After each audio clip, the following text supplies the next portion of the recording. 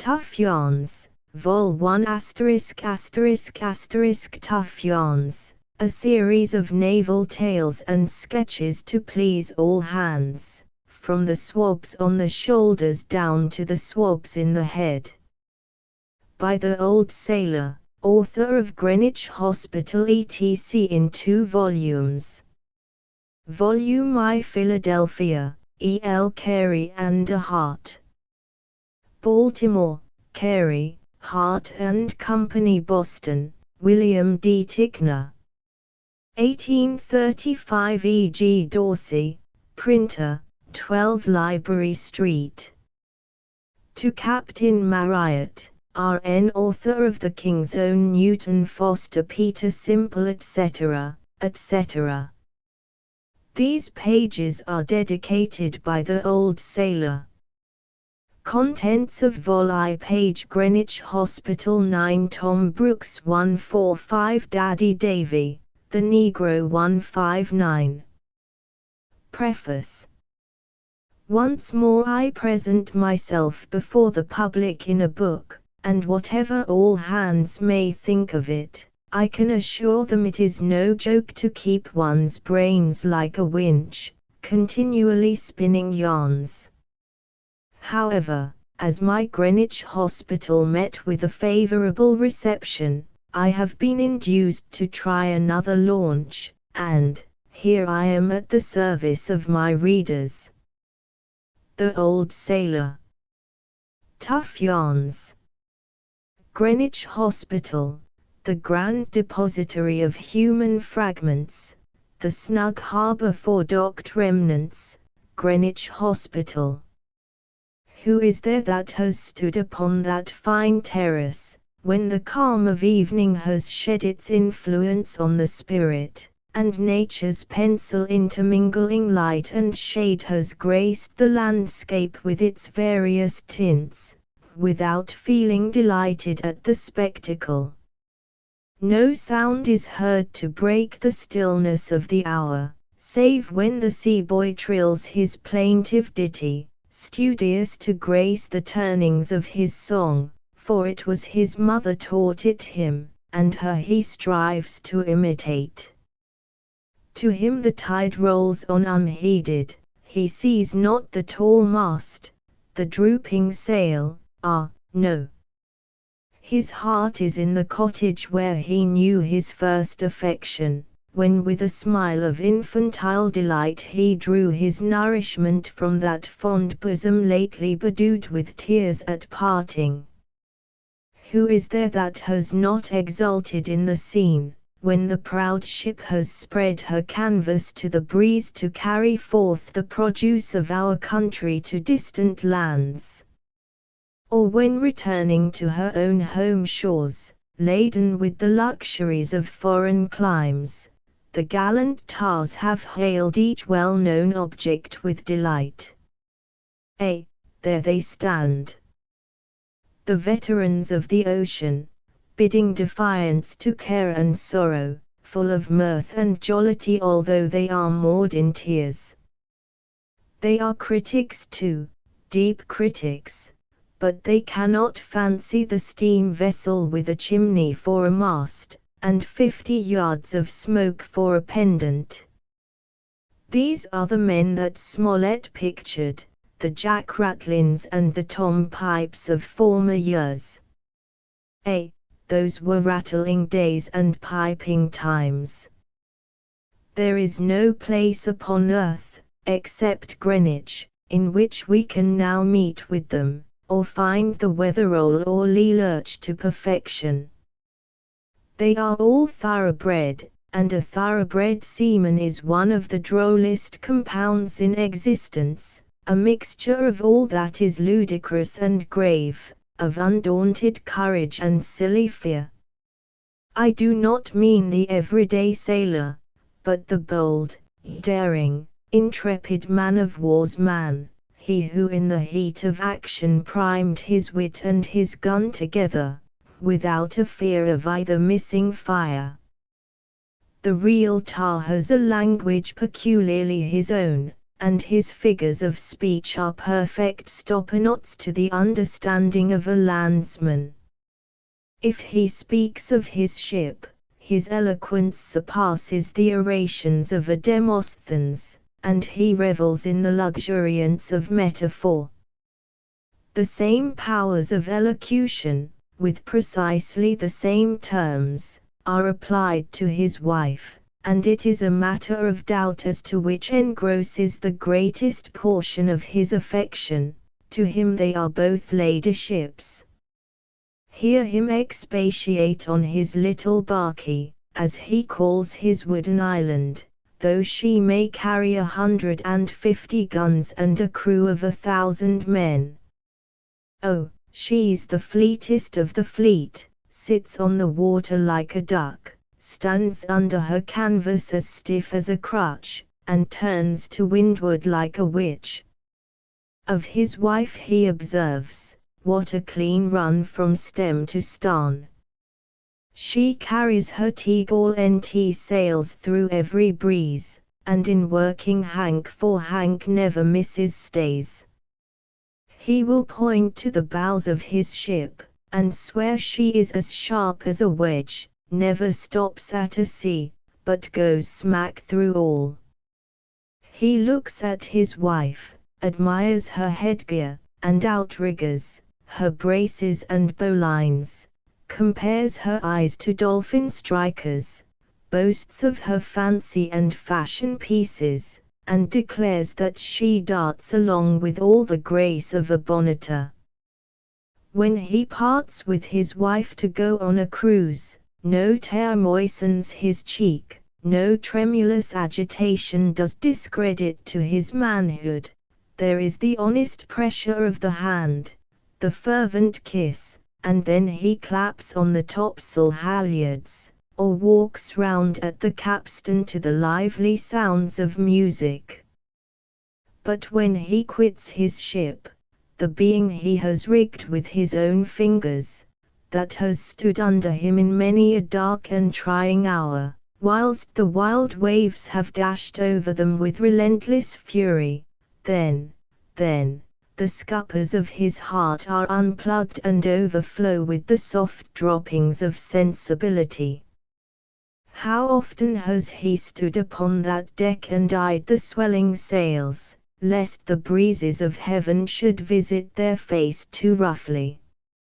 How many hours has he stood at that helm and watched her coming up and falling off?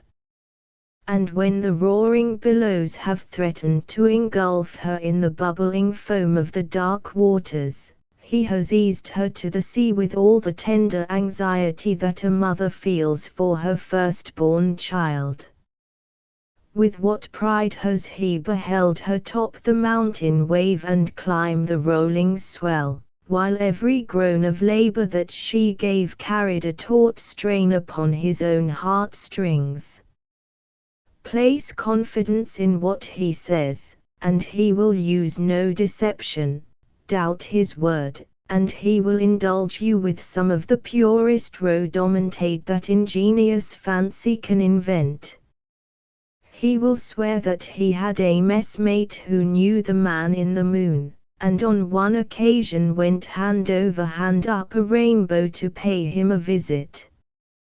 He himself was once powder monkey in the volcano bomb, and he will tell you a story of his falling asleep in the mortar at the bombardment of Toulon, and his body being discharged from its mouth instead of a carcass. With all the precision of an engineer, he will describe his evolutions in the air when they fired him off, and the manner in which he was saved from being dashed to pieces in his fall. All this he repeats without a smile upon his countenance, and he expects you to believe it, but you may soon balance the account, for tell him what absurdity you will, he receives it with the utmost credulity and is convinced of its truth. His courage is undoubted, for he will stand on the deck undismayed amidst the blood and slaughter of battle, yet on shore, he is seized with indescribable apprehensions at the sight of a coffin. The wailings of distress find a ready passport to his heart, but to disguise the real motives which prompt immediate aid, he swears that the object of his charity does not deserve a copper, yet gives £1 with only this provision, that the individual relieved does not bother him about gratitude. You may know him from 1,000, for though in his dress conspicuously neat, and his standing and running rigging in exact order, yet they are arranged with a certain careless ease, as if he had but just come down from reefing topsails. The truck at the masthead does not sit better than his tarpaulin hat, neither does the shoe upon the P of the anchor fit tighter than his long-quartered pumps. Grog is his ambrosia, his nectar, and he takes it cold, without sugar, that he may have the full smack of the rum. And these are the characters at Greenwich Hospital, who after fighting the battles of their country are honoured with a palace. Oh, it was a proud display of national gratitude to such brave defenders. England has been compared to a huge marine animal, whose ports were its mouths, and whose navy formed its claws. What then is Greenwich but a receptacle for superannuated claws? I dearly love to get amongst them, nearly 2,000 shattered emblems of Britain's triumphs, the returned stores of our naval glory. There they are with their snug little cabins, like turtles under their shells. But let us enter the painted wall, formerly the refectory for the pensioners, but now devoted to the commemoration of their gallant achievements. There are the portraits of the heroes of the olden time, whose memorials cannot perish, and there too is old Van Tromp, the Dutchman, who is honoured with a distinguished place amongst the brave of England's pride. Here the old blades are a cut above the common, the small iron-bound officers who attend on visitors and point out the well-remembered features of commanders long since numbered with the dead. That sir, on your right, is the Battle of Trafalgar, said a short thick-set man, apparently between 60 and 70 years of age. His countenance was one of mild benevolence, and yet there was a daring in his look that told at once a tale of unsubdued and noble intrepidity, whilst the deep bronze upon his skin was finely contrasted with the silky white locks that hung straggling on his brow. That sir, is the Battle of Trafalgar, in which I had the honour to be one. Were you with Nelson? Inquired I. I was, Your Honour, he replied, and those were the proudest days of my life. I was with him when he bore up out of the line off Cape St. Vincent, and saved old Jarvis from disgrace. I was one of the boarders, too, when we took the St. Joseph.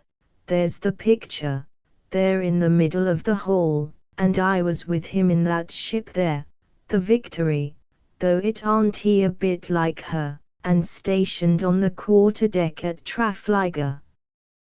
This was spoken with such an air of triumph, that the old man's features were lighted up with animation. It called to his remembrance scenes in which he had shared the glory of the day and saved his country.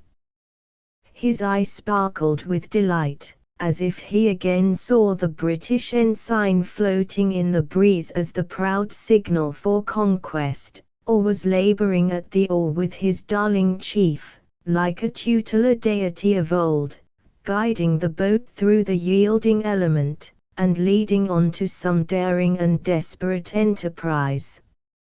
I don't like the picture, said I. The perspective is bad, and the ship is too long and flat, besides the color is unnatural.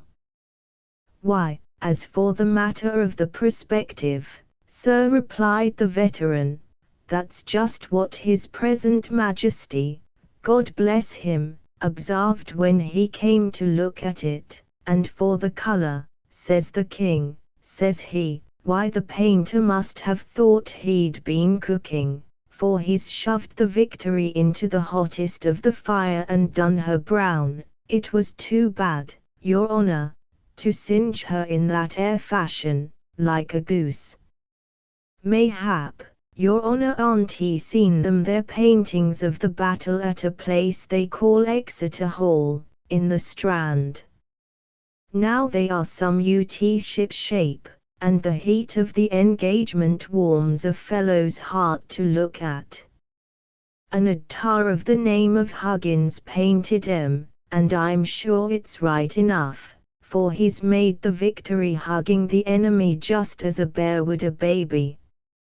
I could stand and look at them pictures for hours, till I fancied myself once more in the midst of it, measuring out fathoms of smoke and giving 'em full weight of metal. The Victory has just fell aboard the French Redhoutable, and the Galician, as they calls it, gives each of 'em a lust different ways that looked so natural like, that I felt myself getting a heel to port in the Victory as I looked at her. Then there's the gale o' wind arter the battle, why, blow my wig, but you may feel the breeze and shake yourself from the spray. God bless His Majesty, for they are the King's, your honor, long may he live to view 'em, and long may Huggins hug to windward under royal favor. I went to see him, not the king, your honor, but Muster Huggins, and when he found I was the old sailor what gave some account of the life of a man-of-war's man in Greenwich Hospital, he whips out his old quid, flings it into the fire, and we sported a fresh bit o' bacca on the strength of it. That was a welcome worthy a great man, and he couldn't ha done more for the king, though I aren't quite sure that His Majesty does chaw his pigtail. There certainly was ample scope for the remarks of my old friend, and I could not but consider the picture a complete failure. And so you were at Trafalgar, said I, and a glorious day it was, too, for old England, replied the tar. Never shall I forget the enthusiasm which animated every breast, as we bore down to engage. It was indeed a noble sight, and so your honor would have said, if you had but have seen the winged giants of the deep as they marched majestically before the breeze, all ready to hurl their thunders at the foe. But the best scenes were at the quarters, where the bold captains of each gun stood cool and undaunted, waiting for the word. But for the matter o' that, every soul, fore and aft, seemed to be actuated by one and the same spirit. Look there, Ben, said Sam Windsail, pointing out of the porthole at the Royal Sovereign, just entering into action. Look there, my Briton, see how she moves along, like a phoenix in the midst of fire. There's a sight would do anybody's heart good. I'd bet my grog, and that's the elixir of life, I say I'd bet my grog agin a marine's button, that old Collis having a desperate bows at his breeches, he's clapping on a taut hand, I'll be bound for him. Just then the Sovereign hauled up a little, and opened her fire. Didn't I say so, continued Sam, look at that, my eyes, but he makes 'em sheer again. Well behaved, my sons of thunder. The old gemman knows the French are fond of dancing, so he's giving them a few balls and routs. We shall be at it presently, never fear, Our old chap aren't he the boy to be long idle, but then, d'ye mind, he never does things by halves, so he loves close quarters, and as he is rather near with his cartridges, why he doesn't like to throw a shot away. Howsomever, he'll go it directly, like a doctor's written orders. This powder and these pills to be taken immediately, Ben? Next comes funnisection, or phlebotomy, as the surgeons call it. My eyes, there goes old Collis breeches again. He'll make a breach in the enemy's line directly, he's a right honest salamander. By this time, Your Honor, we'd got within gunshot, and the enemy opened a tremendous fire upon the leading ships of our division, which played up Old Scratch upon the forecastle, poop, and main deck, for as we bore down nearly stem on, and there was but a light breeze, they raked us fore and aft. But I should have told you, sir, that just before going into action, the Admiral walked round the quarters attended by the captain and, I thinks, Mr. Quillam, the first lieutenant, but I won't be sure. The gunner, Mr. Rivers, was along with them, I know, and a worthy old gemman he was. His son, a midshipman, was stationed on the same deck with us, a fine-spirited youth, with his light hair flowing about his ears and his little laughing eyes, up to all manner of mischief. Well, round they came, and the hero seemed proud of his men. He stopped occasionally to speak to one and to another, and his keen eye saw in a moment if anything wasn't ship-shape.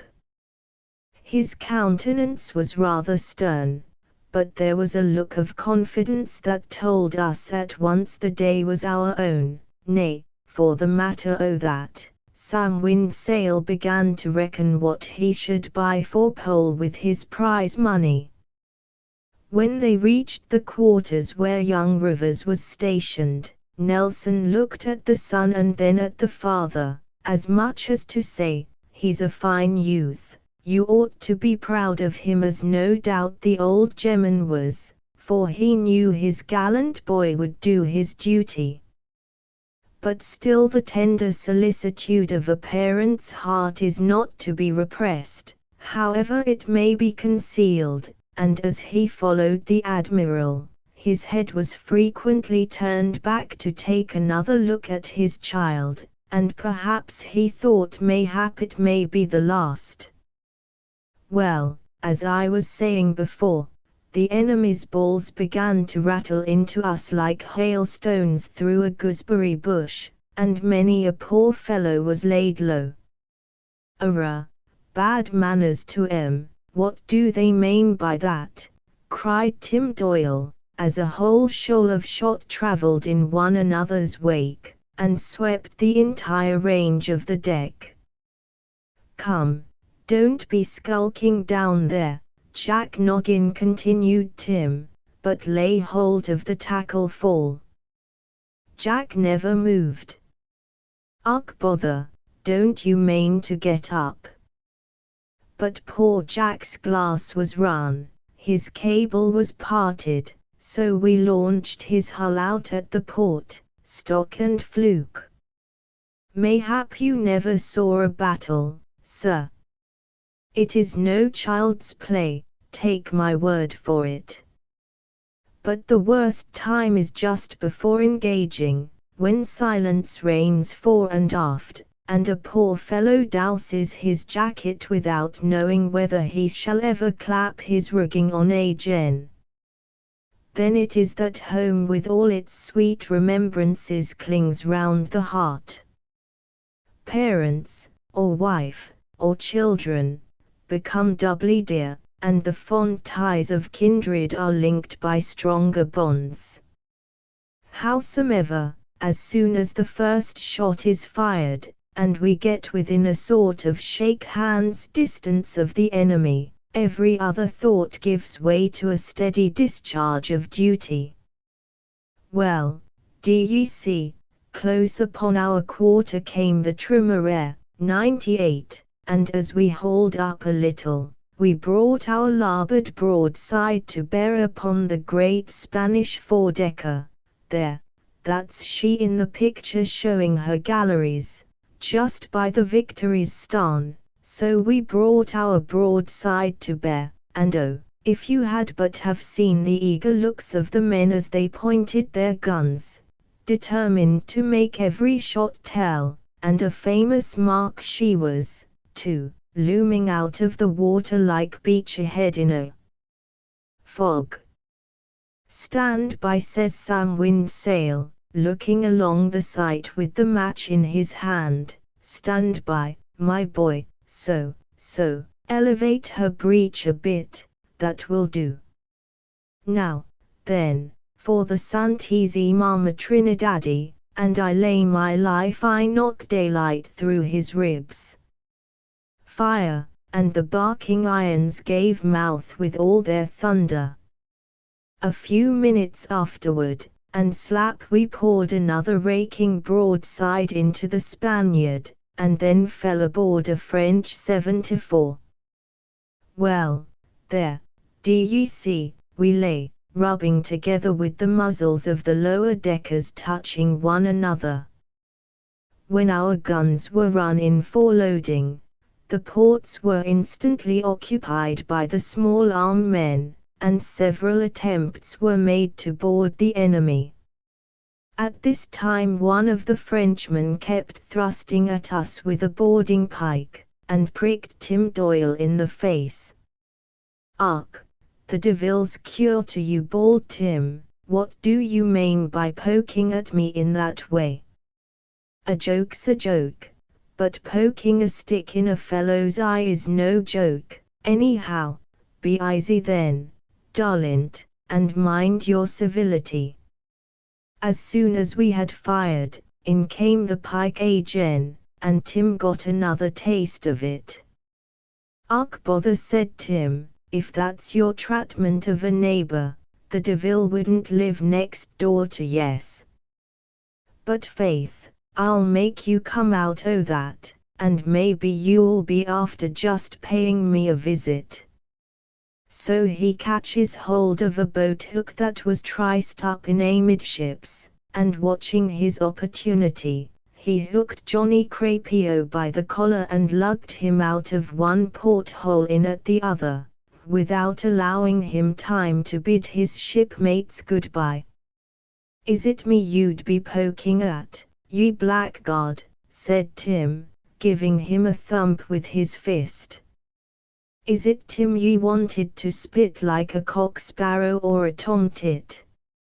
Arrah, swart bad luck to yes, sit down and make your life easy, by the powers there'll be a pair o' ye presently." But Tim was disappointed, for they let down the lower deck ports for fear we should board them through the portholes. Soon after, both ships dropped aboard the Trimmer, and then we ploughed up the Frenchman's decks with our shot, whilst she lay grinding and groaning in betwixt us. It was just now that young Rivers was struck, and his leg knocked away, but his spirit remained unsubdued, and as they took him down to the cockpit, he cheered with all his might, and shortly after the hero himself was conveyed below. At first, the news of his being wounded seemed to stagnate all hands, and each stood looking at the other in fearful anxiety, but in a few minutes, resolution again returned. The shots were rammed home with redoubled strength, though at times the men would struggle with their feelings, and give vent to their grief and indignation. At every opportunity inquiries were made, and when the news of his death reached our quarters, "He's gone," said Sam, "his anchor's aweigh, and the blessed spirits are towing him to immortality." "But who is there, your honor?" that remembers Nelson now. Even the car that carried his body to its last moorings has been broken up as useless lumber, though I did hear that a gemman offered 2,000 guineas for it. Some parts are down in the storerooms, and some has been burnt for firewood. There's his picture and his statue to be sure, but I think they should have spared the car. Nelson was strict to his duty, and made all hands perform theirs, and when he punished one man, it was that he might not have to punish 20, and every soul fore and aft knew what they had to do.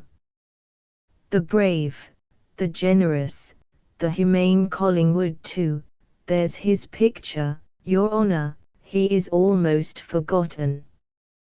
Collingwood detested flogging, and when any captain came to him with a complaint of being short-handed through desertion, he would stand and hitch up his breeches, saying, "Use your men better, sir, use your men better, and then they wouldn't leave you.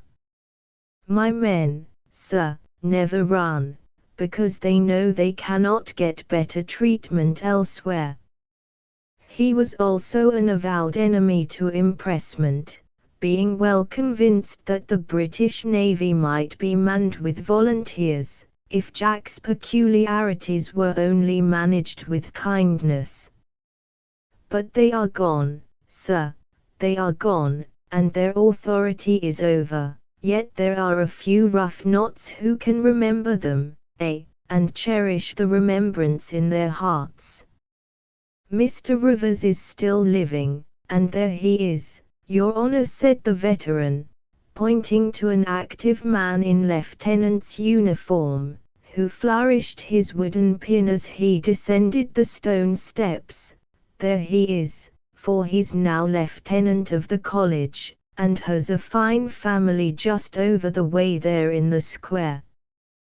They ought to have made him a commander, at any rate, for I've seen him unbuckle his wooden leg and go aloft as quick as any top man in the ship, and there was but few could beat him at dancing, for it was quite delightful to see how he handled his timber support, and how the ladies and gemmen sheered out of his way for fear of their toes. Ah, there he goes again, all life and spirit, spinning his tough yarns and cracking his jokes, as full of fun as ever. He's much prized by the governors, because he takes all the trouble off their hands. Is the portrait of Nelson considered a good likeness? I inquired. My sight gets rather dim, sir, replied the veteran, but before they put it up, when I could see it closer, I did not think it very like. Lord Collingwood's is by far the best. At this moment I felt somewhat of a mischievous inclination to try the old man's temper, and therefore remarked, he looks stern and scowling. Nelson was a brave man, no doubt, but then he was tyrannical and cruel. The hoary tar turned round and stared me full in the face. A storm was gathering in his heart, or rather, like a vessel taken aback in a sudden squall, he stood perplexed as to which tack he should stand on. But it was only for a moment, and as his features relaxed their sternness he replied, "No matter, Your Honour, no matter. You have been generous and kind, and I'm no dog to bite the hand that deals out bounty." This seemed to be uttered with the mingling emotions of defiance and melancholy, and to urge him further, I continued, "But, my friend, what can you say of the treatment poor Carrickjolie experienced? You remember that, I suppose?" "I do, indeed," he replied. "Poor old man, how earnestly he pleaded for the few short days which nature at the utmost would have allowed him. "But, sir," added he, grasping my arm, "do you know what it is to have a fiend at the helm, who when humanity cries port, will clap it hard a starboard in spite of you, one who in loveliness and fascination is like an angel of light, but whose heart resembles an infernal machine, ready to explode whenever passion touches the secret spring of vengeance?" I had merely put the question to him by way of joke, little expecting the result, but I had to listen to a tale of horror. "You give a pretty picture, truly, old friend," said I, "and pray who may this fiend be?" "A woman, your honor, one full of smiles and sweetness, but she could gaze with indifference on a deed of blood, and exult over the victim her perfidy betrayed. It is a long story, sir, but I must tell it you that you may not think Nelson was cruel or unjust. His generous heart was deceived, and brought a stain upon the British flag, which he afterwards washed out with his blood. Obedience is the test of a seaman's duty, to reverence his king, and to fight for his country. This I have done, and therefore speak without fear, though I know nothing of parliaments and politics. Well, your honor, it was at the time when there was a mutiny among the people at Naples, and Prince Caraccioli was compelled to join one of the parties against the court, but afterwards a sort of amnesty, or damnification I think they call it, was passed by way of pardon to the rebels, many of whom surrendered, but they were all made prisoners and numbers of them were executed. Well, one day I was standing at the gangway getting the barge sails ready, when a shore boat came alongside full of people, who were making a terrible noise. At last they brought a venerable old man up the side. He was dressed as a peasant, and his arms were pinioned so tight behind that he seemed to be suffering considerable pain. As soon as they had all reached the deck, the rabble gathered round him, some cursing, others buffeting, and one wretch, unmindful of his grey hairs, spat upon him. This was too much to see and not to speak about. The man was their prisoner and they had him secure. The very nature of his situation should have been sufficient protection, so I gave the unmannerly fellow a tap with this little fist holding up a hand like a sledge-hammer, and sent him flying into the boat again without the aid of a rope. "Well done, Ben!" exclaimed a young midshipman, who is now a post captain. "Well done, my boy, I owe you a glass of grog for that, it was the best Somerset I ever saw in my life." "Thank you for your glass o' grog, sir," said I, "you see I've made a tumbler already, and indeed, your honor, he spun head over heels astonishingly clever. I was brought up to the quarter-deck for it, to be sure, because they said I had used the Wyhitamis, but I soon convinced them I had only used my fist, and the young officer who saw the transaction stood my friend, and so I got off. Well, there stood the old man as firm as the rock of Gibraltar, not a single feature betraying the anguish he must have felt. His face was turned away from the quarter-deck, and his head was uncovered in the presence of his enemies. The Neapolitans still kept up an incessant din, which brought the first lieutenant to the gangway. He advanced behind the prisoner, and pushing aside the abusive rabble, swore at them pretty fiercely for their inhumanity, although at the same time seizing the old man roughly, he brought him in his front. "What traitor have we here?" exclaimed the lieutenant, but checking himself on viewing the mild countenance of the prisoner, he gazed more intently upon him. No, it surely cannot be, and yet it is." His hat was instantly removed with every token of respect, as he continued, "It is the prince."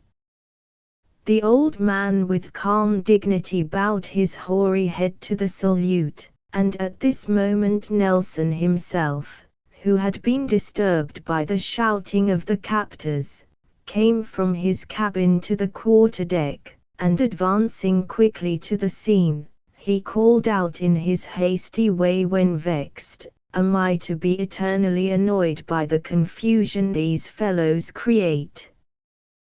What is the matter here?" But when his eye had caught the time and toil-worn features of the prisoner, he sprang forward, and with his own hands commenced unbinding the cords. "Monsters," said he, "is it thus that age should be treated? Cowards! Do you fear a weak and unarmed old man? Honored prince, I grieve to see you degraded and injured by such baseness." And now he added, as the last turn released his arms, "Dear Caraccioli, you are free."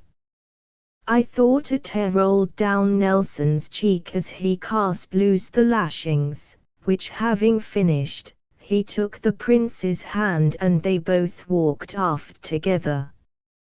They say the devil knows precisely the nick of time when the most mischief is to be done, and so it happened now, for a certain lady followed Nelson from the cabin, and approached him with her usual bewitching smile. But oh, Your Honor, how was that smile changed to the black scowl of a demon when she pierced the disguise of the peasant, and recognized the prince, who on some particular occasion had thwarted her views and treated her with indignity. It had never been forgiven, and now, he was in her power. Forcibly she grasped Nelson by the arm and led him from the deck. "His doom is sealed," said one of the lieutenants, conversing in an undertone with a brother officer, "no power on earth can save him."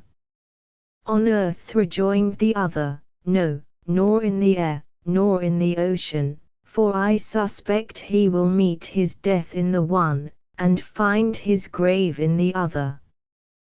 "Yet surely," said the surgeon, who came up, "the admiral will remember his former friendship for the prince, who once served under him. Every sympathetic feeling which is dear to a noble mind must operate to avert his death. All the virtues in your medicine chest," doctor, rejoined the first, "would not preserve him many hours from destruction, unless you could pour an opiate on the deadly malignity of, here he put his finger upon his lip, and walked away. Well, Your Honor, the old man was given up to his bitter foes, who went through the mockery of a court-martial, for they condemned him first and tried him afterwards. In vain he implored for mercy, in vain he pleaded the proclamation, and pointed to his hoary head. In vain he solicited the mediation of Nelson, for a revengeful fury had possession of his better purposes, and dammed the rising tide of generosity in the hero's soul. In vain he implored the pardon and intercession of, but here I follow the example of my officer, and lay my finger on my lip. The president of the court-martial was Caraccioli's personal enemy, and the poor old man was not allowed time to make a defense. He was sentenced to be hung, and his body to be thrown into the sea. I was near him, Your Honor, when he entreated Mr. Parkinson, one of the lieutenants, to go to Nelson and implore that he might be shot. Oh, if you had but have seen him grasp the officer's hand as he said, "I am an old man, sir, and I have no family to leave behind to lament my death. Indeed, I am not anxious to prolong my life, for at the utmost my days would be but few, but the disgrace of hanging, to be exposed to the gaze of my enemies, is really dreadful to me." But every attempt to obtain a mitigation or a change of the sentence was unavailing, and at 5 o'clock that afternoon the brave old man, the veteran prince, in his 80th year, hung suspended from the foreyard arm of a Neapolitan frigate he had once commanded, for he was an admiral, Your Honor. Never shall I forget the burst of indignation with which the signal gun was heard by our crew, and a simultaneous execration was uttered fore and aft. Nelson walked the deck with unusual quickness, nay, he almost ran, and every limb seemed violently agitated. He heard the half-suppressed murmurs of the men, and a conviction of dishonor seemed to be awakening in his mind. But oh, sir, where was pity, where was feminine delicacy and feeling? The lady approached him in the most seducing manner and attracted his attention. He stopped short, looked at her for a moment with stern severity, and again walked on. "What ails you, Bronte?" said she. "You appear to be ill," and the witchery of her commanding look subdued the sternness of his features. He gazed upon her and was tranquil. "See," said she, pointing out at the port to where the body of Caraccioli was still writhing in convulsive agony, "see, his mortal struggles will soon be over. Poor prince! I grieve we could not save him. But come, Bronte, man the barge, and let us go and take a parting look at our old friend." I shuddered, Your Honor, and actually looked down at her feet to see if I could make out anything like a cloven hoof. "The devil!" exclaimed a voice in a half-whisper behind me that made me start, for I thought the speaker had certainly made the discovery, but it was only one of the officers giving vent to his pious indignation. Well, the barge was manned, and away we pulled with Nelson and the lady round the ship where the unfortunate prince was hanging. He had no cap upon his head, nor was his face covered, but his white hair streamed in the breeze above the livid contortions which the last death pang had left upon his features. The Neapolitans were shouting and insulting his memory, but they were rank cowards, for the truly brave will never wreak their vengeance on a dead enemy. Nelson and the lady conversed in whispers, but it was plain to be seen his spirit was agonized, and his fair but frail companion was employing every art to soothe him.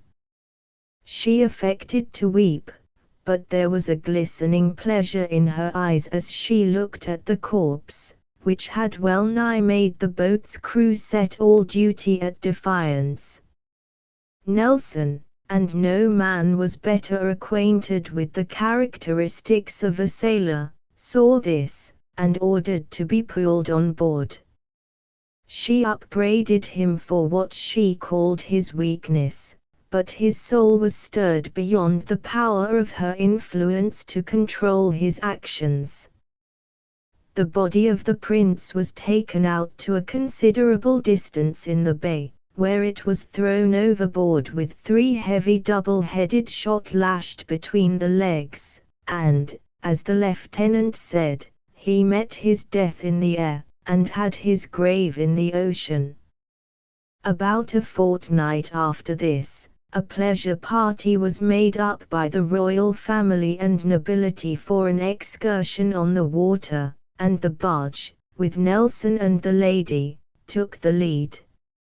It was a beautiful sight to see the gilded galleys with their silken canopies and bright pennons flashing in the sun, and reflecting their glittering beauties on the smooth surface of the clear blue waters, whilst the measured sweep of the oars kept time with the sweet sounds of music. Not a cloud veiled the sky, scarcely a breath curled the transparent crest of the gentle billow. All was gaiety, and mirth, and laughter. After pulling for several miles about the bay, we were returning towards the shore, when a curious-looking dark object, something like a ship's buoy, appeared floating ahead of the barge. The bowmen were ordered to lay in their oars, and see what it was, so the oars were laid in, and they stood ready with their boat hooks, the coxswain steering direct onto it.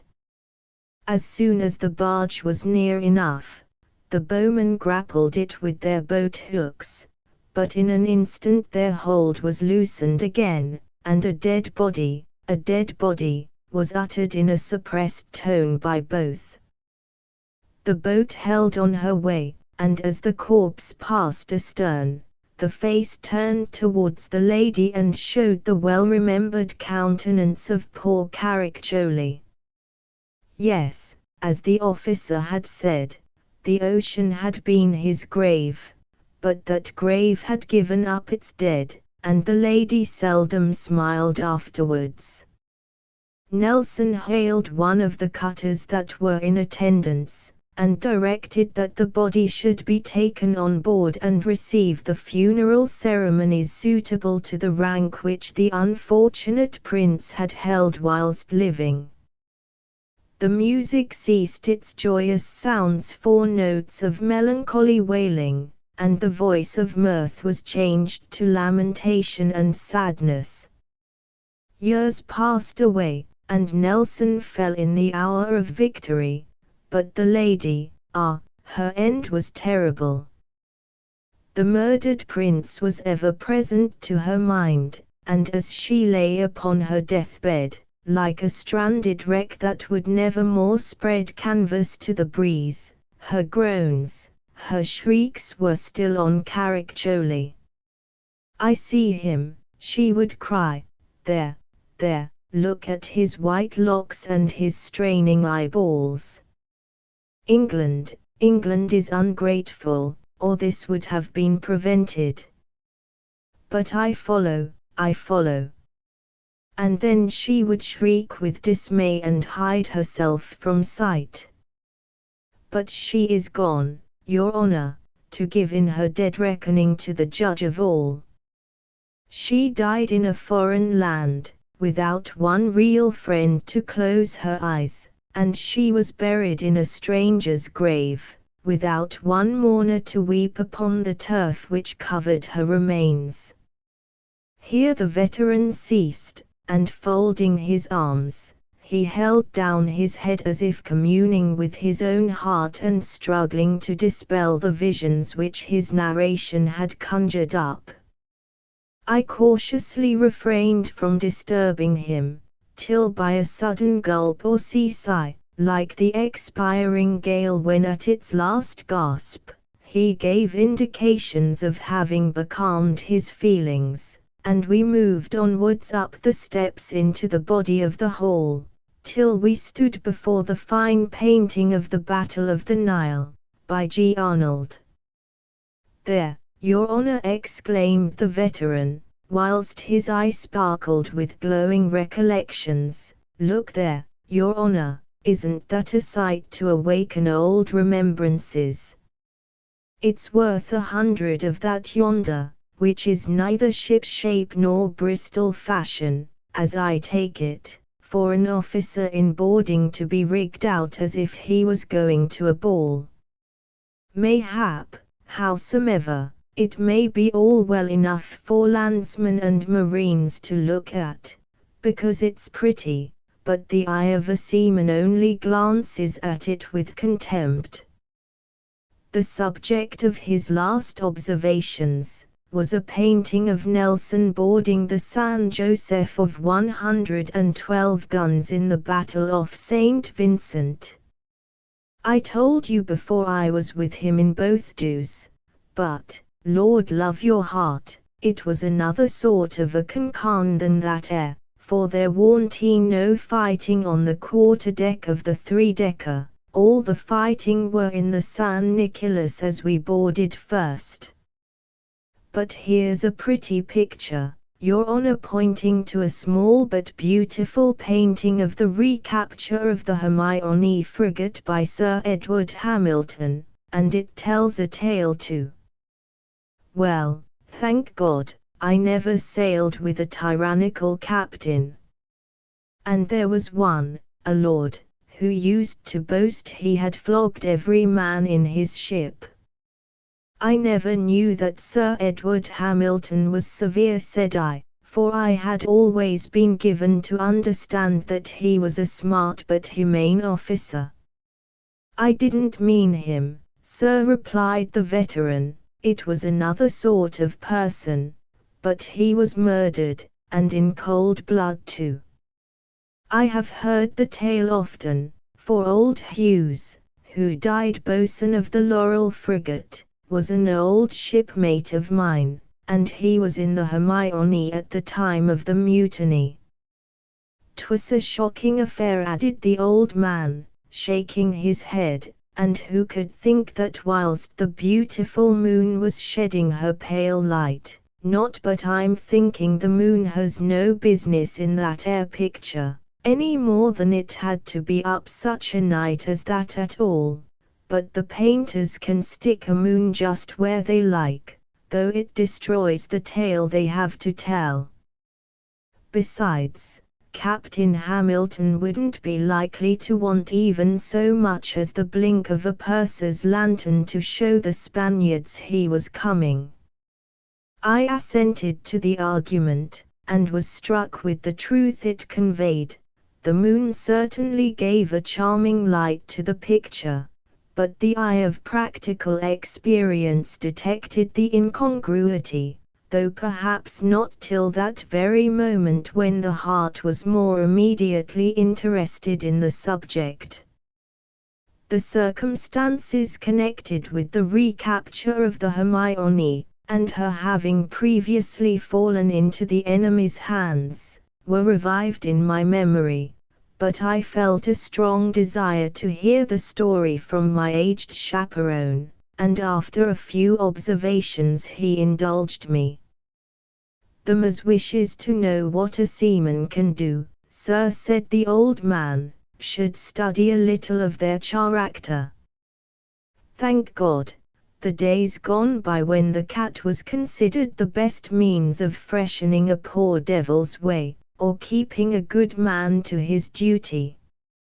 I can remember when I was a young top man, and the hands were turned up, there was always a boatswain's mate stationed at each hatchway to start the last man on the ladder, and sometimes half a dozen of the hindmost would get well started before they set foot on deck. It was harassing work and produced great discontent, because, do ye mind, as there must always be somebody last, it stands to reason there was no escaping.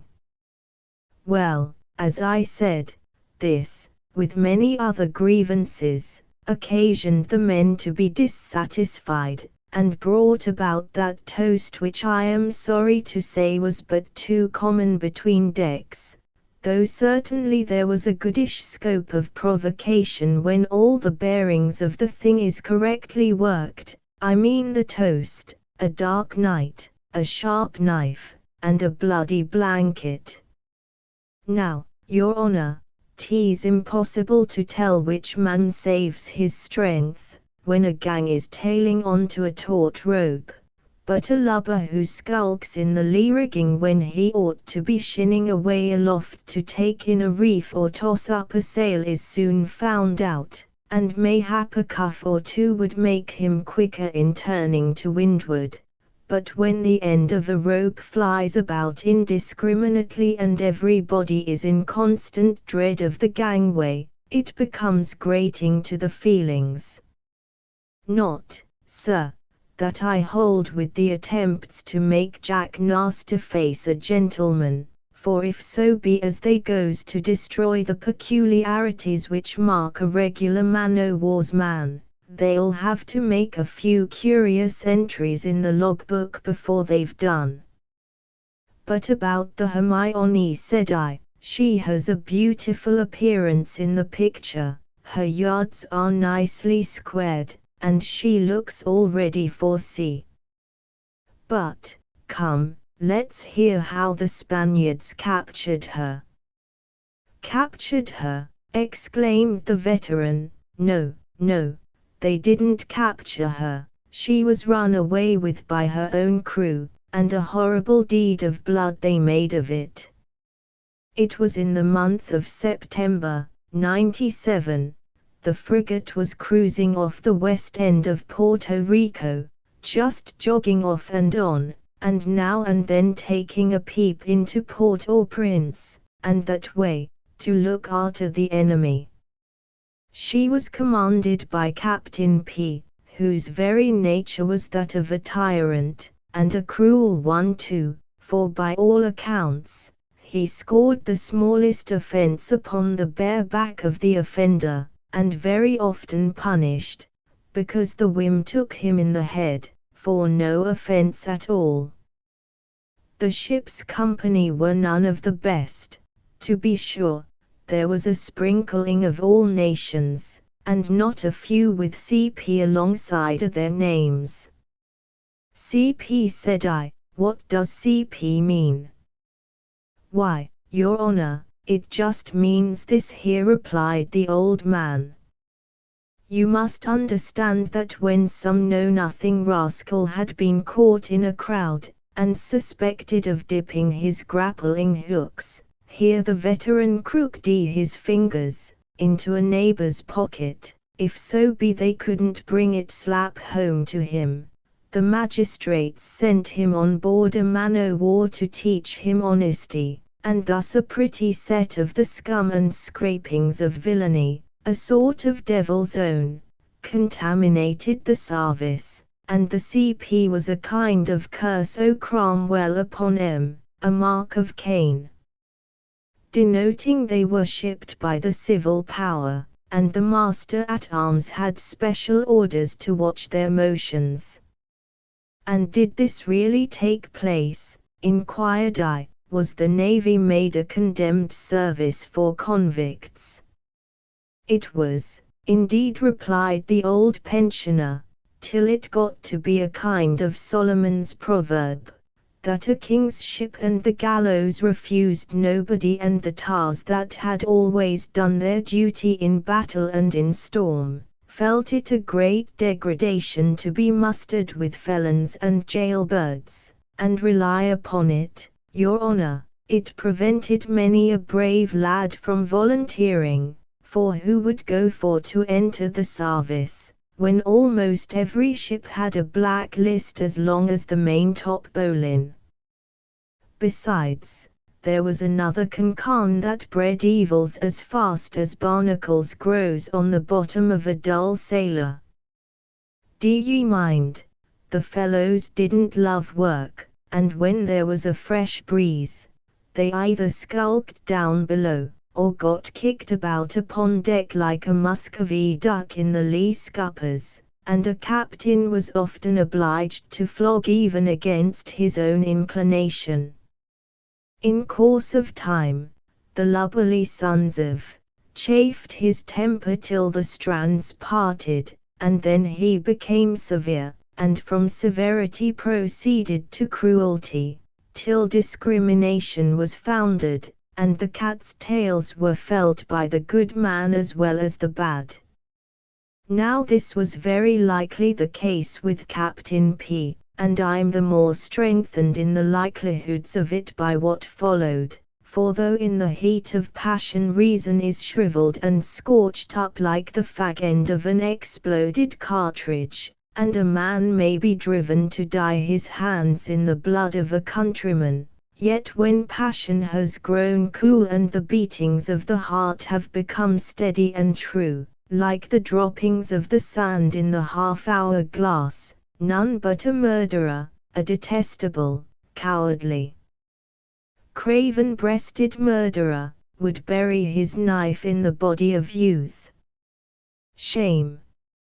Shame! Exclaimed the veteran, as he shook his hoary head, and his cheeks assumed a flush of abhorrent indignation. Shame! Shame!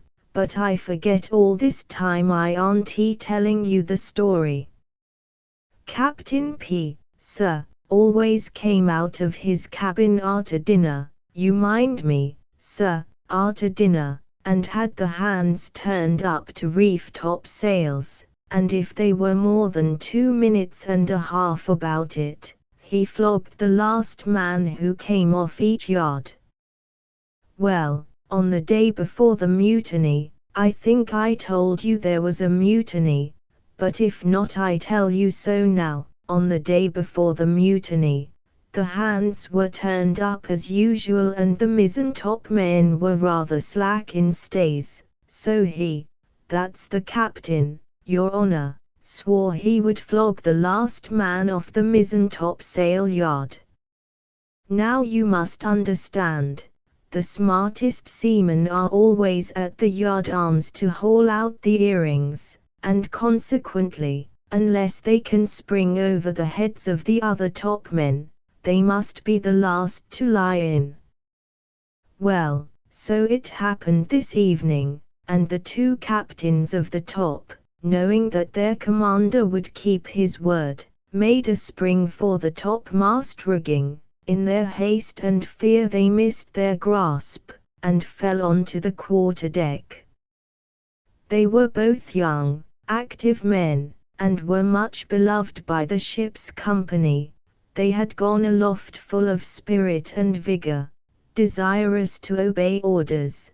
The last beams of the sun, as it just touched the verge of the horizon, shone upon their light but manly frames stretching out to secure the leeches of the sail to the yard, and before the upper limb of the bright luminary had disappeared, they laid stretched on the deck, each a lifeless and mangled corpse. It's hard lines that, your honour, and the veteran held down his head in mournful cogitation. Hard lines indeed, old friend, said I, and really it seems surprising that men should so far forget the social ties, which in every station ought to bind together the brethren of the dust, as to commit deliberate acts of cruelty. Mayhap you're right, sir, answered the pensioner, though I can't say exactly as I understands it all. As for being dustmen, we aren't got no such great matter of dust at sea, because of the soakings we get, and sailors are apt to moisten their clay a bit when they can lay hold of the stuff. But with regard to the cruelty, there unfortunately was too much of it. But to return to my story. The poor lads were carried below, and many a half-stifled curse was muttered as their shipmates touched the shattered limbs, and stained their hands in the blood of innocence. A silent, but deep feeling of revenge passed from heart to heart. The face was calm and smooth, but there was a storm in the breast that raged with fury. Well, your honour, the surgeon reported to Mr. Spriggs, the first lieutenant, that the lads were both dead, and he, that's the first lieutenant, told the captain, who immediately said, throw the lubbers overboard. And this was done, for to have read any service over them would have been insult and mockery, and thus were 2 human beings sent out of the world worse than dogs. Not that I think a cast of the parson's office is of any great consequence to a dead man, but nevertheless, the living like to see things o' that kind done somewhat ship-shape, and besides there's many a warm glow of friendship lighted up among messmates, when nature stirs within 'em over an ocean grave. The words we commit his body to the deep, that deep whose surface is as familiar to a seaman, as the face of the mother is to the infant, and under the sure and certain hope of a joyful resurrection. Oh, Your Honor, I can't explain what I mean, but take an old tar's word that there's none so sensible of the power of the Almighty as them who are constantly hearing his voice upon the waters, and who so often witness the opening of his hands to loose the tempest.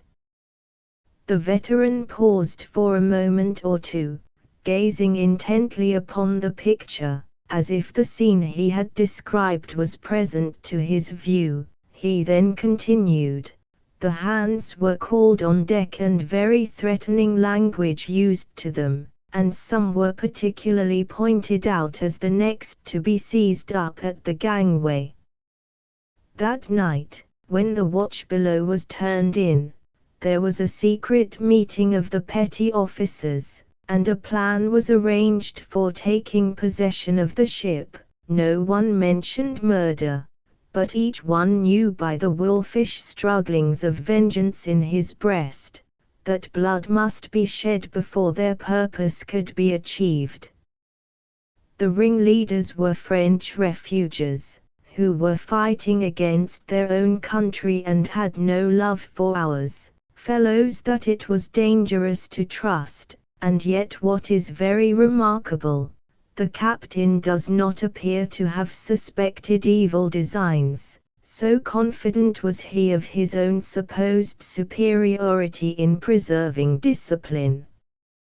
But there was one whose eyes looked on with anxious apprehensions, for like the soundings to the pilot, those eyes had studied the various changes in the features of man to fathom out the depths of the heart. It was woman, Your Honor.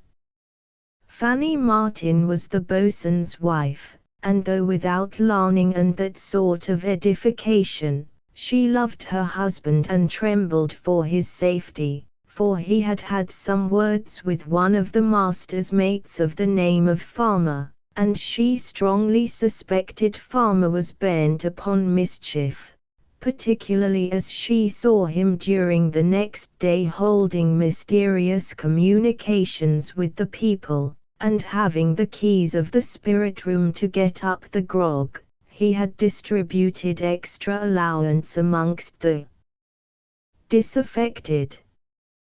Well, Your Honor, during the day she kept her secret, and watchfully observed what was going on. In the evening she sat upon the forecastle with her husband, who was a hasty, passionate man, and as they watched the declining sun bathing his golden beams in the blue waters, she gave such intimations as partially aroused the boatswain to something like a sense of the truth. She talked to him of the village which had been the home of their childhood. She recalled to his recollection their early love, for women enter all these things in the logbook of memory, with a sort of natural instinct, and when she had awakened a feeling of tenderness, she pointed out to him the horrible suspicions which tortured her. But though distrust was stirred up, yet the haughty and rough seaman disdained to acknowledge its effects, or take any steps to prevent the mischief that was brewing, like a white squall in a clear sky.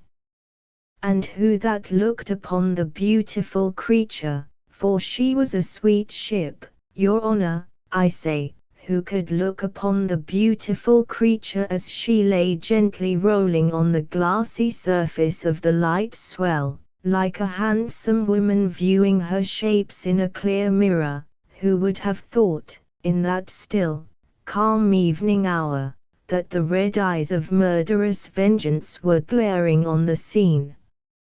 But the sun set upon those who were never to see it rise again, and the mountain islands faded away in the gloom, never more to be gazed at by the doomed ones. Night came. The officer of the watch was walking the deck, and the lookouts were alone seen as they stood at their several posts. Suddenly there was a simultaneous shout came rolling up the fore hatchway, arousing the sleepers and alarming those who were awake. The lieutenant of the watch, Mr. Douglas, ran forward on the main deck, but was immediately driven back by the shot which the seamen were throwing about. The first lieutenant hurried to the spot, but whilst descending the fore-ladder, he received a severe wound in the arm from the blow of a tomahawk, and seeing there was no use in going down in the dark amongst them, he made a grab at the man next him, and dragged the fellow onto the main deck. But Farmer, the master's mate, rushed upon the lieutenant and rescued the prisoner, who joined his shipmates down below. Both lieutenants returned to the quarterdeck for arms, but the mutineers had taken care to remove the cutlasses and boarding pikes out of the way. The officers could find nothing but a handspike or two, and the first lieutenant, with no other means of defense than his dirk, again went forward among the men. By this time, the marines had mustered aft on the quarterdeck, and the captain, hearing the noise, ran up the companion and found the utmost confusion prevailing. The marines' muskets and side-arms had been seized, and the soldiers crowded together without knowing what to do, for their officer was hove down sick in his cot. Captain P. called for the first lieutenant, and being told that he had gone forward, he immediately followed. The shot, however, drove him back for the moment, but he again advanced along the main deck with a pistol in each hand, and 3 or 4 marines with lights. But I must tell your honour the rest in Hughes's own words, for he witnessed the whole, and I'm thinking the horrors of that night never left his mind. Whether he took part or not in the transactions was never known, but he afterwards gave evidence against many of the mutineers, and was the chief cause of their being hung at the foreyard arm of the Old Gladiator, at Portsmouth. I sailed with him 3 years, and never saw him smile. Sometimes he would rave when darkness shut out every object from the sight, and the mind had nothing to rest on but the gloomy imaginings of a tortured spirit. They said he had been well educated, and I know he was always reading at every moment he was off deck and could spare time from duty, sometimes for hours together with the Bible in his hands, and at other times with a book he called Voltaire. He used to swear a good round stick, too, but he always spliced a bit of a prayer to the fag end of his oaths, though occasionally he would turn end for end, and begin with the prayer first, knotting it with a double wall damn, which he afterwards crowned with an Amen. He paused for a minute, and then he commenced with the following statement of the mutiny.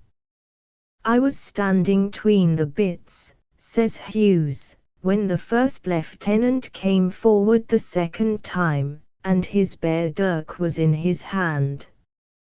Return to your duty, men, and don't disgrace your country, said Mr. Spriggs, but they again shouted, and Billows threw a billet of wood at the officer, which knocked his legs from under him. At that instant the captain's coxswain rushed at the lieutenant, one of the forecastle men seized the dirk, and together they held him down. "Villains," said the lieutenant, "mutinous dogs, will you murder me?" And he made a desperate struggle to rise, whilst his voice seemed to be getting more husky and thick, as if they were strangling him. All at once he gave a shriek, and I thought the running bowline had slipped. Then there was a low, moaning, gurgling sound, a convulsive throw of the body, and he lay quite still. The coxswain and his companion came away just as the captain ran from aft with the lights. The marines raised the poor lieutenant up by the arms, but, oh God!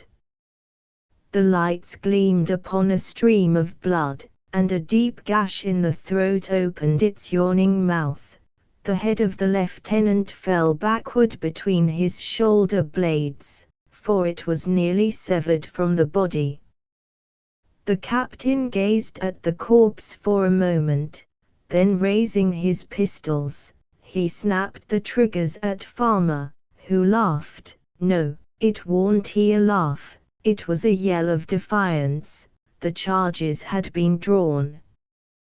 The men led by Farmer on the starboard side, and the coxswain on the larboard side, moved in two compact bodies aft, driving the captain, the two lieutenants, the boatswain, and the midshipman of the watch afore by the main ladder. The latter party faced about, and the captain, seeing the coxswain acting as a ringleader, upbraided him for his ingratitude, for he had always been a great favourite with Captain P, and had followed him from ship to ship, receiving many marks of kindness for upwards of 5 years.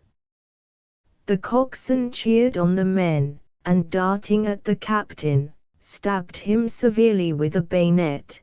This was the signal for massacre.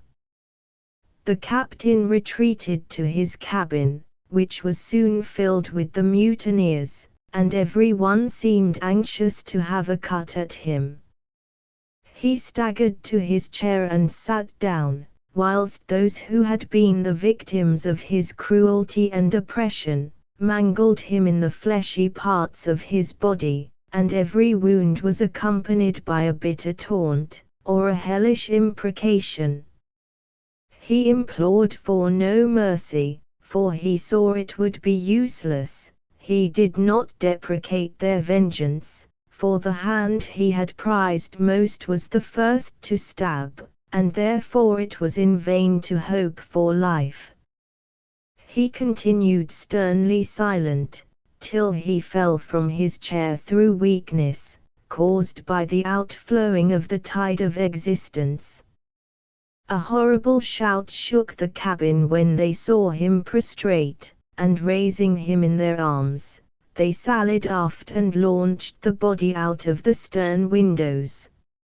I heard it splash as it fell upon the dark waters. I heard his shout of murder and revenge repeatedly as he went astern, but the waves closed over him, and he was seen no more. A short but ineffectual struggle took place upon the quarter-deck, where the marines still adhered to the officers, but they were soon subdued, and after being horribly mutilated, were thrown overboard. As soon as the mutineers had obtained possession, Farmer took command, and it was intended to haul in for St. Domingo, but fearing that daylight would bring them in with some of the British cruisers, it was agreed upon to up-helm and run down to the Spanish Main. The work of destruction was not, however, yet complete. The boatswain had been discovered in his storeroom, where he had concealed himself at the earnest entreaties of his wife, and dragged upon deck. Poor Fanny Martin implored Farmer to spare his life, but the boatswain set the mutineers at defiance, and swore they would one day or other be frying in hell for their wickedness. "Fore yard arm, there!" cried out Farmer, have you got a good seizing for that block? The boatswain turned pale, for he well knew the hint this was meant to convey, though his wife did not, and grasping Farmer by the arm, he exclaimed, "No, you never can mean that, Bill. We've sailed together and fought together. Did you ever know me shrink from the gale, or tremble at my gun? Here am I, ready to live or die, just as your breath may turn the vein. Indeed I ask no mercy for myself." "Is the yard rope rove?" inquired Farmer, trying to free himself from the other's hold. "A was the response from the forecastle. Then continued Farmer, "Martin, say any prayers you know, for by every fiend in, you swing up there in 10 minutes from this time."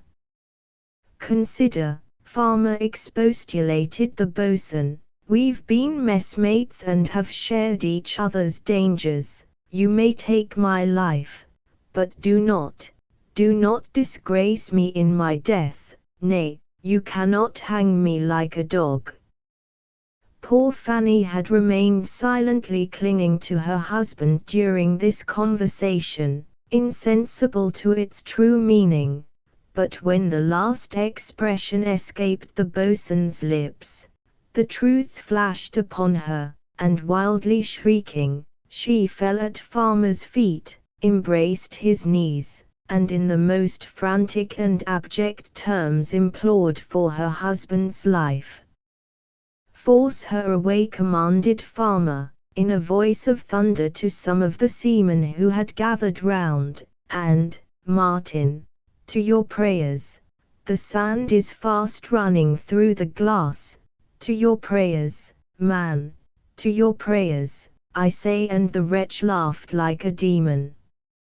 "Avast, avast, Bill," said the boatswain, "I am yet an officer, and don't disgrace the cloth." "Stand back, you lubberly son of a," he exclaimed, throwing from him with Herculean strength one of his own mates, who was attempting to put the noose over his head, and then addressing the people, he uttered in a clear voice, "Shipmates, I only ask to die like a man. If my death warrant is sealed, what matters it to you whether I go out of the world by a musket ball or in a sling? Nay, shipmates, you cannot do it." And in the presence of her, too, his voice faltered for a moment, "it would be a disgrace to a blue jacket forever. But observing their unchanged countenances, I see my appeal is vain, and I must bear it as a brave man ought. Farmer, this will be a leak to sink your soul in that day when we come to pass our accounts. I know but little of prayers. I've served my country with faithfulness, and every action of my life is known to the Almighty. If I've done my duty to my king, to my fellow creatures, and to she who now witnesses my murder, God already knows it, so it's of no use overhauling them concerns now, and if I have not done it, then I take it 5 minutes will hardly mend the matter. Fanny," he continued, softening his voice, "you have been my friend, my companion, in fair weather and in foul. They will not, cannot injure you, girl, and when you go back to where I need not name, tell the old folks," here his voice again faltered and his lips quivered, which gave rise to an obscene jest from a bystander, "be decent, fellow," he continued, "a brave man never insults his prisoner. My conscience is clear from having ever wilfully done wrong. Will yours be so when the last death grapple comes?" "Cease this folly," exclaimed Farmer, "your time is nearly up, and by heaven, swear not by heaven." "Bill," said the boatswain solemnly, "you have done with it, and it has done with you. Come, Fanny, one clasp to my heart before we are separated, and he threw his arms round his sinking wife, who seemed scarce conscious of her existence. Waste there, is the yard rope manned, exclaimed Farmer. Already was the response. Will you not take her below, said the boatswain beseechingly. No, no, vociferated some of the topmen, she has often seen us dance aloft, and now she shall see you. Farmer, will you suffer this, said the boatswain. They will have it so, returned the master's mate, doggedly. Then, by that heaven which you have abjured, they shall be disappointed. I will not perish like a dog. He sprang forward, and with his heavy blows felled several to the deck. At first, old remembrances of his prowess made the mutineers give way before his impetuous attack, but it was only momentary. A dozen cutlasses gleamed in the air, there was a whizzing noise of flourishing tomahawks, and the boatswain fell dead beneath the blows, covered with wounds. Happily his wife had fainted, she had seen her husband struck, but she was spared the pang of witnessing his bloody corpse being thrown overboard, which was done immediately. O God, where is thine eye of retribution? Hughes would cry out, lay bare thine arm.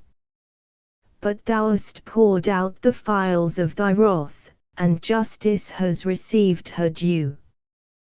Well, messmate, whilst this was passing at the starboard gangway, the coxswain and his gang were making quick work of the other officers.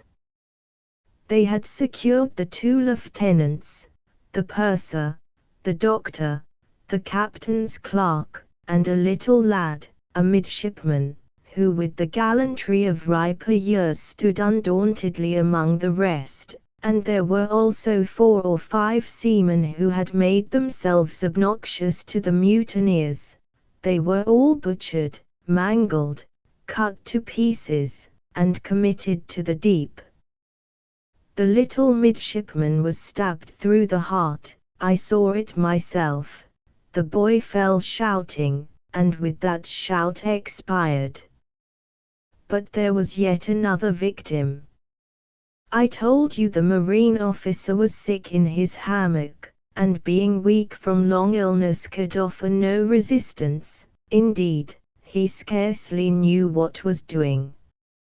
Now, messmate, may perdition alight upon their bloody heads for that horrid cruelty. They brought the young officer on deck, his ghastly features, pale and wasted from disease, excited no pity, and with the balance trembling between life and death he was thrown over the taffrail, and left to struggle for a few useless moments, when he sunk beneath the waves, and his murder was added to the black catalogue of hellish guilt. Day dawned, and dawned in splendor. The sun upon the horizon shed his red light, rendering the gory deck more bloody in its aspect, and there stood the mutineers, contemplating the horrible deeds they had so lately perpetrated, and scanning each other with looks of silent mistrust, as if every man suspected that his shipmate would betray him. Farmer stood upon the aftergun on the starboard side, one elbow resting on the hammock rail and his head reclined upon his hand. The flush of intemperance was on his cheeks, and his restless eye wandered hither and thither, as if tracking the crimson stains of carnage that his villainy had caused. The horizon was now one flood of clear transparent light, the blue waters marking the line between the dark ocean and crystal sky. The gallant frigate danced merrily before the breeze, but excepting the squaring of the yards, no additional canvas had been spread to accelerate her way. Suddenly a man on the forecastle exclaimed, "Sail, oh!" Farmer started from his reverie, and every limb of his body was for an instant palsied, whilst the seaman, as if struck by an enchanter's wand, stood motionless and still. "Sail, oh!" repeated the man. It aroused them from their stupor. 1,000 sickly apprehensions rushed upon their minds, and all was instantly bustle and alarm. Farmer walked forward, and then hailed one of the quartermasters to bring him the glass out of the cabin. The glass was brought. It was the captain's, and as he took it in his hand, it was plainly seen by the quick changes of his countenance, that there was a tempest in his soul. The sail was now distinctly visible about 2 points on the larboard beam, her hull rising from the water, and her masts showing she was a ship, whilst their position indicated she was crossing the frigate's track. Farmer raised the glass to his eye. There was a breathless silence fore and aft. His look was long and earnest, not a muscle of his features moved, his very pulsation seemed to be suspended. At last, he gave a shivering gasp, and drew his breath convulsively. The coxswain approached, and took his spell at the glass, but his glance was only momentary. He returned it to Farmer. They looked in each other's face, but neither spoke his thoughts. "Bring Mr. Southcott on deck," exclaimed Farmer, "and see that he is well guarded." In a few minutes Mr. Southcott, the master, was brought onto the forecastle, between 2 seamen with naked cutlasses and loaded pistols.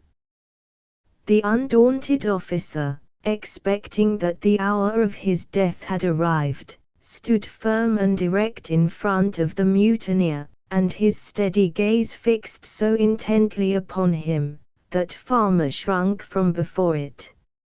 At length the latter said, "No harm is meant you, Mr. Southcott, but have the goodness to take the glass, and tell me what you make out yon ship to be pointing towards it." "Is there a sail?" exclaimed the master. I see it, thank heaven," and he took the glass. "Her yards show square," said Farmer. "They do," replied the master, "but the merchantman now spread a broadcloth in these seas." "She has a middle and a royal staysail set," continued Farmer. The master assented. "She is carrying everything that can draw a capful of wind," said Farmer. "She is so," replied the master, "but West Indiamen have many flying kites nowadays." "Mr. Southcott," exclaimed Farmer in his harsh hoarse voice, "you know that yon hooker is no West Indiaman." "You would deceive me, sir. That new cloth in the maintopsail, that milk-white flying jib, and the cloud of canvas that flutters from the mainyard tell me that it is the—" "What?" exclaimed the master, suddenly starting from the recumbent posture in which he had been looking at the ship, and again fixing his eyes upon his traitorous mate. "Sail, oh!" shouted a man from the starboard cathead, "a brig under the land, and a ship inshore of her." "Yes, yes," said Farmer, "'tis the Favourite and the Drake, but their legs were never made to catch us. Come, Mr. Southcott, the name of the stranger yonder," pointing to the vessel first seen. "I wish the men to hear it from your lips, that they may think of running gantlines and hangman's knots, and know their doom if they surrender." He again applied the glass to his eye, She has bore up a couple of points, and is setting her studding sails. Speak, sir. Is it not the mermaid? You are silent, but it matters not. Take him below. Yes, farmer, said the master, thank God, it is the mermaid, and therefore you cannot hope to escape. Your captain and officers are murdered by your orders. Nay, nay, not by my orders, Mr. Southcott, said farmer. We have all been tarred with the same brush, but what would you propose? Resign the command you have assumed to me, replied the master, and men, he shouted at the top of his voice, mistaken men, return to your silence, sir, thundered farmer, clapping his hand to the master's mouth, and then turning to the men who had crowded up from below and filled the forecastle and gangways, he said, shipmates, yon sail is our old consort, the mermaid. Mr. Southcott proposes you should surrender, and of course all of us know our doom. But though, mayhap, some may be spared by royal mercy, such mercy as you have already had, which of you can point out the men? No, no, my lads, we've gone too far to retract, and for my part, I would rather flash a pistol in the magazine than again serve under British bunting, even if my life were sure. What do you say, men? The seamen crowded together, irresolute. The petty officers gathered round farmer, whilst those who had been least active in the mutiny seemed half inclined to follow the counsel of the master. Shipmates, said farmer, I wish to try your mettle. Think of a public execution. The yard rope rove, the signal gun, and a death of infamy. Most of you have had your noble bravery and gallant daring already rewarded with the cat, but what is a dozen or two at the gangway, compared with flogging through the fleet? And with left-handed boatswain's mates to cross the lashes. But our case is far from desperate, we have handled the gun tackles before today, even if it should come to the worst. You will not dare to fight, said the master, or if you do, where are those intrepid men who directed all your movements?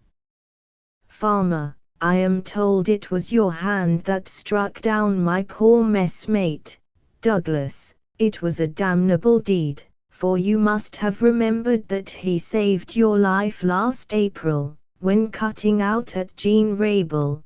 Take him below, roared farmer. This is no time to think or talk of the past, and do ye mind me, Mr. Southcott, clap a stopper on your tongue, or else, you understand me, sir. I do, replied the master, and defy you.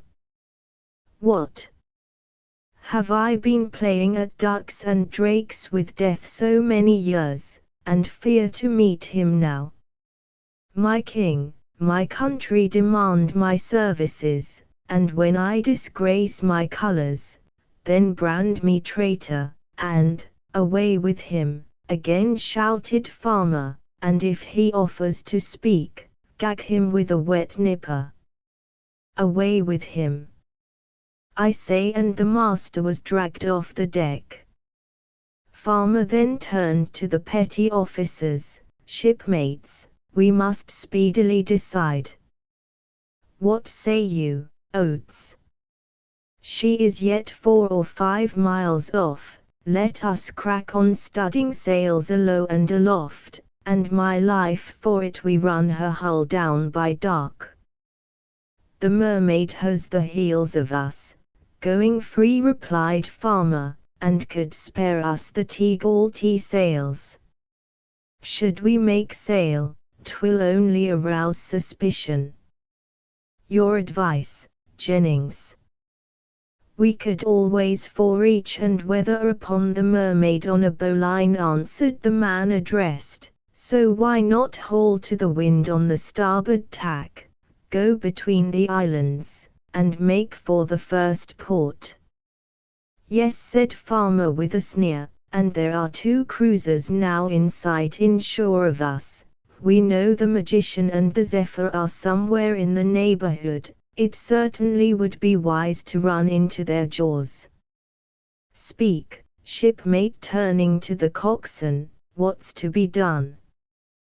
We might get close inshore, abandon the frigate, and take to the boats, replied the coxswain.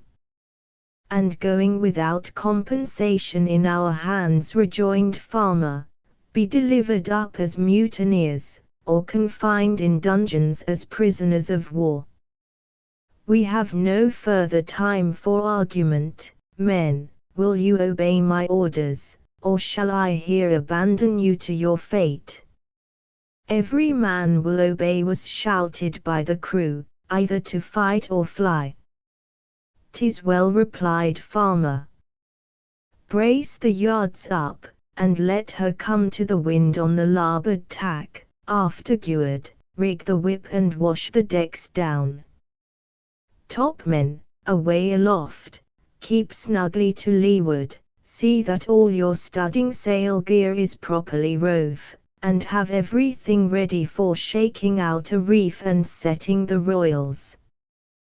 Boatswain's mates, send a gang below to bring the hammocks up, and, quartermasters, to your stations in stowing them.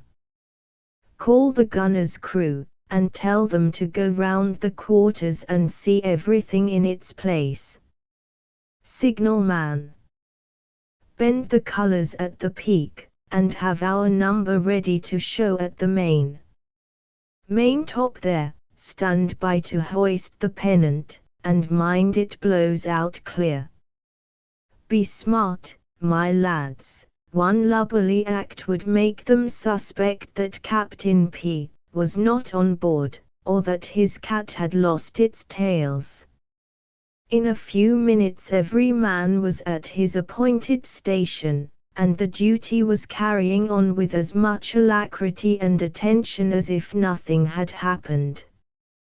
The Mermaid, a 32-gun frigate, was nearing them fast, and the cruisers inshore were stretching out from the land to join her. The frigate is speaking to us with his bunting, sir, exclaimed the signalman. She is showing her distinguishing pennants. Farmer clapped his hands in ecstasy. By heaven, it never struck me Captain P was the senior captain. Hoist the ensign and pennant, bear a hand with the number, and see that the flags blow clear.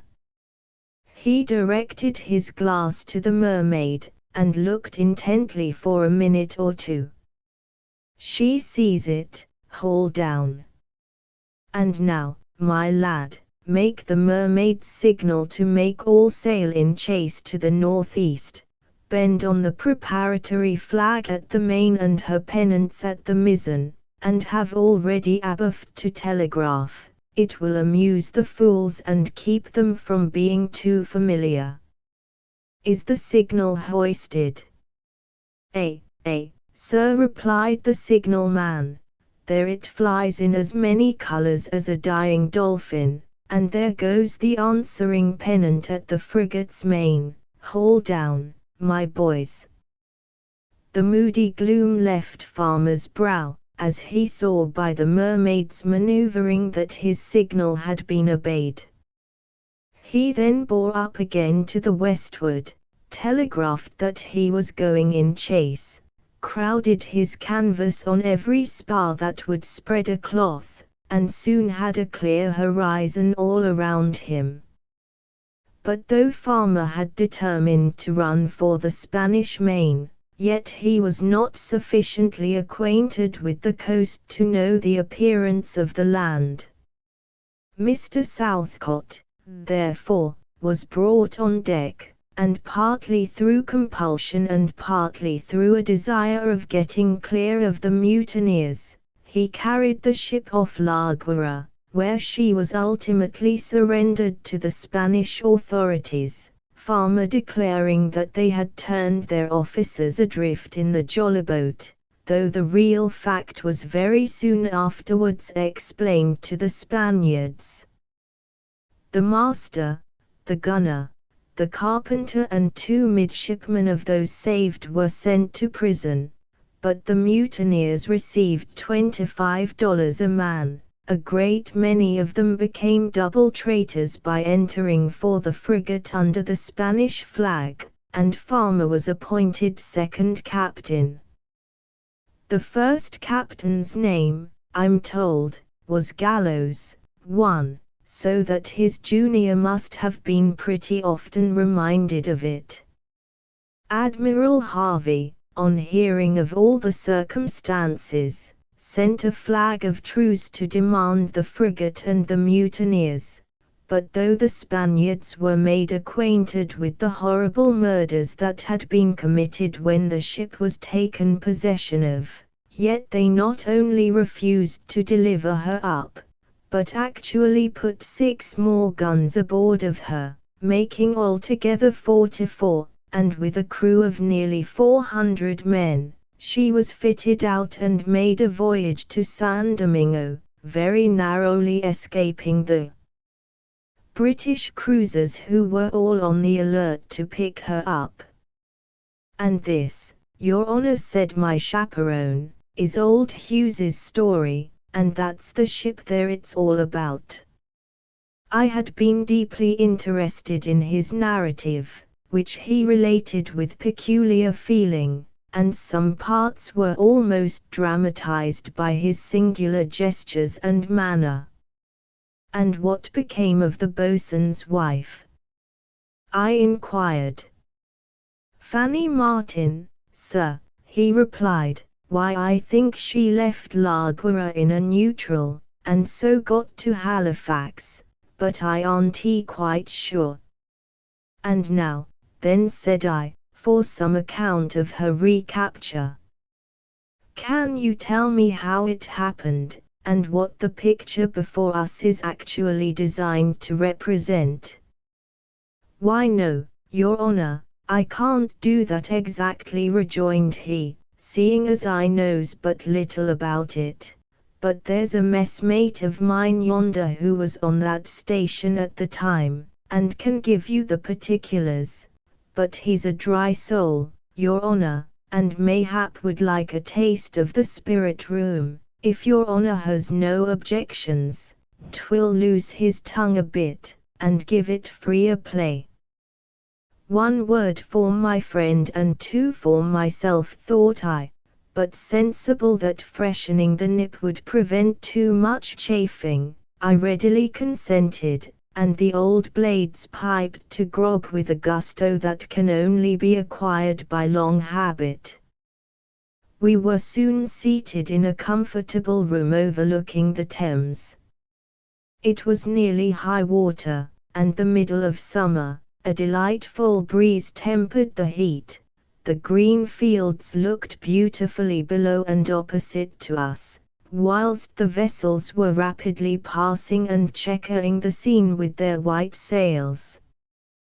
The steamers, too, were swiftly cutting through the yielding element, and the whole presented a spectacle of commercial wealth that can be witnessed on no other river in the world. I own I feel a very great pride in contemplating the glory and the gratitude of my country, and when I see her gallant tars who have braved the war of elements and battled the enemies of England, snugly enjoying their old age in their berths, chewing their pigtail with a knowing quid pro quo, and occasionally cheering the heart with the balsam that maketh it glad, I cannot help exclaiming, nobly should a grateful country be served, and thus be rewarded her brave defenders. Besides, within the small compass of this beautiful place, we can meet with practical information from every part of the globe. Talk of your geographies. Here are the living pages that wait on time, men that have breakfasted on a whale with the Esquimaux, dined on an elephant with the Hottentots, and supped upon a snake 60 feet long with the Red Indians, men who have bearded the lions, shook paws with the tiger, and rode races on alligators. They have seen the holy city, visited the ancient capital of the world, and have passed over the identical spot where Jonah was swallowed by the whale.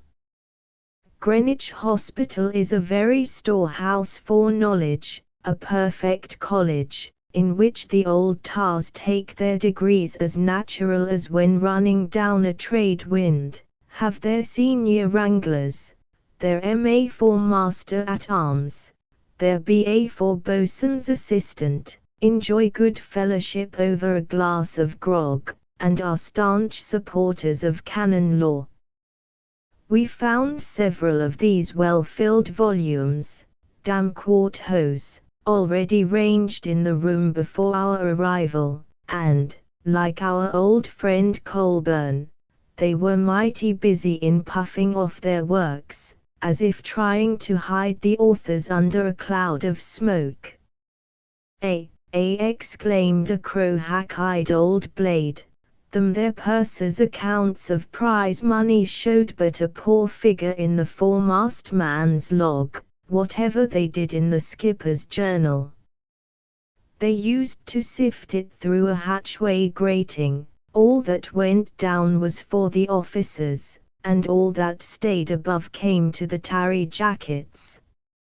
"You're right there, Jem," said a veteran boatswain's mate, whose voice was not unlike a gale of wind sighing to a kitchen fire through the hollow of a chimney pot.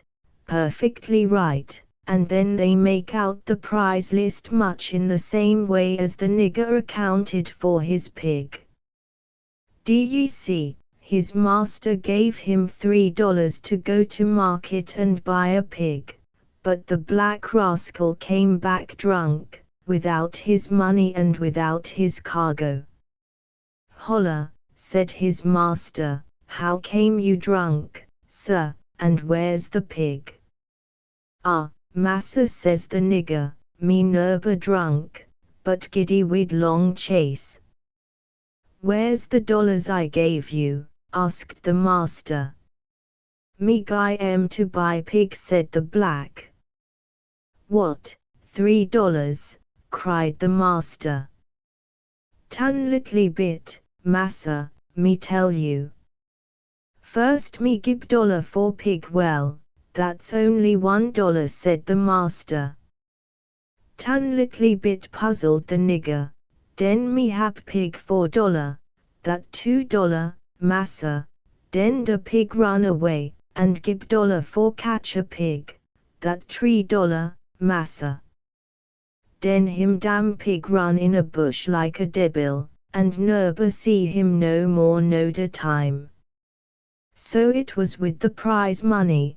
There was $1 for Jack, and Jack for $1, and if Jack ran away, he lost all, and was made to look $1 into the bargain, if ever they cocked him again. "My best sarvice to your honor, and hope no offense." He lifted his pewter to his lips, and took a most persevering draught to qualify the toast. "Jack Marbley," said my worthy conductor, addressing the last speaker, "the gentleman wants to hear a little about the recapture of the Humwan, and Bill Jennings is just a-going to tell his honor the long and the short of it, if you'll be good enough to keep silence fore and aft." I will, messmate," replied the old boatswain's mate.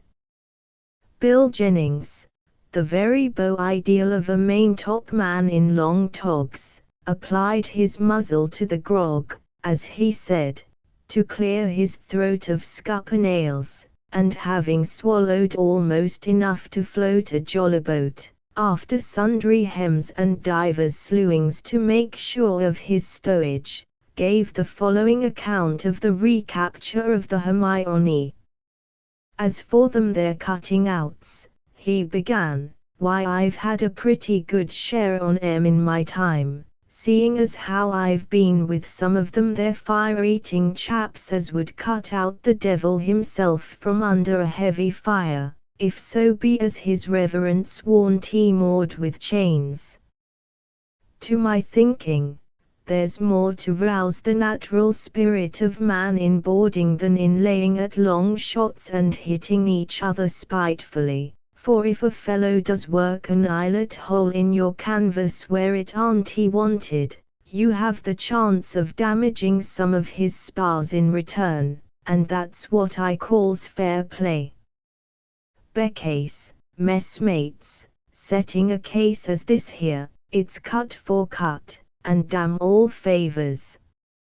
Now at long shot you never can tell who hits you, and that's what I call a sort of incendiary act, but at close quarters you can always tell who lends you a rap, and you can pay him again, and if he falls, then you can stand his friend and take care of him.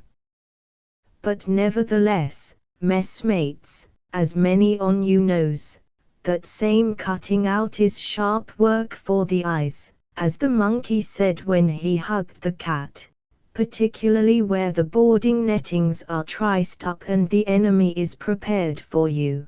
But there warn't he a ship on the West India station but would have gladly undertaken the recapture of the Humwan, becase the whole affair had been a disgraceful concern, and had placed the character of a British tar like a Yankee schooner jammed betwixt two winds. Nobody knew which way she'd tend. Well, messmates, the job fell to the Surprise, 28, an old French 24, called the Unity when she was taken by the Inconstant, in the beginning of the year 96. Howsomever, messmates, she kept up both names, as it were, for never was there a ship with more unity among the men, and she surprised the Spaniards by the daring impudence they displayed. The Humwan had made a run or two from San Domingo, and in September, 99, our admiral, Sir Hyde Parker, received intelligence that she was going to make another trip to Havana, and the Surprise was sent to cruise off Cape St. Romar to intercept her. The whole of the little frigate's complement was 197, men and boys, but there warn't he so many as that on board, and with this force Captain Hamilton was to attack a ship carrying 44 guns, and having nearly 400 men, but they didn't calculate odds in them days. Well, d'ye see, she got upon her station about the middle of October, and kept a sharp lookout, dodging off and on, but keeping at a fair distance, so that the prize might not be afraid of leaving port. Well, day after day they watched, but nothing hove in sight bigger than a land crab, so what does the captain do? But being tired of waiting, he cuts out some vessels from under the island of Amber, to keep the men from getting idle, and then runs off of Porto Cabello, and there sure enough lay the Humwan all at Hornto, every stick on end, sails bent, t-gallant yards crossed, and a whacking large Spanish ensign and pennant flying. But mark me, messmates, she was moored head and starn betwixt two heavy batteries, the smallest of which could have blowed the little frigate out of the water, and cut her up like junk. It was a beautiful evening, when the saucy Surprise stood close in to reconnoiter. There was a fine breeze and smooth water, and the craft worked like a top. They could see the soldiers at the batteries and the men on board the enemy all at their quarters, and the gunboats were pulling out to take up convenient positions, though there warn't a man among 'em believed the ship could be taken, yet they knew damned well the Englishmen would try. Well, next day Captain Hamilton hove to, just without range of shot, and challenged the Hum One to come out, but she took no notice of it, and so the Surprise made sail, stood into the mouth of the harbor, and fired at her. The batteries opened their palaver, but the little ship hauled off without a shot touching her, and the lazy lubberly Spaniards, more than 2-to-1 in men and metal, didn't dare to show their yellow rag outside the port. So the ship's company, fore and aft, wondered what the captain would be at, and they grinned like so many cat heads to think they couldn't get a fair slap at her. But the captain was up in the maintop with a round jacket on, stretched out at full length with his glass resting on the top brim, and most earnestly overhauling their concerns inshore, so that an old woman couldn't stir out of doors, nor a rat move on the Hum One's decks without his seeing it. The master was up in the foretop upon the same lay, and they kept hailing each other about different concerns till they made everything out as plain as the grog blossoms on Darby's nose there. The individual alluded to gave a chuckle something between a grunt and a laugh, and applied his fingers to an enormous red proboscis, that certainly seemed the telltale of a besetting sin. Well, do ye mind? They kept at this all day long, dodging about and in and out, like a dog in a fair, till the men got quite tantalized and jaundiced at seeing so much of the yellow bunting, for the enemy had hoisted it everywhere out of bravado. Now, messmates, when I was a youngster, I used to, could read a bit, and I remembers reading some about the congeniality of minds, that is, suppose setting a case, messmates, just this here. Darby there and I, without speaking to each other, both lifts the quart pots to drink his honour's health for sarving out the stuff. He raised the quart pot, which by the by was empty, and looking into it, conveyed a hint that it required replenishing. Why then, messmates, he continued, we should both have the same thoughts arising from the same feelings. Darby's mug was empty too, so I ordered them to be filled again. So, do ye see, messmates, the crews of the boats got busy about their gear and placed the oars and boat hooks, the rudders and tillers all in their proper places, ready for a moment's service.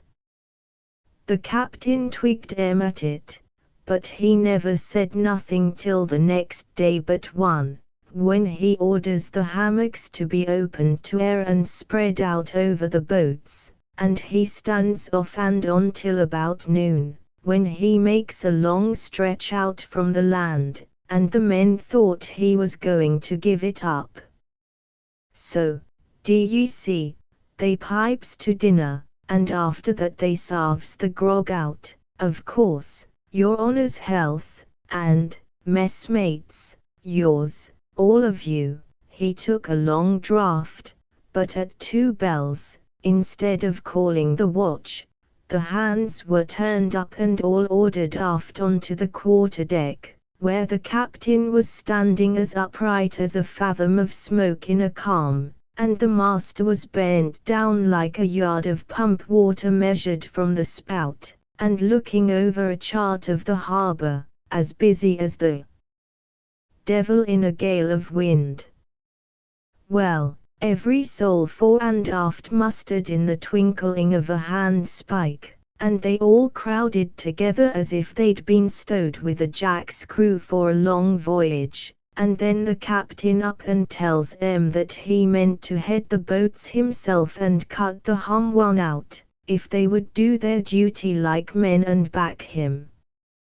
My eyes, if there warn't a cheer then, there never was one before nor since, and the lads, to seal the bargain, gived one another a grip of the fist that would have squeezed a lemon as dry as a biscuit. So, you see, the murder was out, and every man betwixt the cabin windows and the figurehead volunteered to the duty, but the captain said he wouldn't take more than 100, including officers and marines. He was sorry to leave any behind, as he believed them to be all brave fellows, but some must stay to work the ship, and, if necessary, bring her into action. Well, the men were picked out, the muskets, pistols, tomahawks, and cutlasses got ready, and long hook ropes coiled away in the starn sheets of each boat, and clinched to the ring in the bottom. The oars and rowlocks were muffled and well greased, so that not a sound might be heard louder than the sigh of a periwinkle. The sun set soon after 6 o'clock, and as soon as twilight came on, which in them latitudes, when the sun is on the equator, and it was very near it then, comes on in a few minutes, the ship was hove in stays and stood in shore, with a pleasant breeze and a stern swell setting after her. About 8 o'clock the wind died away, the yards were laid square, and the boats hoisted out, whilst those on the quarters were lowered, and all were soon manned for the expedition and shoved off.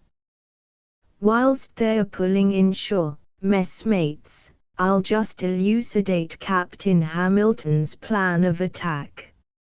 Now, mind me, this here paper of bacca shall be one battery, and this here bacca box shall be the other battery, and this here shut knife shall be the hum one, the lanyard serving for one cable out of the hawse hole, and this piece of marline for the other cable out of the gunroom port. He arranged the articles on the table. Now the boats were to pull in, and the boarding parties had each a different place to board at. As soon as they got upon deck, the boats with their respective crews were to cut the cables and then go ahead to tow, whilst 4 of the boarders were instantly to shin aloft to loose the foretopsail and 2 to loose the mizzen topsail, which, if possible, were to be sheeted home to catch the breeze coming off the land. The surprise was to come in close to the harbour's mouth to act as circumstances required. The boats kept close together, but didn't make any quick headway, as the captain meant to get in about midnight, when he expected the Spaniards would have their eyes buttoned up, and their ears plugged with their nightcaps, like the hawse holes in blue water.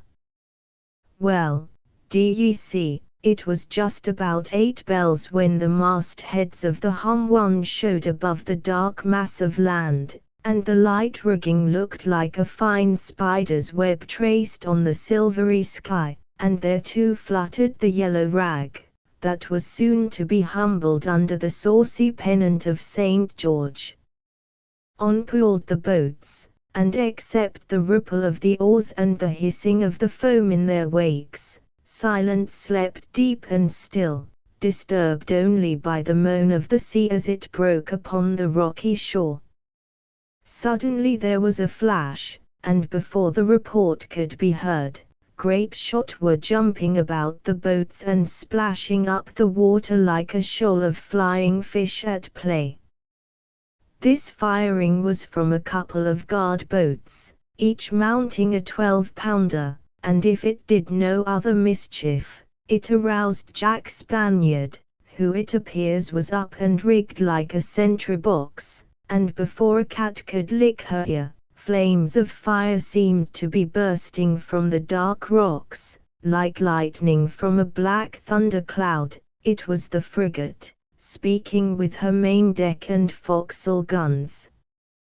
Finding that the enemy were prepared, the captain had less delicacy in alarming them out of their sleep, and so the boat's crews gave 3 tremendous cheers. Mayhap, your honor never heard the cheers on going into action, when the voice of man goes from heart to heart and stirs up all that is brave and noble in the human breast. It invigorates and strengthens every timber in a fellow's frame, and is to the weak or mild, what mother's milk is to the infant. Well, they gave 3 British cheers as would have stirred up the blood of an anchor stock, if it had any, and on they dashed, stretching to their oars with a goodwill and making the water brilliant with their track as they pulled for the devoted frigate, then about 3/4 of a mile distant, which kept sending forth the red flames from the muzzles of her guns as the boats gallantly approached. Captain Hamilton boarded on the starboard bow, and with the gunner and 8 or 10 men cleared the forecastle. The doctor boarded on the larboard bow, and with his party joined the captain, and the other boats having discharged their men, the whole of the boarders attacked the quarter-deck, where the Spanish officers had collected and fought with desperation.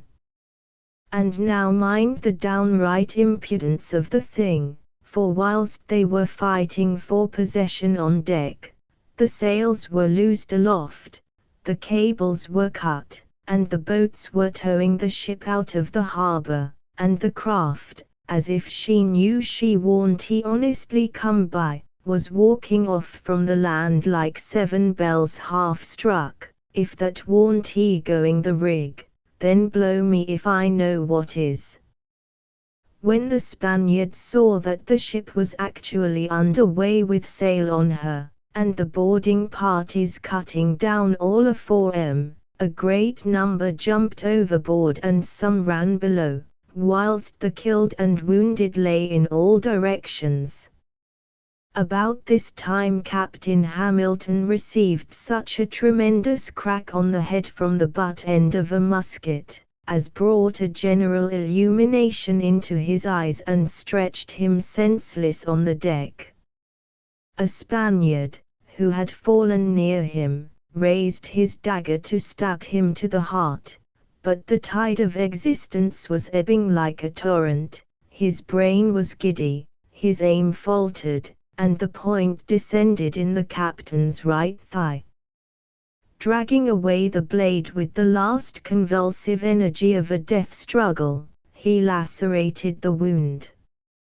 Again the reeking steel was upheld, and the Spaniard placed his left hand near the captain's heart to mark his aim more sure. Again the dizziness of dissolution spread over his sight.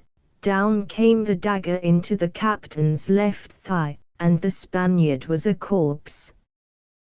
The upper deck was cleared, and the boarders rushed below on the main deck to complete their conquest.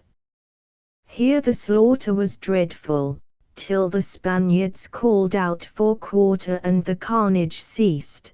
But no sooner was the firing on board at an end, when the sodgers at the batteries, who had been wondering at the frigate moving away as if by magic, and had been calling a whole regiment of saints to help them, let fly from nearly 200 pieces of cannon, as if they were saying their prayers and wanted the British tars to count the beads.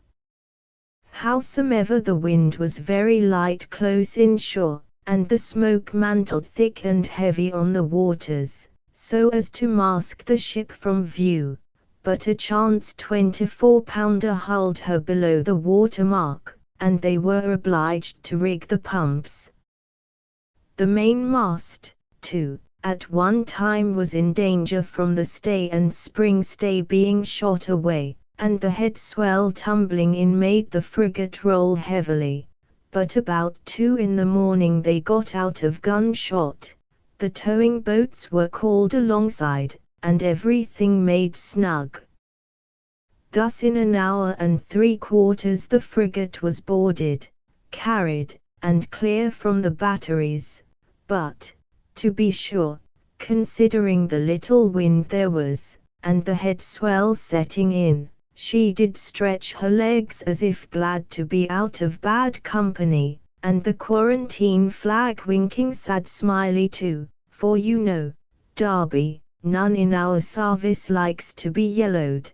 Darby gave another chuckle, and then took a good pull at his mug to drown remembrances. It looks so like a land crab. Well, messmates, sail was soon made on the Humwan. The shot hole was plugged up, and the party mustered, when there were found to be only 12 men wounded, amongst whom were the captain and the gunner, Mr. Maxwell. There was not one man killed on the British side, but the Spaniards had 119 killed and 97 wounded, most of them dangerously, and the decks were again stained with human blood, some of which was no doubt shed by those murderers and traitors who had mutinied. At daylight next morning the Spaniards were indulged with the sight of both ships standing offshore, and the Humwan with a British ensign and pennant over the Spanish colours. The prisoners were put on board of a schooner that was captured during the day, and sent ashore, and the Surprise, with her prize, stood for Jamaica, where she arrived 7 days afterwards, and brought up at Port Royal. You may be sure, messmates, Captain Hamilton was well received.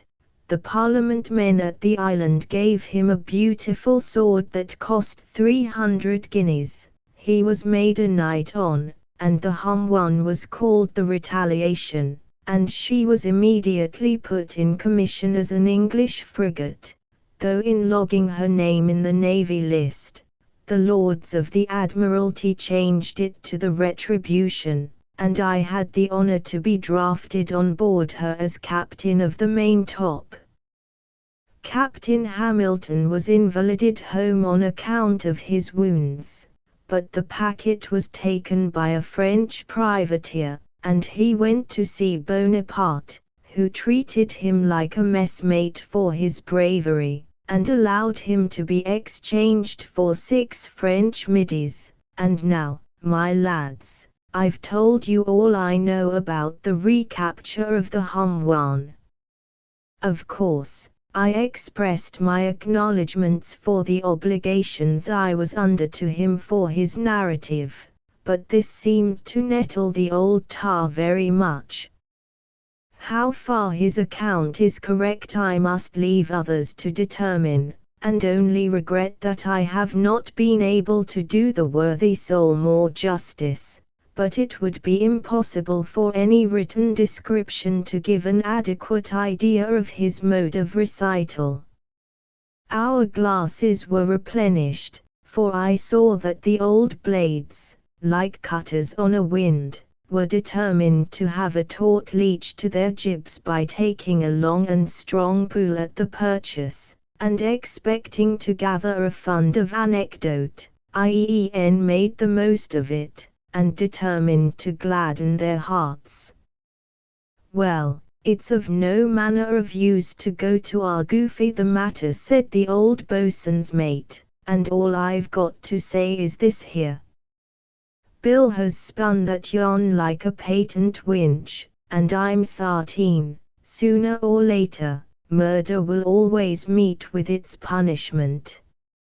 Many of them mutineers were hung, and I'm thinking that there was 1 or 2 Jewel Block D that never set foot on the Humwan's deck in their born days, but their lives were sworn away, and arter that they went aloft without touching a ratlin. I knew one on 'em, but I'll not rip up old grievances like a piece of tarred parceling.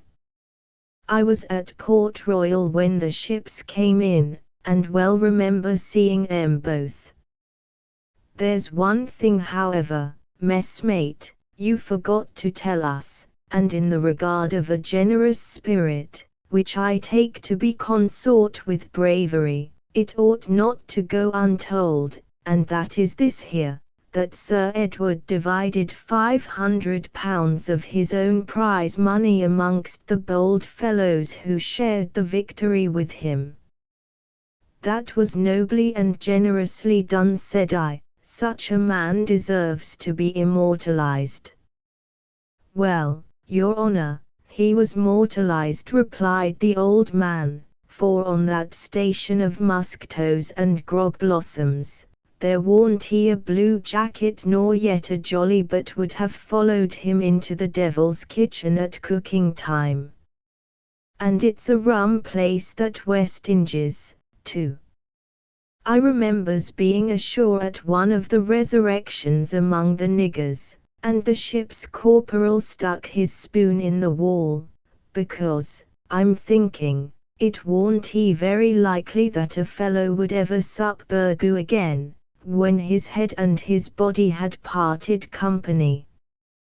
Well, we buried him in a wild kind of a spot, where there was a few gravestones with names chiselled on 'em, and some were cut with a knife, showing a foul anchor or a rammer and sponge, and the trees grew all over the ground, and the rank grass and weeds run up the tombs. It was a wilderness sort of a place, and here it was that Corporal Jack was laid up in ordinary.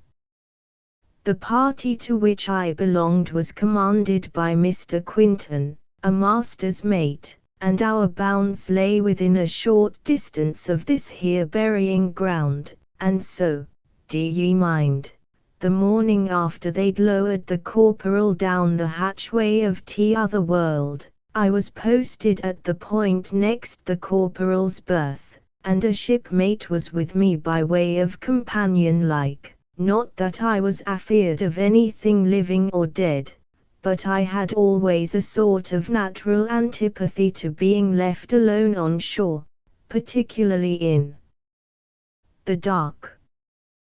There was also a nigger belonging to the plantation, who we allowed to join us just by way of being civil to him, as he was a kind of steward's mate in the house, and used to splice the main brace for us occasionally. Well, messmates, we got knotting our yarns to keep us from getting drowsy, and to cheer our spirits, we overhauled a goodish deal about ghosts, and atomies, and hobgoblins, and all such like justices of the peace, till the nigger, they called him Hannibal, arter the line of battle ship, I suppose, I say, till the nigger declared that every hair on his head stood as stiff as a crowbar. "Avast there!" exclaimed Bill Jennings, "tell that to the Marines and you will. Why, the black fellow's head was woolly and curled like a Flemish fake, and yet you say it was as stiff as a crowbar." "And so it was, the more the wonder, and BD, to you," growled the boatswain's mate. "Would you have his honor there think I keep a false reckoning? Well, as I was a-saying, his head looked like a black porcupine with his quills up.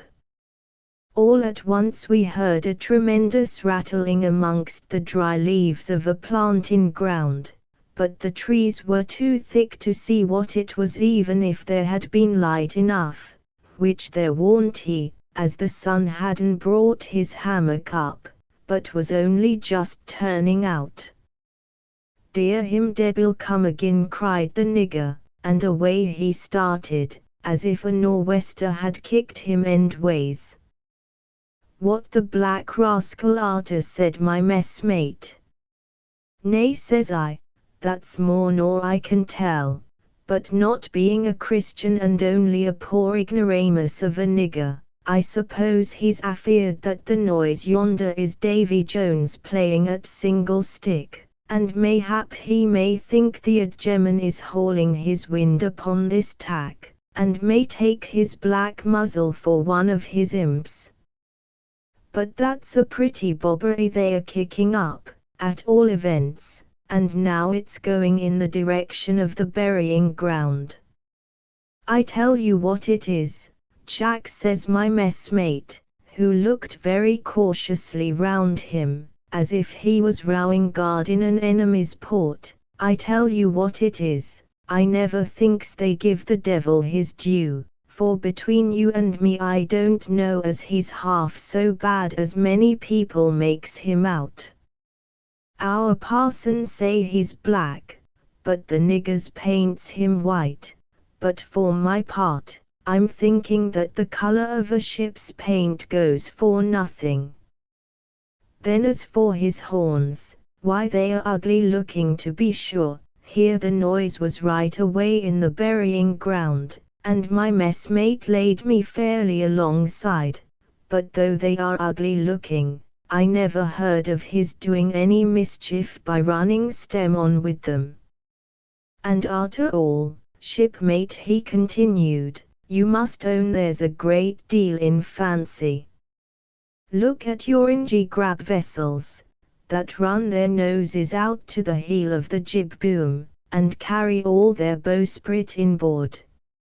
Now I call that sort o' rig neither ship shape nor Bristol fashion, for a ship's head is a ship's head, and a ship's bowsprit is a ship's bowsprit, but if they go for to make a standing bowsprit of a ship's head, then, I'm thinking, they are but lubbily rigged.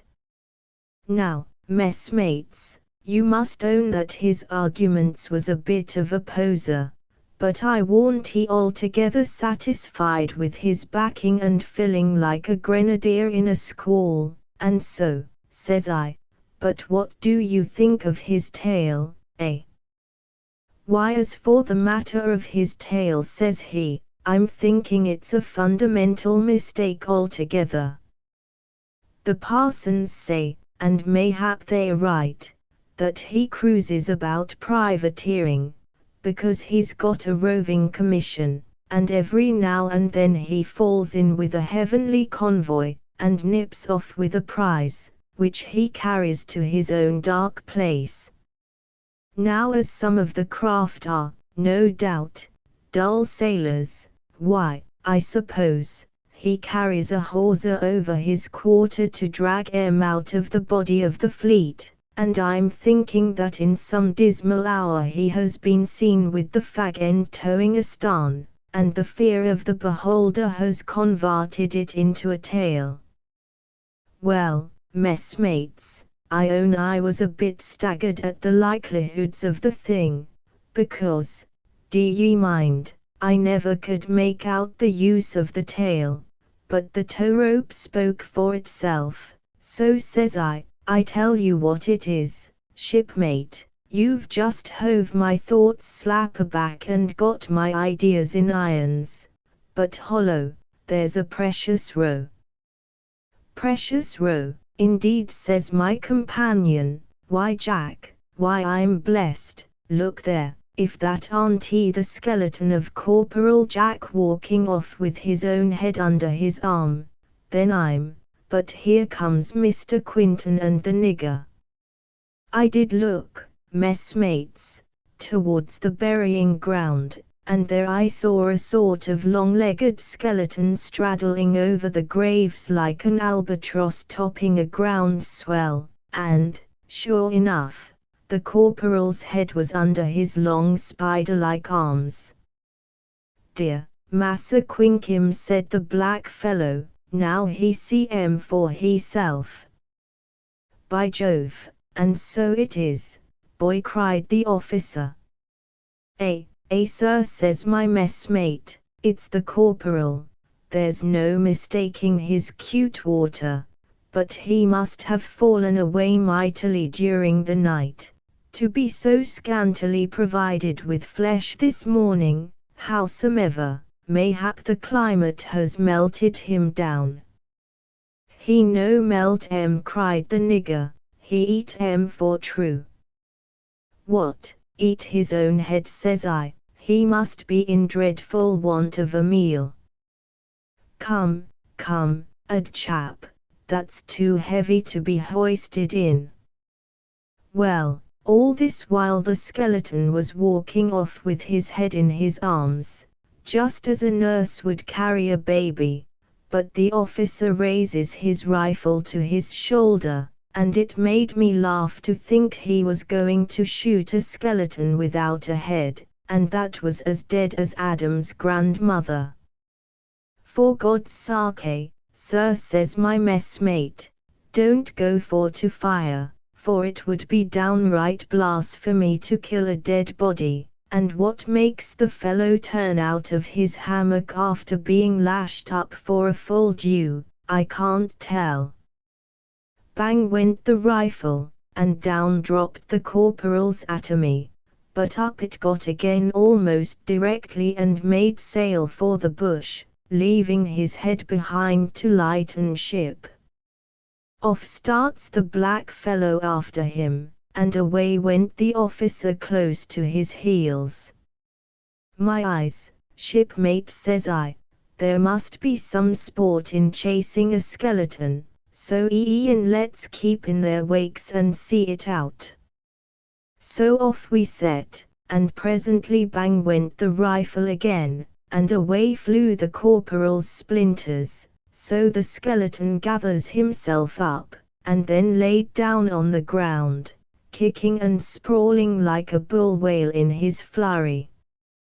Well, we ran up and there we found, now what do you think, messmates?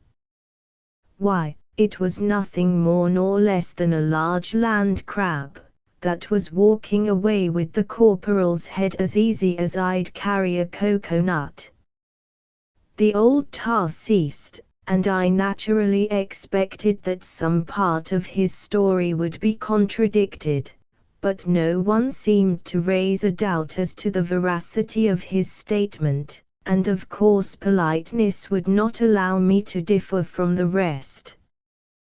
Them land crabs have a power of strength, said old Darby.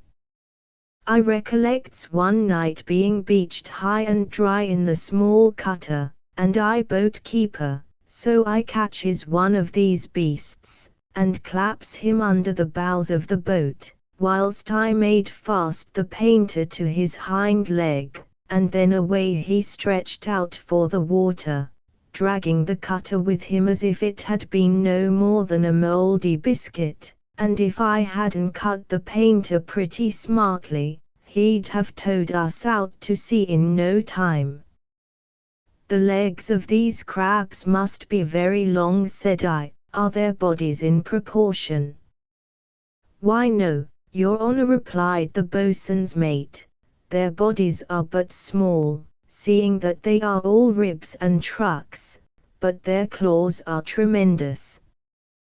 What do ye think of their reaching up to the top of a gibbet, and having unhooked a pirate that was hung in chains, walked off with him, hoops and all, so that he never was found again? If it really happened, I replied, it is truly astonishing. Really happened, cried the veteran somewhat scornfully. Ax them as was watching down at Cabritar Point that night, and see if they won't swear to it. Perhaps it was some of the friends of the pirate who removed the body, I ventured to suggest. Now that comes of your honour's not knowing nothing of the country, he rejoined, for, do ye mind, all the rogue's friends were thieves, and if it had been any of them, they'd not only have carried off the body, but would have stole the gibbet for firewood, which a land crab has no manner of use for. This certainly was unanswerable, and I forbore asking any more questions on that subject. I remember, when I was a boy, said I sailed out of Dover in a by-boat under Captain Hammond over to Calais, and Boulogne, and Ostend, and there was an old woman who they used to call Mother Mount, lived at the back of the York Hotel, and she constantly placed herself on the steps of her door observationing the people that passed up and down the street. Captain Hammond never went past the house but he jeered her for a witch, and everybody said she was one, till one day, just as we were going across with a good freight of passengers, the Isabel spoke some hard words to the skipper, as he was coming down to the craft to sail out of the harbor. He made no more to do but to spit at her. "The curse of the defenseless and childless widow be upon you," she cried out. "You are bound across the channel, but there are those will be there before you. You will think yourself secure, but woe, and danger, and wreck, shall come at a time when you think not of it, for my curse is upon you." The captain came on board in no very gentle humor, and away we went with a flowing sheet for Calais. Our passage was short, but we struck very heavily in crossing the bar, though the water was as smooth as a mill pond, and every timber in the craft sneered again. The mate, fearing she would gripe to and run upon the pier head, was going to ease the throat halyards, but the captain hollered out, "Hold on till all's blue, it's only Mother Mount at her tricks." Well, at last we got safe in and hauled alongside the quay in the outer harbor, where we made fast stem and starn and cleared decks. "Upon my word, that's a tough yarn," said I, "and so you really think it was Mother Mount that bumped you ashore in that fashion?"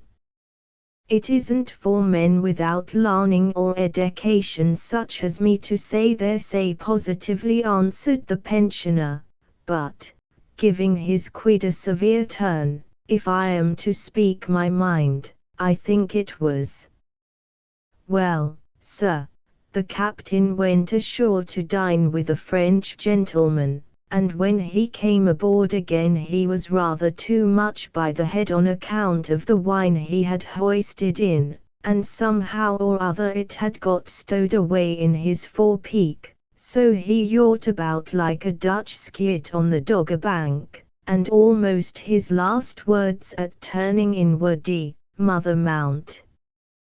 Well, we all went to our hammocks, and the mate left word for one of the hands to turn out and tend her at tide time, as it looked breezy away to the sou'west. The vessel floated about 2 o'clock in the morning, and soon afterwards we heard the most tremendous hullabaloo upon deck, and the captain swearing in a mixture of High Dutch, Low Dutch, German and French, with not a small sprinkling of English damns. Up the ladder we ran, and there he was with a handspike in his hand thrashing about and stamping fore and aft, like a wild pig in a squall. We got him appeased at last, and then he pointed to the mooring ropes, and, sure enough, the head fast was cast off and partly hauled inboard, and the starn fast had only a single turn, just ready for letting go when she had winded. The foresail was partly up, and the jib hooked all ready for hauling out. We made all fast and snug again, but the skipper kept raving till daylight in his cabin about Mother Mount and her imps. "But what about the imps, my old boy?" exclaimed I. "You've said nothing yet about imps. Did they have tails too?" "Indeed and by all accounts they had, sir," replied the old man, for though the skipper was a long time silent about it, yet it came out at last, and he solemnly attested it in his last moments on his deathbed to a clergyman. He declared that whilst he was sleeping something struck his temples so hard that it made the vessel shake again. Why, he was dreaming to be sure, said I. The thump was caused by the vessel just beginning to lift, and the swell rolling in made her strike against the piles. Pray, had the man who was ordered to tend her at tide time got up upon the lookout when the master went on deck? I can't say as he was, sir, answered the veteran, though I rather think not. Well, go on, my old friend, requested I, let's get to the imps. After receiving one or two heavy blows, continued the pensioner, the skipper woke, and he thought he heard a shrill squeaking voice above say, bear a hand with that foresail and jib, and haul in the head rope, and then there was a sort of a scrambling noise afore the windlass, and another chock aft by the starn lockers. So he slips on his pea-jacket and creeps up the companion, and there he saw 5 or 6 monstrous rats forward. 2 were hoisting the foresail, 2 were hooking on the jib, 1 was hauling in the head rope, and another was shoving her bows off.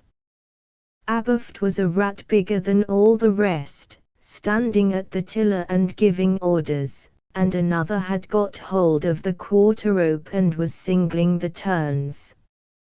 You may well guess the odd chap was in a terrible taking at first. His teeth chattered like the pawls of a windlass when they shorten in a slack cable, his knees knocked together.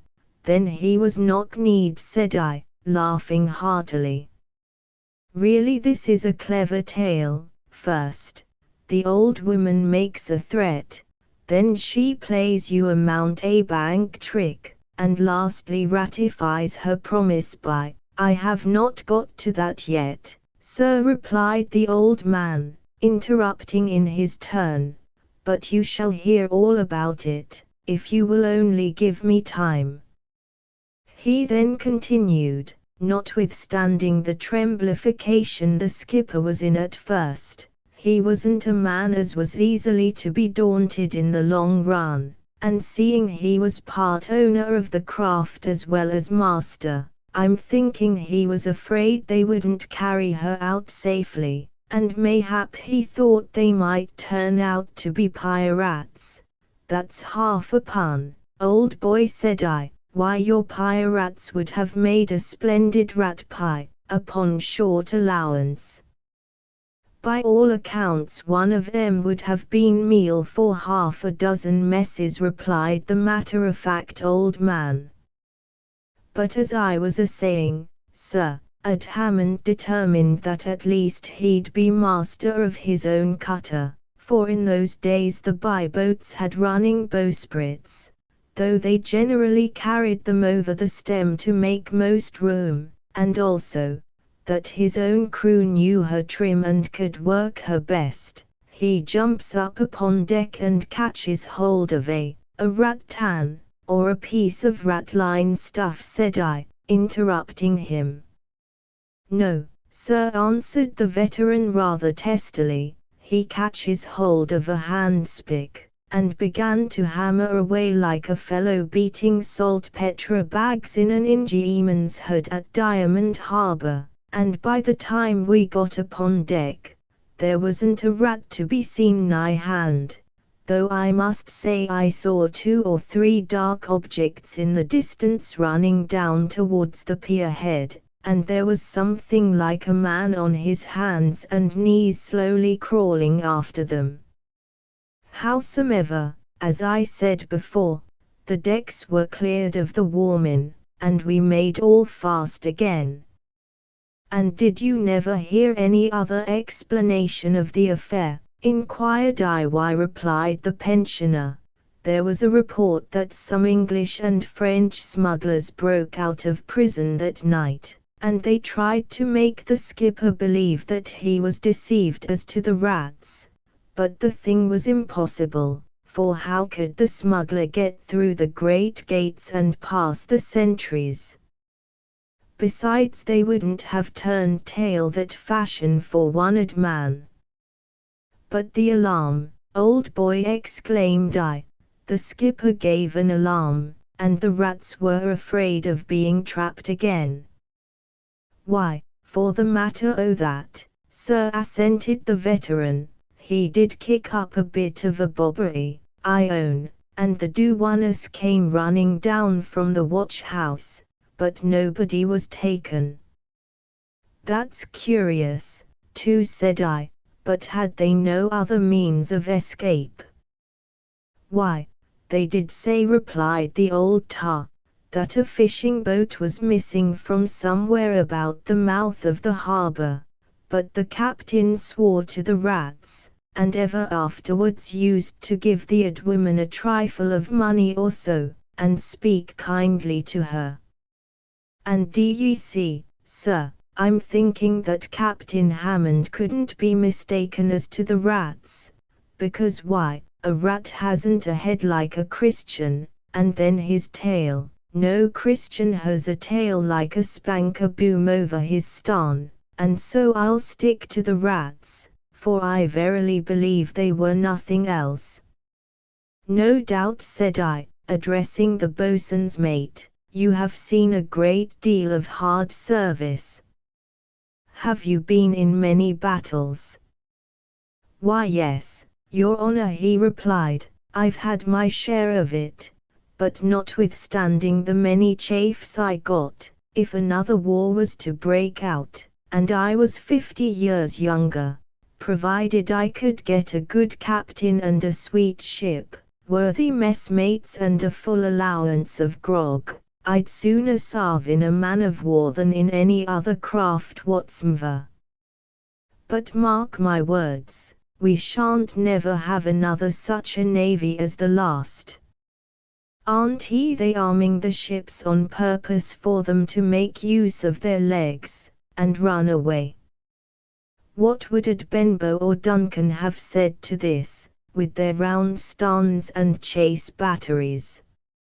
Aren't the fleet got the dry rot with Fundungus, and don't the new regulations bid fair to give the men the dry rot too?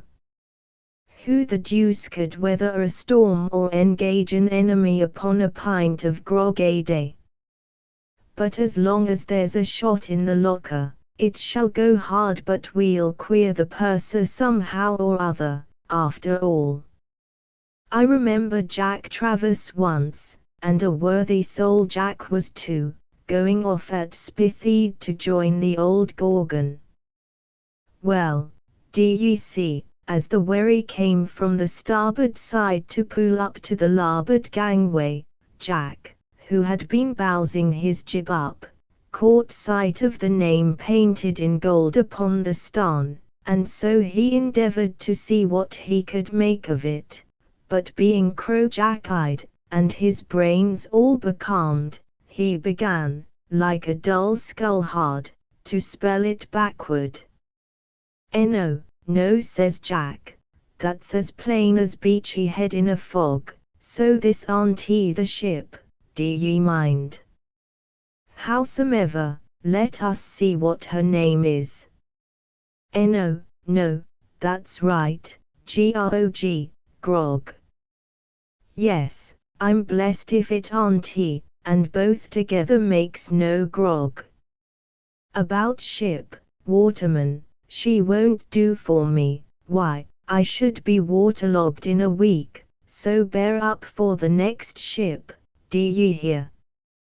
The navy, your honour, is the pillars of the state, but if the props are unsound, the whole edifice must tumble to the dust, and oh, to see the flag under which I've fought and bled, that flag, whose influence caused such signal exertions in the fleet when Nelson gained the day, humbled before the white rag of a Frenchman, or pecked at by the double-headed eagle, nay, what is worse, degraded in the sight of the stripes and stars. My fervent prayer is, that before the day arrives, these old bones may be hove down for a full dew, and buried in the hollow wave. 'Twould break my heart. Howsomever, all this comes of trying to make Jack a gentleman, a title he once despised, but what with the quibble hums of lawyers, and the confloggistications of parsons, his head gets filled with proclamations, and his brains whirl round like the dog vane in a calm. I beg your honour's pardon, though, for troubling you with so many of my remarks upon the subject, but it must be evident to everybody that tars have arrived at a bad pitch, and though I'm no croaker, I don't mean him as was at the Admiralty, yet my spirit is stirred up and must have vent. I sees they have tried to put a stop to smuggling, by taking off the duties. That is as it should be, but there's another thing I wish, and that is, to get a petition to Parliament for all the old hard-a-weathers at Greenwich to have their bacca duty-free. Why, sir, it would be an act of piety, and the worthy old quidnuncs when they take their chaw, or blow a cloud, would bless 'em for it. Talking about smuggling, reminds me of a circumstance that happened off Dungeness, when I was in that gallant ship, the Triumph, 74. We were running up channel for the Downs with Dungeness light on our larboard beam, and it was about 6 bells in the middle watch, when the lookout on the forecastle reported, that there was a lugger close under our bows. "Give him a gun," cried the officer of the watch. The shot was fired and the lugger instantly let fly her foresheet, and rounded to. "From whence came you?" hailed the lieutenant. "What war?" replied the lugger. "What the devil place is that?" said the officer, and again raising the speaking trumpet, "Where are you bound to?" "What war?" was once more returned. "The fellows making game of us, sir," said the officer to the captain, who, hearing the report of the gun, had come out of his cabin. "Shall I board him, sir?" "Yes, mister, lower the quarter-boat down, and see what he is." Well, away we went, and as we pulled towards him, the lieutenant would have it the lugger was a French privateer, but the coxswain, an old hand at the trade, replied, "No, sir, she's no privateer, and I thinks I can smell a secret at this distance. There's no guns, sir, and but few hands." We shall see presently." "What are you laden with?" inquired the officer as soon as we got alongside, and he had jumped upon the deck. "What is your cargo?" "Bacon and eggs," replied a veteran, whose grey locks peeped from underneath a slouched hat, and partly concealed a weather-beaten countenance, where the breakers and time had made deep furrows. "Bacon and eggs, sir." "It's of no use axing that man, sir," said the coxswain. "I can tell him in a minute. He's brought his hogs to a fine market, and as for eggs, why, he's chock full of tubs, your honour," lifting up the grating. There they are, indeed, like eggs in a gull's nest. "There they are, sir, it makes a fellow's mouth water to look at them. Mayn't we have a toothful, your honour? It's hard to starve in a land of plenty. I'd only knock one small hole in this head here," giving it a thump with the tiller that was nearly accomplishing the purpose. Avast, sir," cried the lieutenant, "this is smuggled, and now we must seize it for His Majesty." "For His Majesty, all that for His Majesty," cries the coxswain. "Why, God bless your honor, he'll never be able to get through the half of it, even though the Prince of Wales should lend him a hand, and I hear he's no flincher from the gravy. I'm sure, sir, none of the royal family would miss the want of as much as would comfort the heart of a tar in such a raw morning as this, especially as we would drink their healths in a bumper, and that would do 'em more good than swallowing all this here stuff." "Not another word," said the officer. "Jump into your boat, and, turning to the old man, do you follow him, for I must take you with me." The poor fellow was obliged to comply, though he made a good many wry faces, and begged hard, but all to no purpose. So the cutter shoved off, sadly deploring that all hands were so nigh Hollands, and yet without being able to moisten their clay with a sup before breakfast. "What is she?" inquired Captain E, as the lieutenant came up the side. "A smuggler, sir," was the answer. "A smuggler, eh?" cried the captain, "and so, addressing the old man, you are one of those lawless characters who run all hazards to run your goods and beach your tubs, bidding defiance to danger and death. What have you to say for yourself?" "Sir," replied the hoary seaman, uncovering his head, and displaying a face where cool determination was struggling with painful sensations, "Sir, whatever I can say will, perhaps, avail me nothing. The necessities of a large family and numerous distresses have driven me to my present state.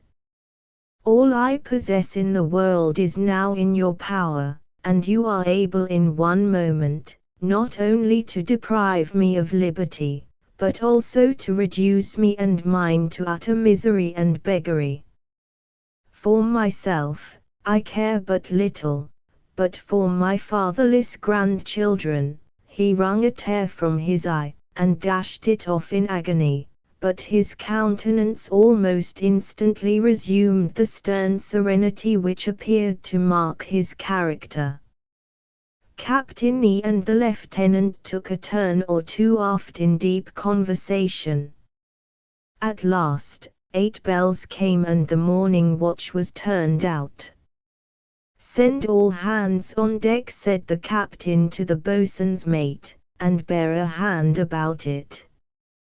Well, we all mustered aft on the quarter-deck, and the captain, standing on the gratings of the after hatchway, exclaimed, "My lads, this old rascal's a smuggler, and there's his vessel, your prize. He says our detaining him will be the ruin of himself and family, and how much shall we obtain for plunging a fellow creature and a countryman into hopeless misery?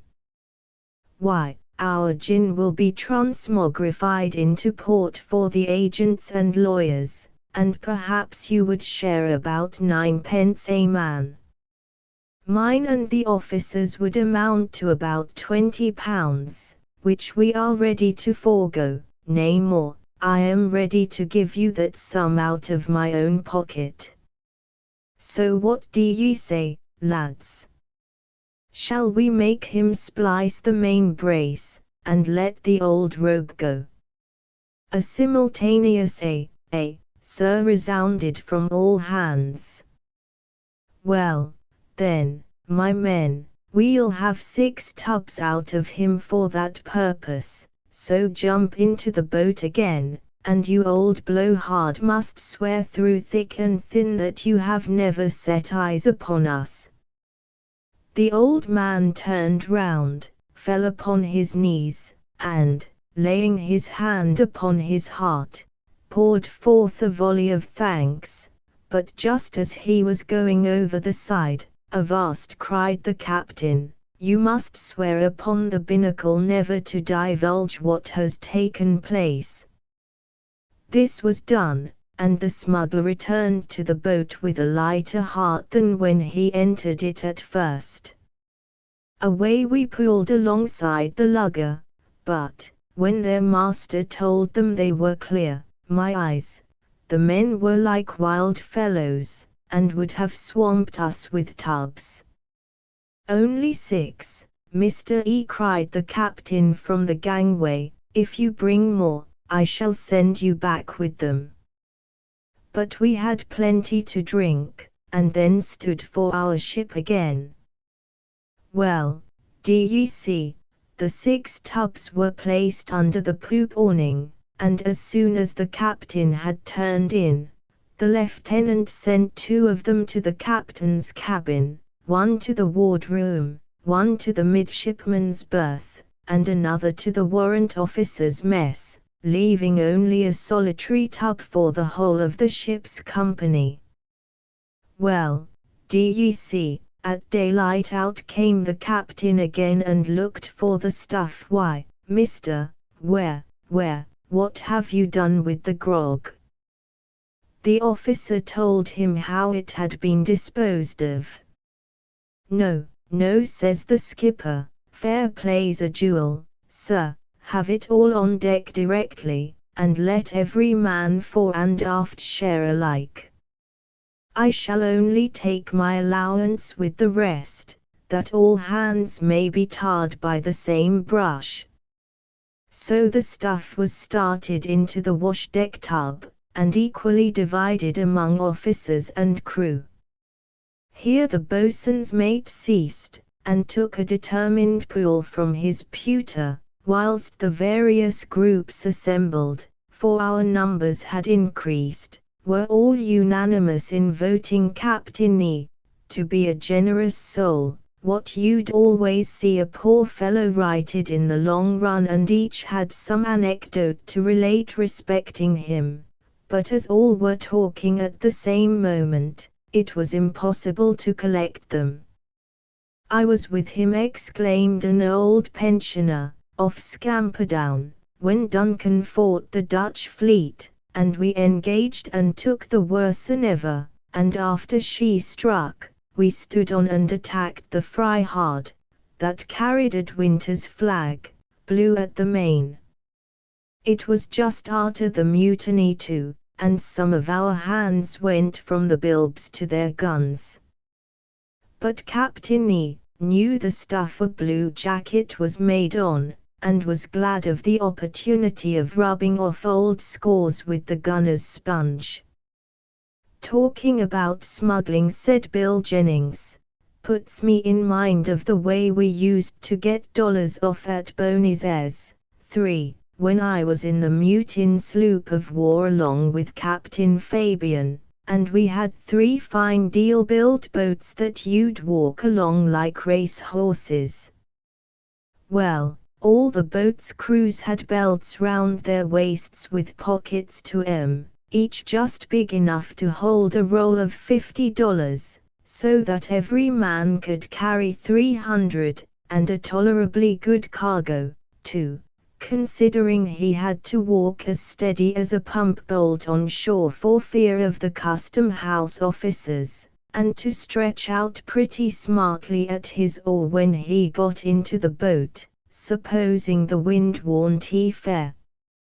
Well, one day says the merchant to our coxswain, as we was standing in his store, says he, "My lad, do you see this here cask?" which was rather a foolish question to be sure, seeing it was a half hogshead, such as the small craft had their rum in, and he might have been certain that Tom Crampton had twigged it. Howsomever, the merchant says to him, "My lad," says he, "do you see this here cask?" Now it puzzled Tom to think what tack he was standing on, for the liquor bottles were all filled chock-a-block on the sideboard, and mayhap, says Tom to himself whilst he scratched his head, mayhap, his honour's not never a-going to guy me at all. Howsomever, says the merchant, says he, my lad, do you see this here cask? Tom looked at the half-hogshead and then at the merchant, and then at the rum bottle, as much as to say he was working a traverse to find the latitude and the longitude of the thing, and then he scratched his head, and took a severe turn with his quid, and my lad, do you see this here cask? Axed the merchant. I do, your honour, says Tom, and I'll take my oath on it, if your honour wishes. No, no, says the merchant, your word's enough. So bring up your boat's crew, and get 'em aboard as quick as you can. Now Tom thought that the men were to come up for the stuff and then to go on board the sloop, so as to get there before dark, as she lay in the outer roads, about 7 miles from the town. So says Tom, says he, God bless your honour. I'll have 'em up in the wink of a blind eye, and I'm sure they'll thank your honour for your goodness. Is it rum or brandy? What do you mean? Axed the merchant. The cask, your honour, says Tom. Is it Jamaica, or Cognac? Neither the one nor the other, says the merchant, them there are all dollars. Phew, whistles Tom, now I understands your honour, but couldn't we contrive to get 'em down in the cask just as they are, so that instead of making 4 or 5 trips, we may carry off the whole in the turning of a log glass? I fear that you'd be too great a risk, says the merchant, or else I wish it could be done. Why, for the matter o' the risk, says Tom, there's only one odd chap as I cares about, but he's always boxing the compass of everything that he catches sight on, living or dead. But I think I could get to windward of him, arter all's said and done, and there's no risk with the men, you know.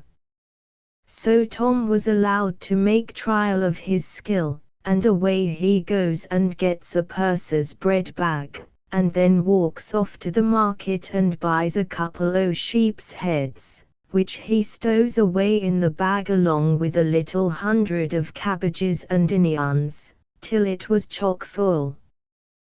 Well, the cask of dollars was got into a cart, which drove off, Tom keeping a good cable's length ahead with his bread bag over his shoulder and a piece of wood shaped like a sugar loaf done up in a blue paper under his arm, for I should tell you, messmates, that was the way they used to smuggle off the solid silver, and the old Coast Guard had made a prize of a couple of these sugar loaves only a day or 2 afore.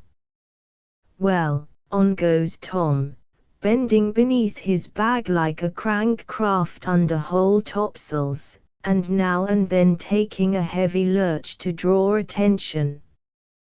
The jetty runs a good 200 yards into the river, and right in the teeth of the upper part on it stands the guard-house, where a Jack Spaniard kept as sharp a lookout as a Jew crimp upon payday. And presently he sees Tom rolling along and looking as wise as the cook's mate in a sudden squall. So he mounts a cocked hat as big as a Guineaman's caboose with a feather in it as you'd have served the whole Chatham division of jollies, and curling his moustaches he marches up to Tom and bids him back his main yard, but Tom took no notice for the moment, till the had senior cries out, blood and ounds in Spanish, and then he pretends to catch sight of him for the first time. Away starts Tom as if he was afraid of being boarded, and the Spaniard whips out his rapper, as they calls a sword in that country, and runs him right through the heart. God bless me, exclaimed I, interrupting old Jennings. What, did the poor fellow get murdered for his frolic? Murdered, Your Honor, reiterated Bill Jennings. Tom murdered.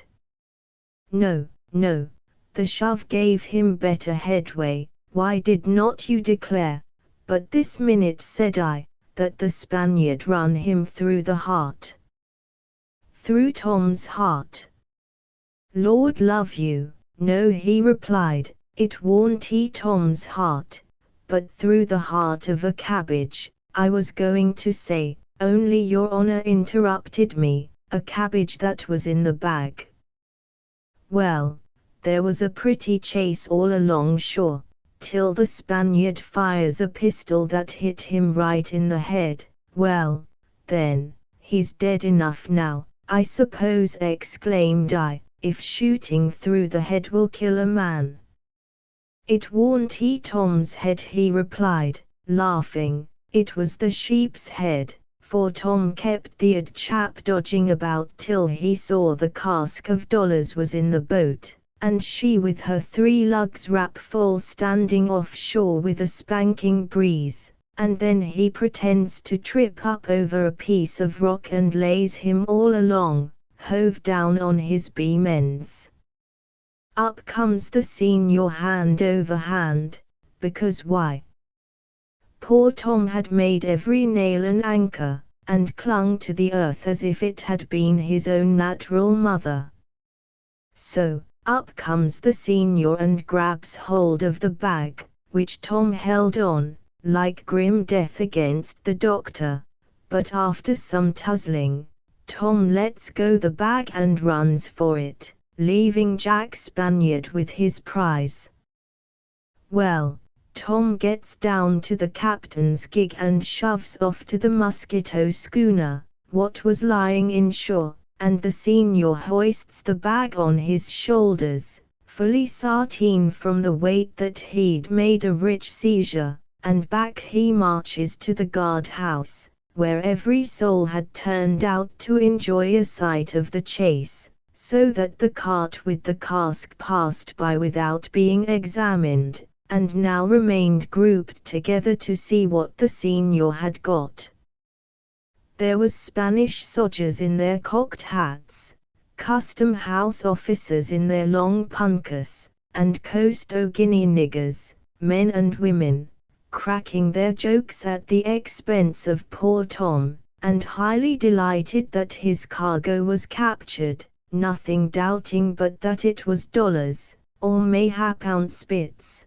That's double loons, messmates, and all were eager to see it opened, little suspecting it was a mere bag o' moonshine. Well, the senior comes right slap into the middle of 'em, puffing and blowing like a sparmacety, and throws down his treasure. One of the black fellows outs knife and cuts the seizing at the mouth of the bread bag, and away rolls sheep's heads and cabbages with a good sprinkling of garlic, and, my eyes, the sodgers began to roar with laughing. The custom house officers turned to and swore at every saint in the calendar. The niggers went dancing mad with delight at the fun, whilst the odd senior twirled his moustaches and cursed everything an inch high. But the dollars were safe, and Tom got a handsome present for his trouble, whilst Jack Spaniard was in a precious stew of sheep's heads and impertinences to think he'd been done so completely. I dearly loves them their sort o' things, said a weather-beaten old blade. There's a some sentimental about 'em that excites sympathy, and brings to the memory many an odd scene of former times. You're right, boy Ben, rejoined my first conductor, who had told me of the mutiny of the Hermione, and so they do. Some people calls 'em romantic, but I can't for the life of me tell why, as they seldom gives us credit for much spirits. But if His Honor there has no objection, I'll just give him a yarn that's twirling in my brain, and mayhap it may please him. I readily assented to the proposal, and he accordingly began. I remember once, when under the command of the gallant Sir Sidney Smith, up the Mediterranean, we were scouring the coast, and brushing away the French troops.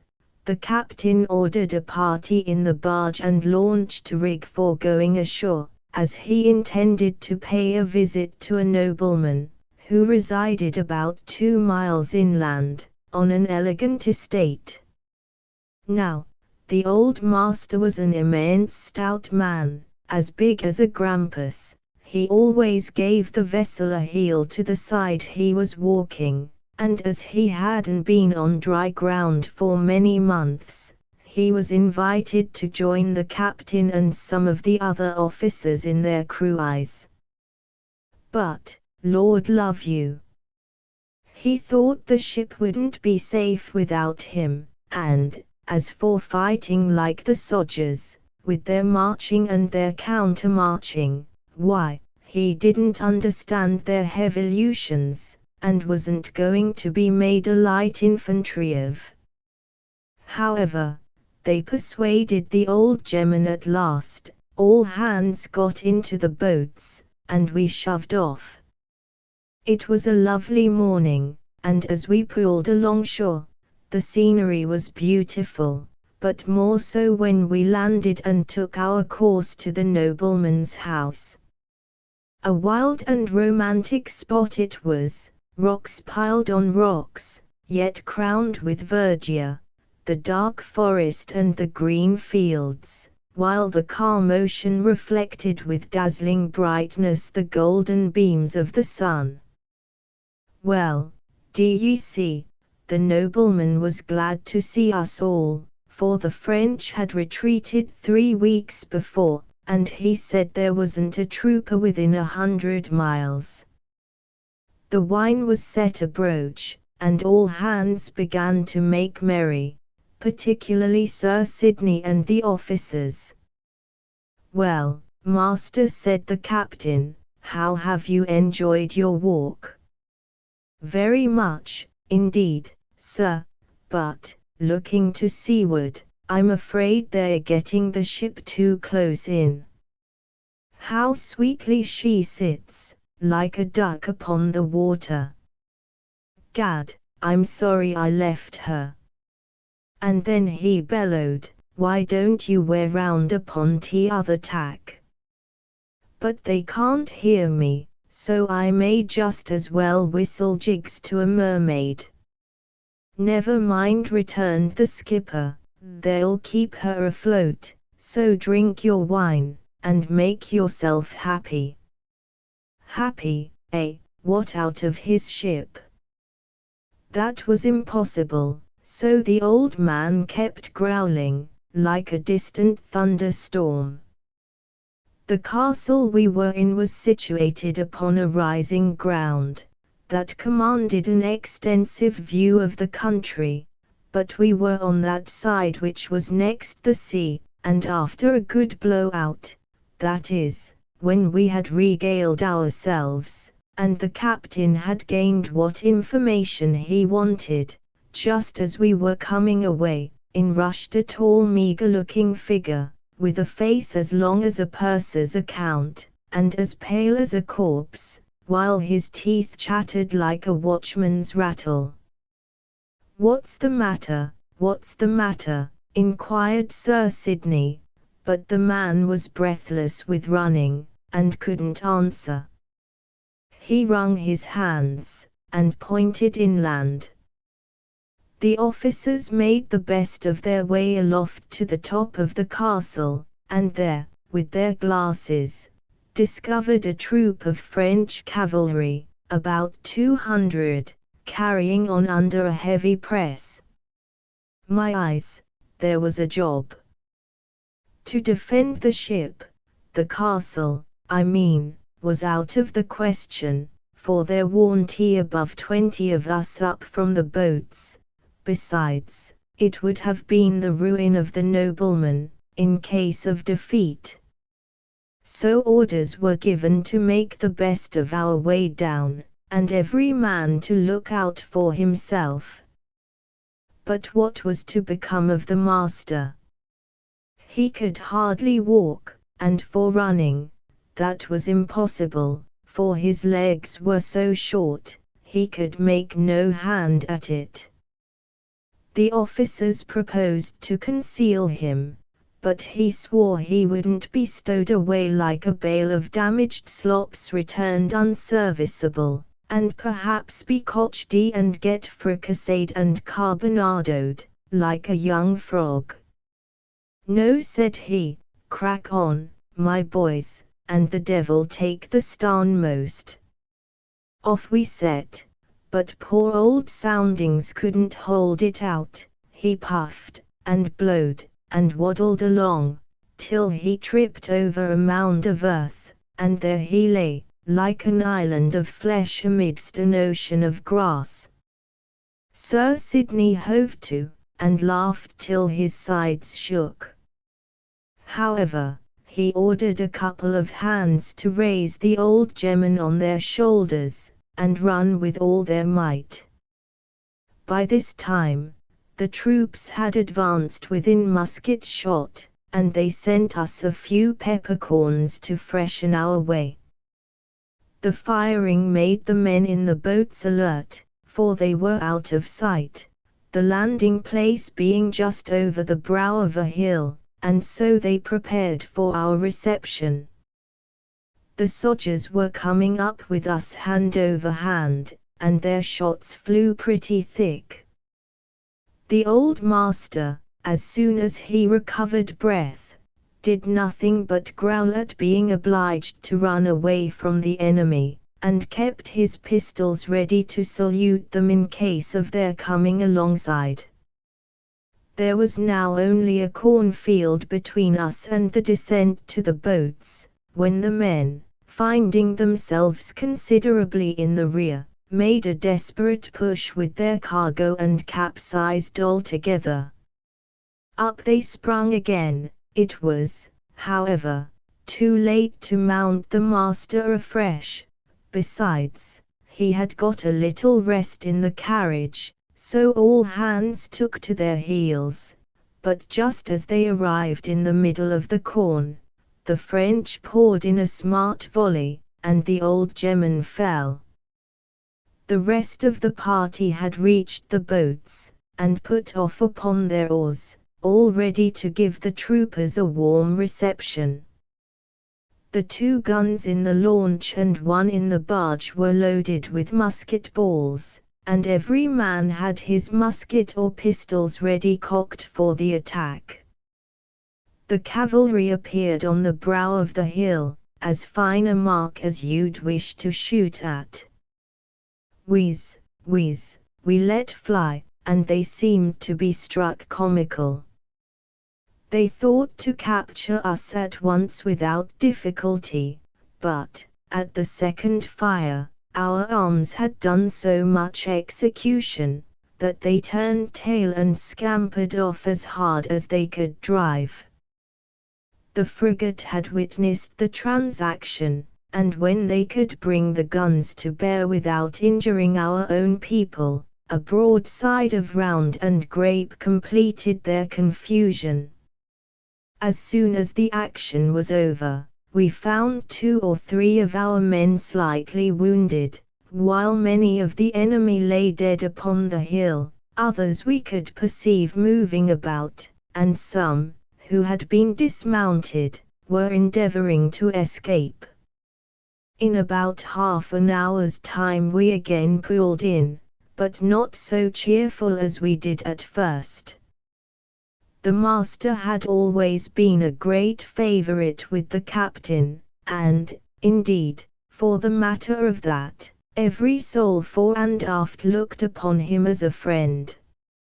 He had come in at the hawse holes, knew the duty of a tar, and was lenient to a seaman's failings.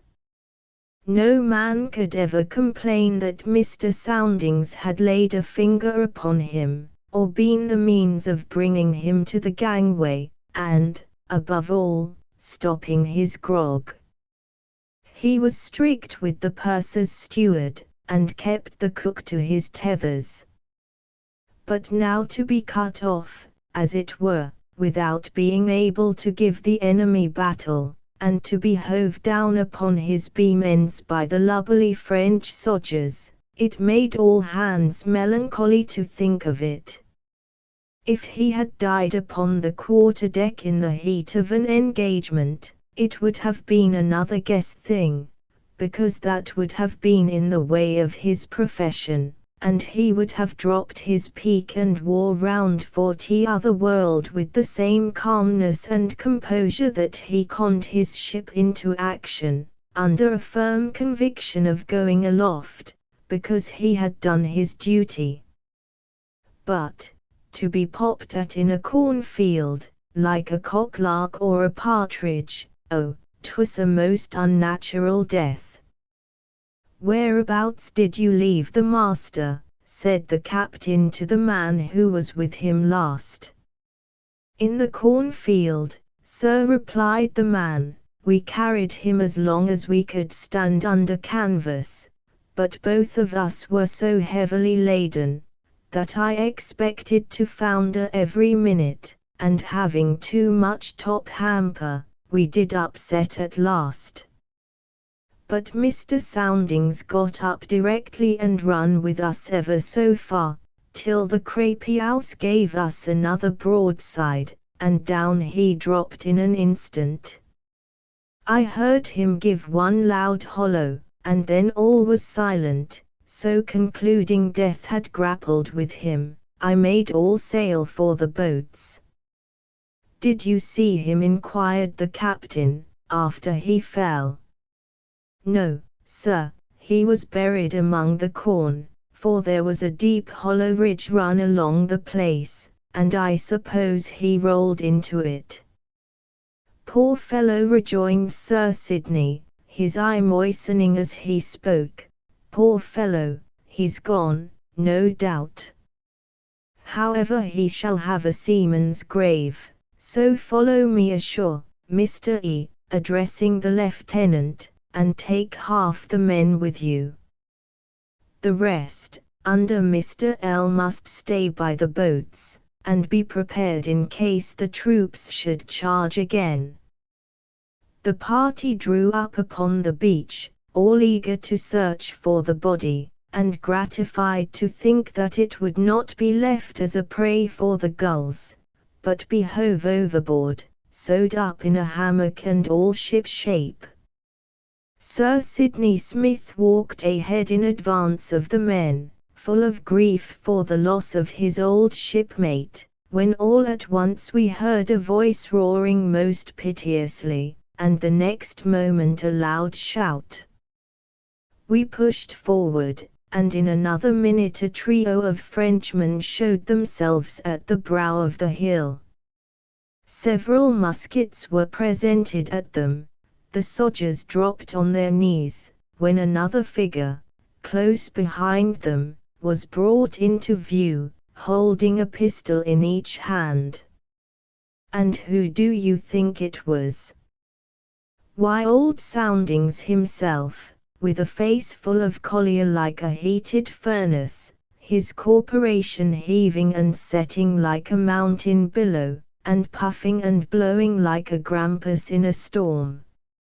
Sir Sidney sprung forward and caught the master's hand, while the rest gathered round and gave 3 hearty cheers for joy. Said the old gemman, laughing, "you're a pack of cowards, to leave a ship in distress. Safety lays in the length of the legs nowadays. Run, fine clean going craft like you, run. And suffer a crazy, weather-beaten, old hulk to battle the watch with a whole fleet. But there, do ye mind, I have taken 3 prisoners, and now lend me a hand down to the boat." The fact was, the old boy had tumbled into a hollow, the troops had passed over him, and some time after their retreat, Finding all quiet, he crawled out, when meeting suddenly with 3 Frenchmen dismounted. He presented his pistols and compelled them to go ahead just as we hove in sight. With light hearts the boats were once more shoved off from the beach, and, notwithstanding the old German boasted highly of his prowess, he swore it should be a long day before he'd trust his precious limbs out of the ship again, to go bush-fighting like a land privateer. "After all," exclaimed the old boatswain's mate, "them there were spirit-stirring times, but the Neapolitans and Italians were scarcely worth fighting for."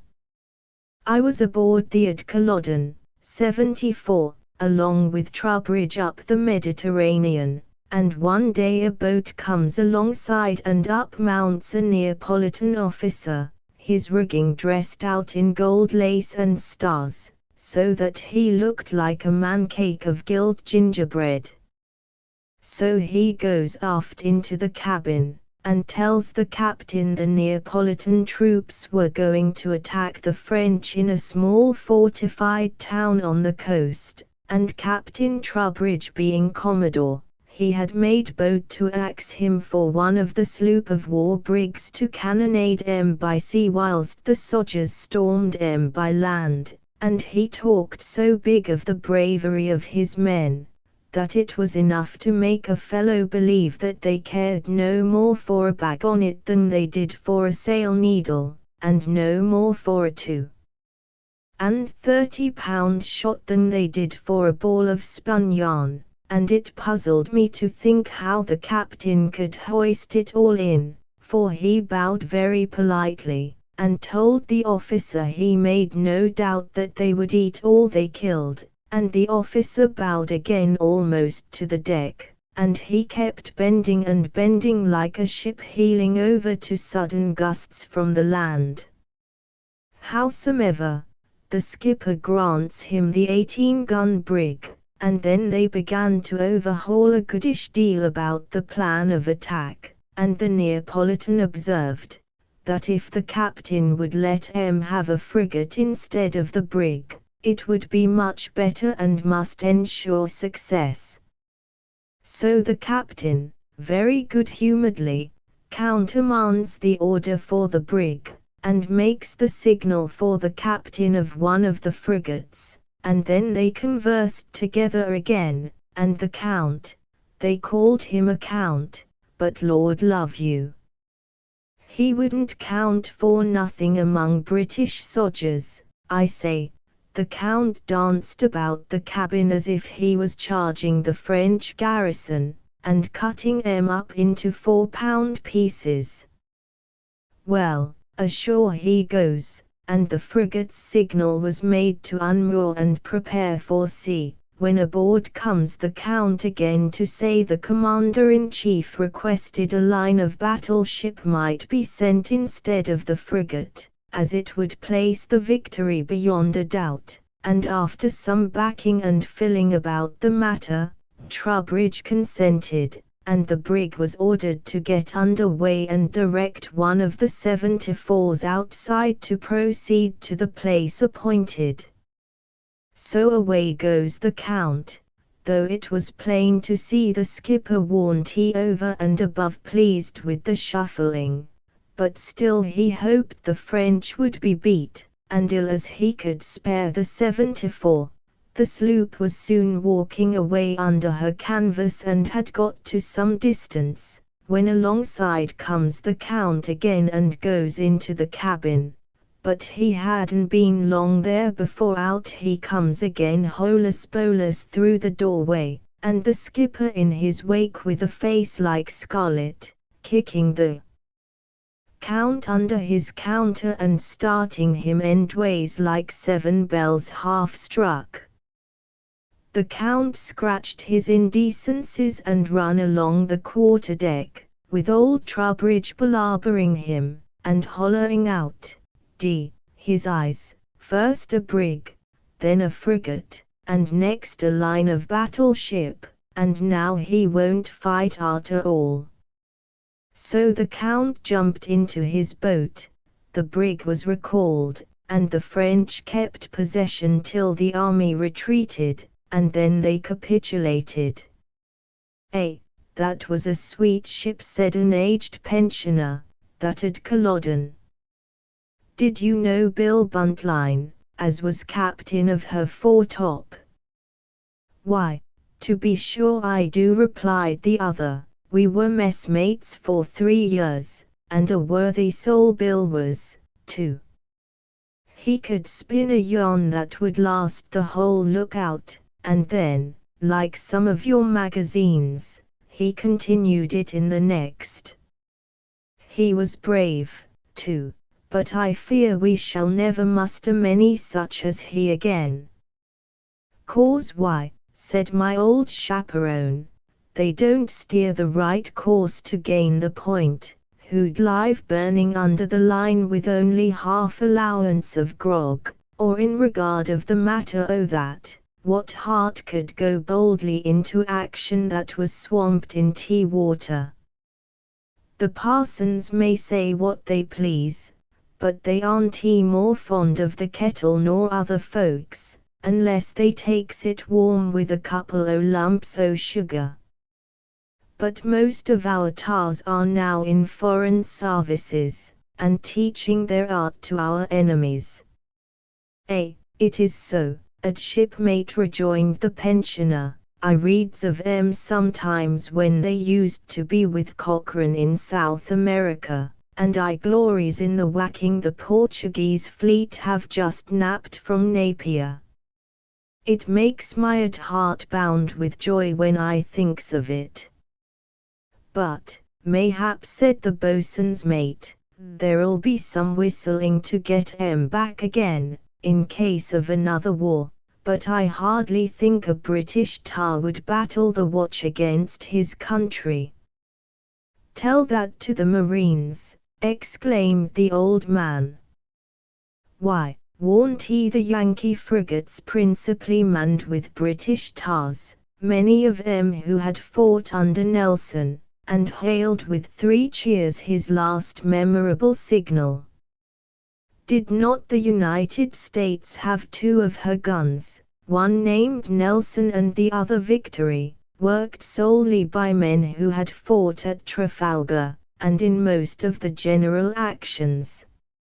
Nay, more, all of them had been bargemen to the undaunted hero, had shared his dangers, and revenged his death.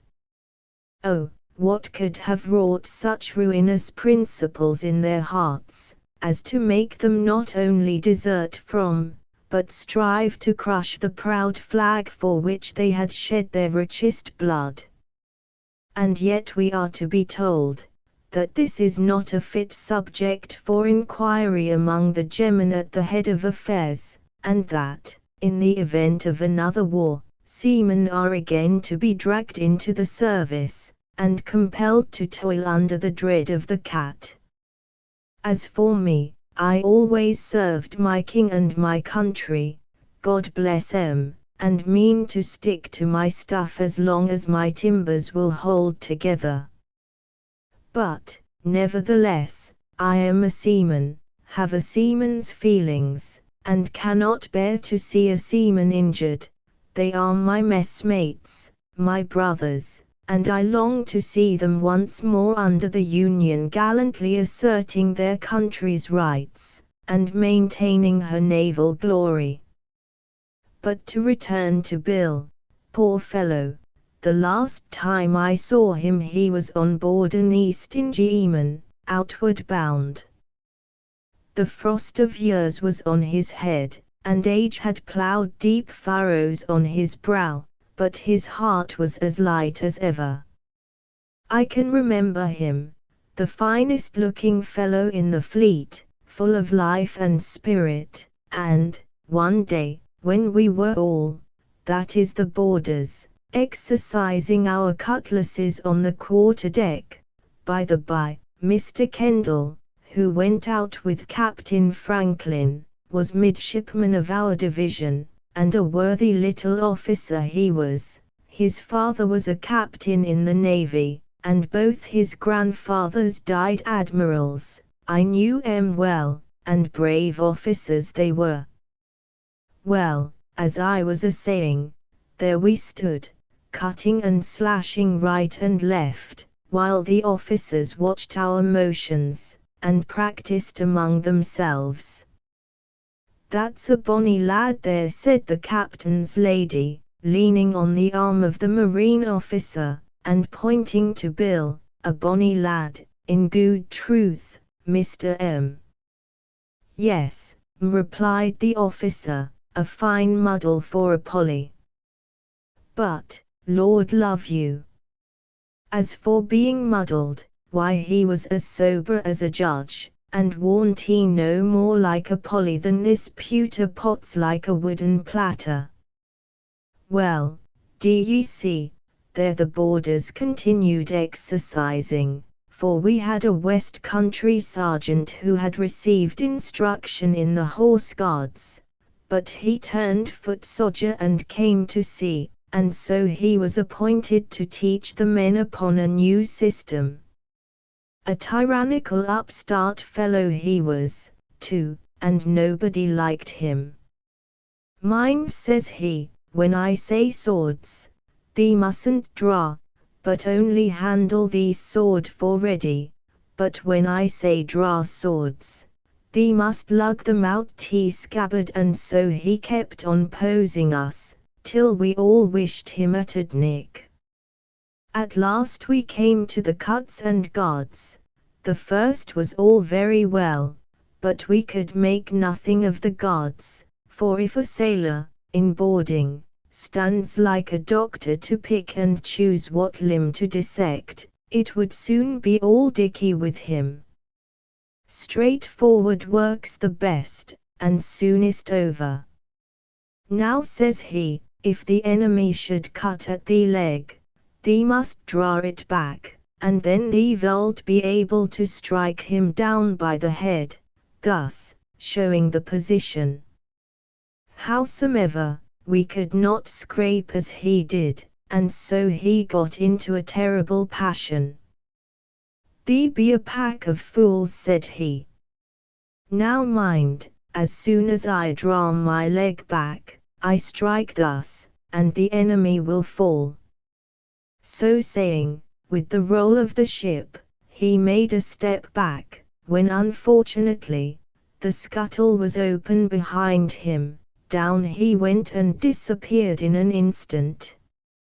"And the enemy will fall," cried Bill, imitating him, while all hands, officers, ladies and all, burst into a roar of laughter.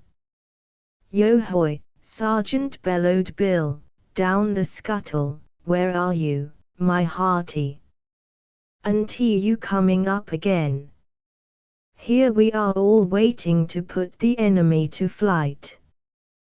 But Mr. Sergeant had had enough of it for that day, and slunk quietly to his berth. I remembers another time, in a 6-30, when we engaged a Spanish frigate, and a heavy one she was too. They had men in their tops with rifles, who seemed only intent to pick out our officers. Well, d'ye see, the two ships swung alongside, and the main yards locked, with the Spaniards just abaft ours. Bill happened to be in the maintop with two others stoppering the shrouds, and every now and then he caught a glimpse of these fellows, laying down to load and firing over the top brim. "My eyes, shipmates, look there," says he, "the cowardly lubbers are bush-fighting. In the rigging, let's go and clap a stopper over all upon them, but, avast, avast, do you two get upon their topsail yard, and when you see me in the top, then come down hand over hand amongst us." Away went Bill with his brace of pistols in his belt, and cartridge box and cutlash by his side, along the main yard, entirely concealed by the folds of the enemy's mainsail, and got unobserved, except by those on deck, close in by the slings.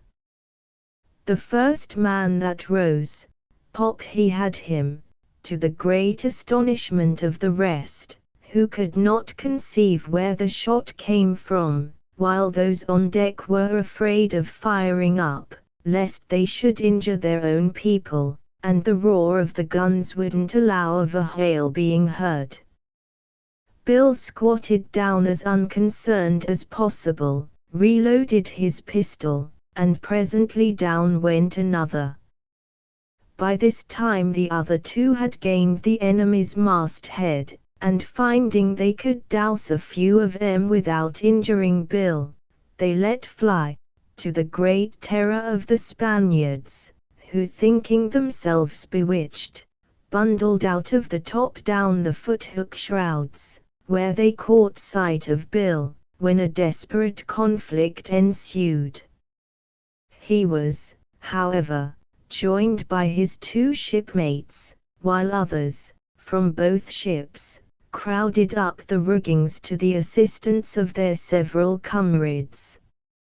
For a few minutes the fight seemed to be transferred aloft, when a shot from one of our main deck guns brought down the enemy's mainmast, and away the combatants came flying down upon deck, where, though severely shaken and bruised in the fall, all that were able still continued the fight.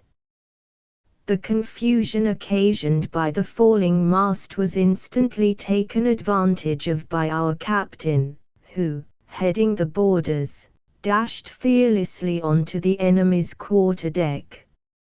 Here he found Bill and his party at close quarters, hammering away like anchor smiths, but the numbers were too many to cope with, and we were compelled to retreat. Just, however, as we had reached the sides of our own frigate, "Where's the captain? Where's the captain?" resounded on all sides. The Spaniards had grappled him, when Bill and his comrades again rushed back, and brought him off in safety. Well, d'ye see, at it we went again like sons of thunder, when shortly after, the ships parted and we played a game at long bowls. The enemy had all picked men, who fought with determined resolution, but the precision of our fire soon thinned their numbers, and orders were again given to prepare to board. "Come here, my man," said the captain to Bill, "you're a brave fellow, and deserve promotion. What shall I get for you?" "Only a glass of grog, your honor, just to drink your honor's health, and success to the day," says Bill. "Well, well," says the captain, "I see your wishes are not unbounded, so go to my steward, and tell him to give you a bottle of rum."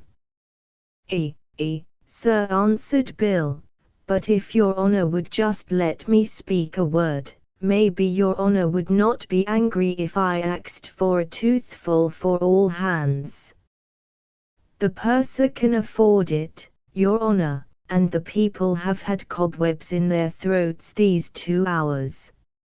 It would give them a little more spirit just before boarding." "I scarce know what to say to it, my man," replies the skipper. "However, send the purser's steward here." The steward came, and a tub of grog was soon mixed upon the main deck, and equally as soon dispatched. All ready was now heard fore and aft, when the helm was put up.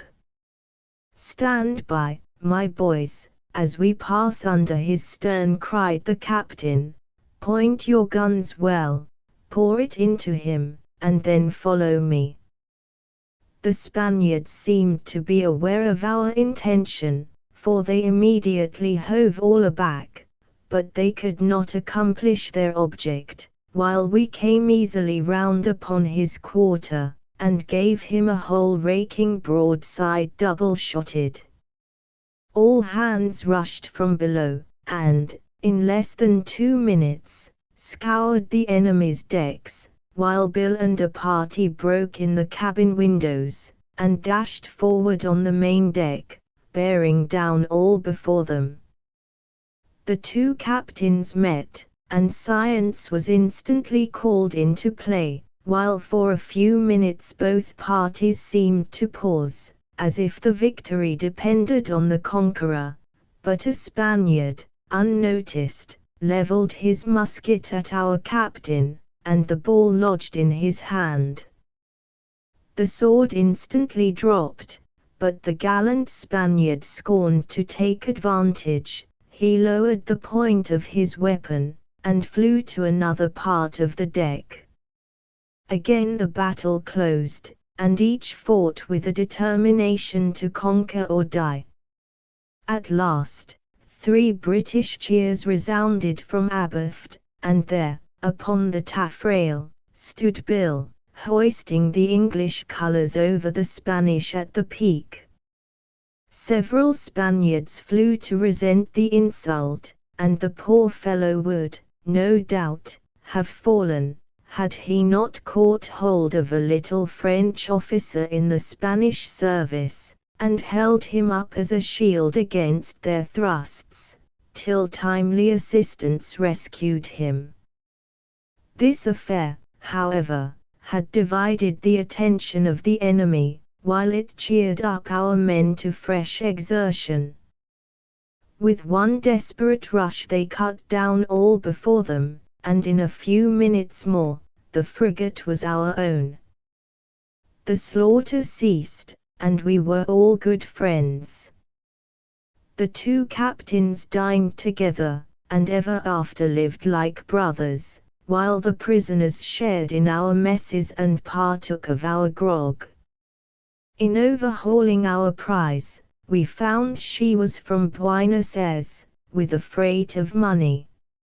So away we went into port with gold candlesticks at each yard arm, and at each masthead, and as long as it lasted, fiddles, girls, coaches, all were in motion, till by dint of hard labour we got rid of it, and then tossed up the anchor for more.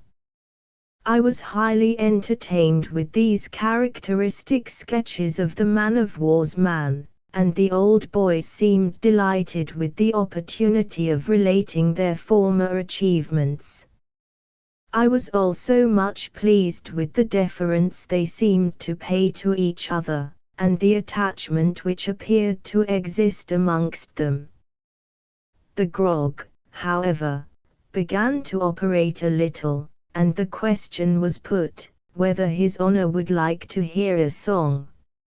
Of course I acceded to anything that was calculated to increase their enjoyments, and one of the younger men of the party, a marine, but blind, gave us the following song, which my old chaperone whispered to me was one of his own making. Ned Splice was a tar as devoid of all fear as swabbed a deck from the spray of a sea. He knew every rope, and could hand, reef, and steer. Bucklaning, why, Lord, 'twas all dicky to he.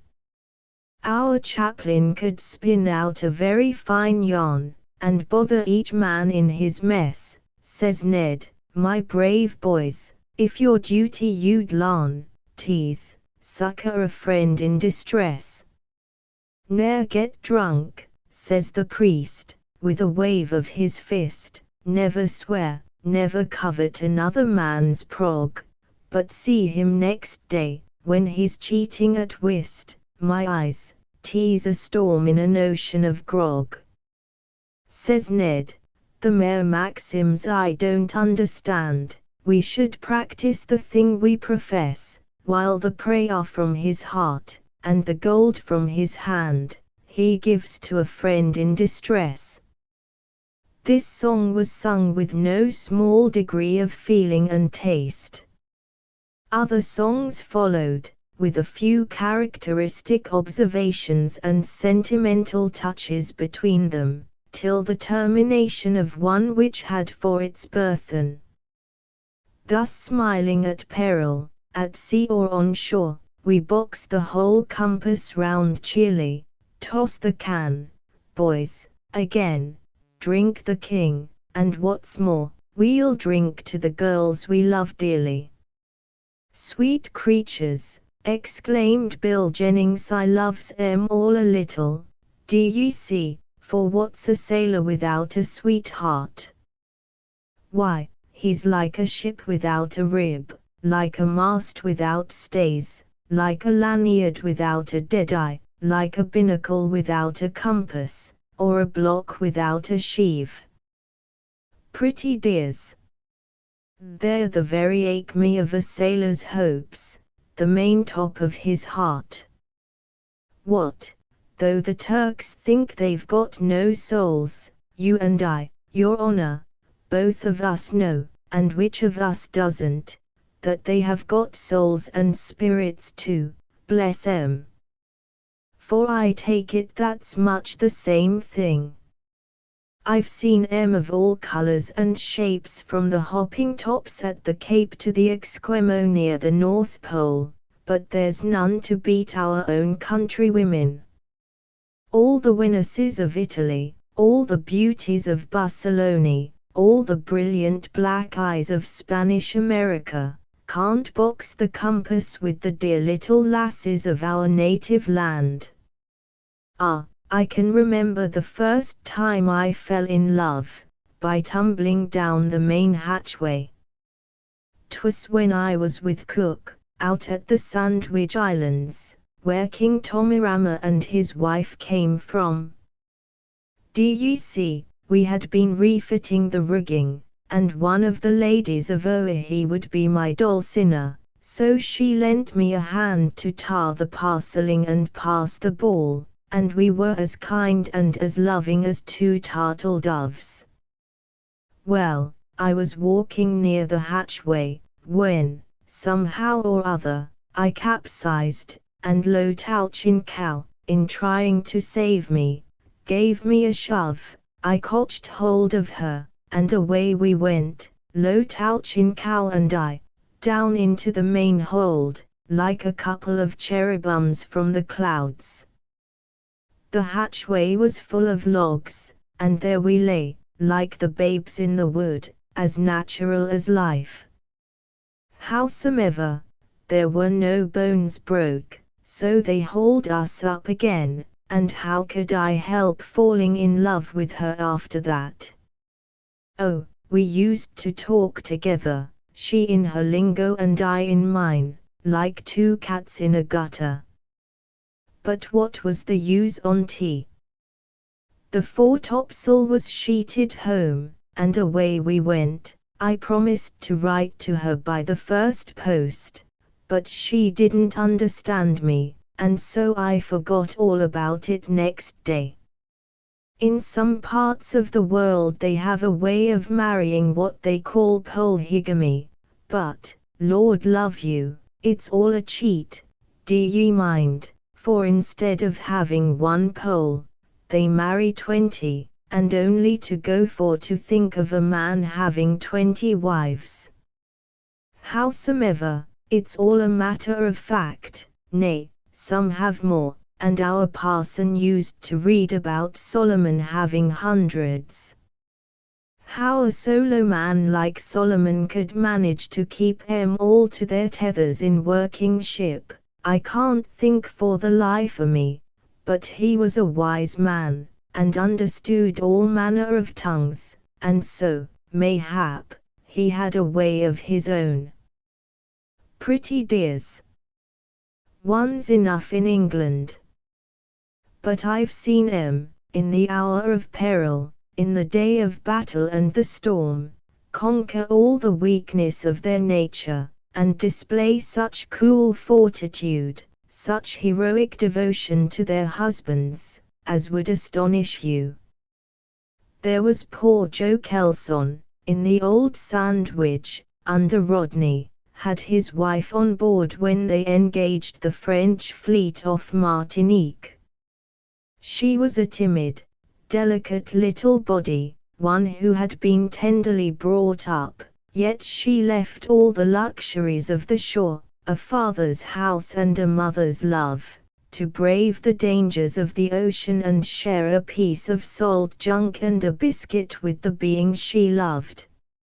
Ah, I can remember her looks the morning of the action, while we stood at breakfast. Her face was pale and her quivering lip and tearful eye told all the anguish of her soul. Joe tried to comfort her, but 'twas useless. He talked of honor and of glory, but what was honor and glory to a fainting spirit? Her heart was overwhelmed, and when she came afterward to his quarters on the lower deck, she could hardly support her trembling frame. It was just about noon, and she brought him a bit of dinner. They sat down upon the gun trucks, but neither of them could eat, and it was a hard task upon poor Joe to preserve his firmness. All hands pitied them, and when they parted for the last time, there was scarce a dry eye at the gun. Well, d'ye see, about half an hour afterwards we began to engage, but there were cowards in the fleet, rank cowards, and the admiral wasn't properly supported, so the old Sandwich bore the brunt of the battle, and hot enough it was, too. Many a poor fellow dropped his peak and bore up, and as is customary, were directly launched out at the port. At last, poor Joe received a mortal wound that stretched him on the deck. We lifted him up in our arms to carry him to the surgeons in the cockpit, but he opened his eyes, tried to speak, then gave one convulsive shudder as the last death pang parted soul and body, and his mortal agonies were over. We stood for the port to give him a sailor's grave, when, just at this moment, his wife appeared close to us. She had suffered all the tortures of suspense, till apprehension and anxiety for her husband's safety overcame every fear, and she stood at our sides. The body was half out, and perhaps she would not have recognized it but for her own handkerchief, which she had tied round his neck. We all looked at each other, and then at her, undetermined what to do.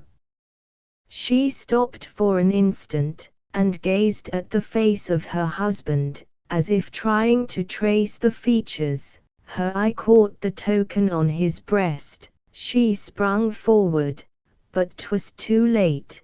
The body of poor Joe was already in the ocean wave.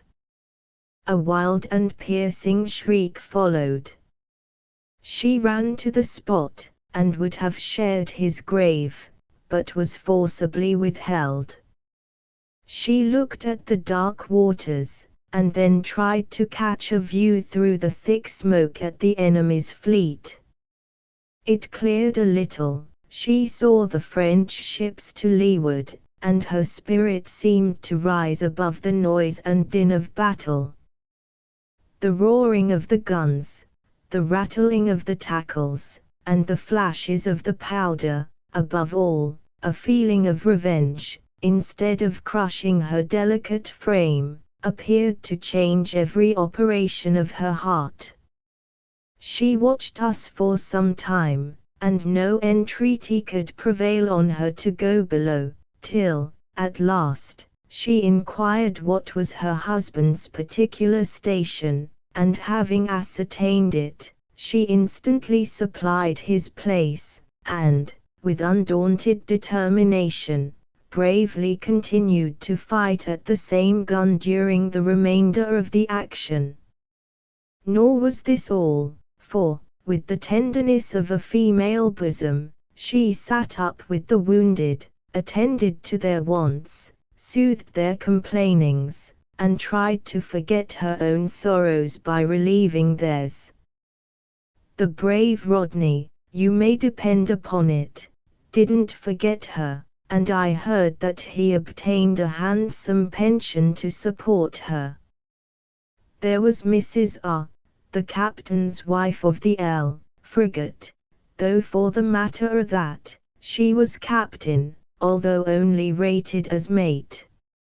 That was an Irish ship, captain Irish, officers Irish, men Irish. The ship's name ought to have been Pat. She dearly loved her lads, her boys, as she called them, particularly Mr. O'Shaughnessy, the first lieutenant, though the midshipmen knew pretty well how to get the weather gauge of her, especially when their case was in a pitiable condition, showing a beggarly account of empty bottles. She was a lady, every inch of her, and used to come round the mess deck morning, noon, and night, to see that all hands were comfortable and happy. If anybody wanted liberty, it was only spinning a yarn to the petticoat captain, and they had it directly. Well, d'ye see, we had orders to sail, and so, to the great grief of all hands, Mrs. R. was obliged to leave us, with a heavy heart and a sorrowful countenance. But never mind, boys, says she, maybe you'll come back some day, and then, oh, goodbye to you, my boys, and stand by your captain to the last, like Erin's own sons. Remember, Irishmen must never lose their laurel. And so we gave her 3 cheers as she went over the side. Well, after several months' absence on a long cruise, we once more reached Spithead, and in a day or two a pretty little yacht came working in from St. Helens to the anchorage. The officers got their glasses, and word was soon passed that our friend Mrs. R. was on board of her. All hands crowded on deck, not an officer or man remained below. The captain took his station on the quarter-deck abaft. The officers, especially the midshipmen, were more in advance, while at the gangway stood the old master-at-arms, Michael Malone. Midge was a perfect original, neither sailor nor sodger, but a strict disciplinarian, as all the boys in the ship could testify. He was, in fact, the very quintessence of an Irishman. On 9 hairs of his head was stuck a little trencher-like hat, with a roof not much bigger than half a crown. Behind projected a tailpiece that would have puzzled Hogarth. It was about 9 inches long, and stretched out from the neck in a horizontal direction, like a tiller shipped the wrong way. His jacket was of a sandy grey russet, embellished with ornamental designs of all colors and shapes. Huge pockets, well filled with rolls of paper, were prominent features. His trousers, barring the breeches, well patched with corduroy, and his legs were sometimes cased in leather, that had formerly been a pair of military boots, but now, by continual cobbling, had lost their primitive shape and looked like a couple of fire buckets. His countenance was open, for he had a marvelous mouth, that stretched as wide as a turnpike gate, and his nose hung dangling down, as if to see that nothing passed through without paying toll. But for his eyes, he had a pair of odd ones, that gave you the most agreeable squint in the world, and made him see 2 ways at once.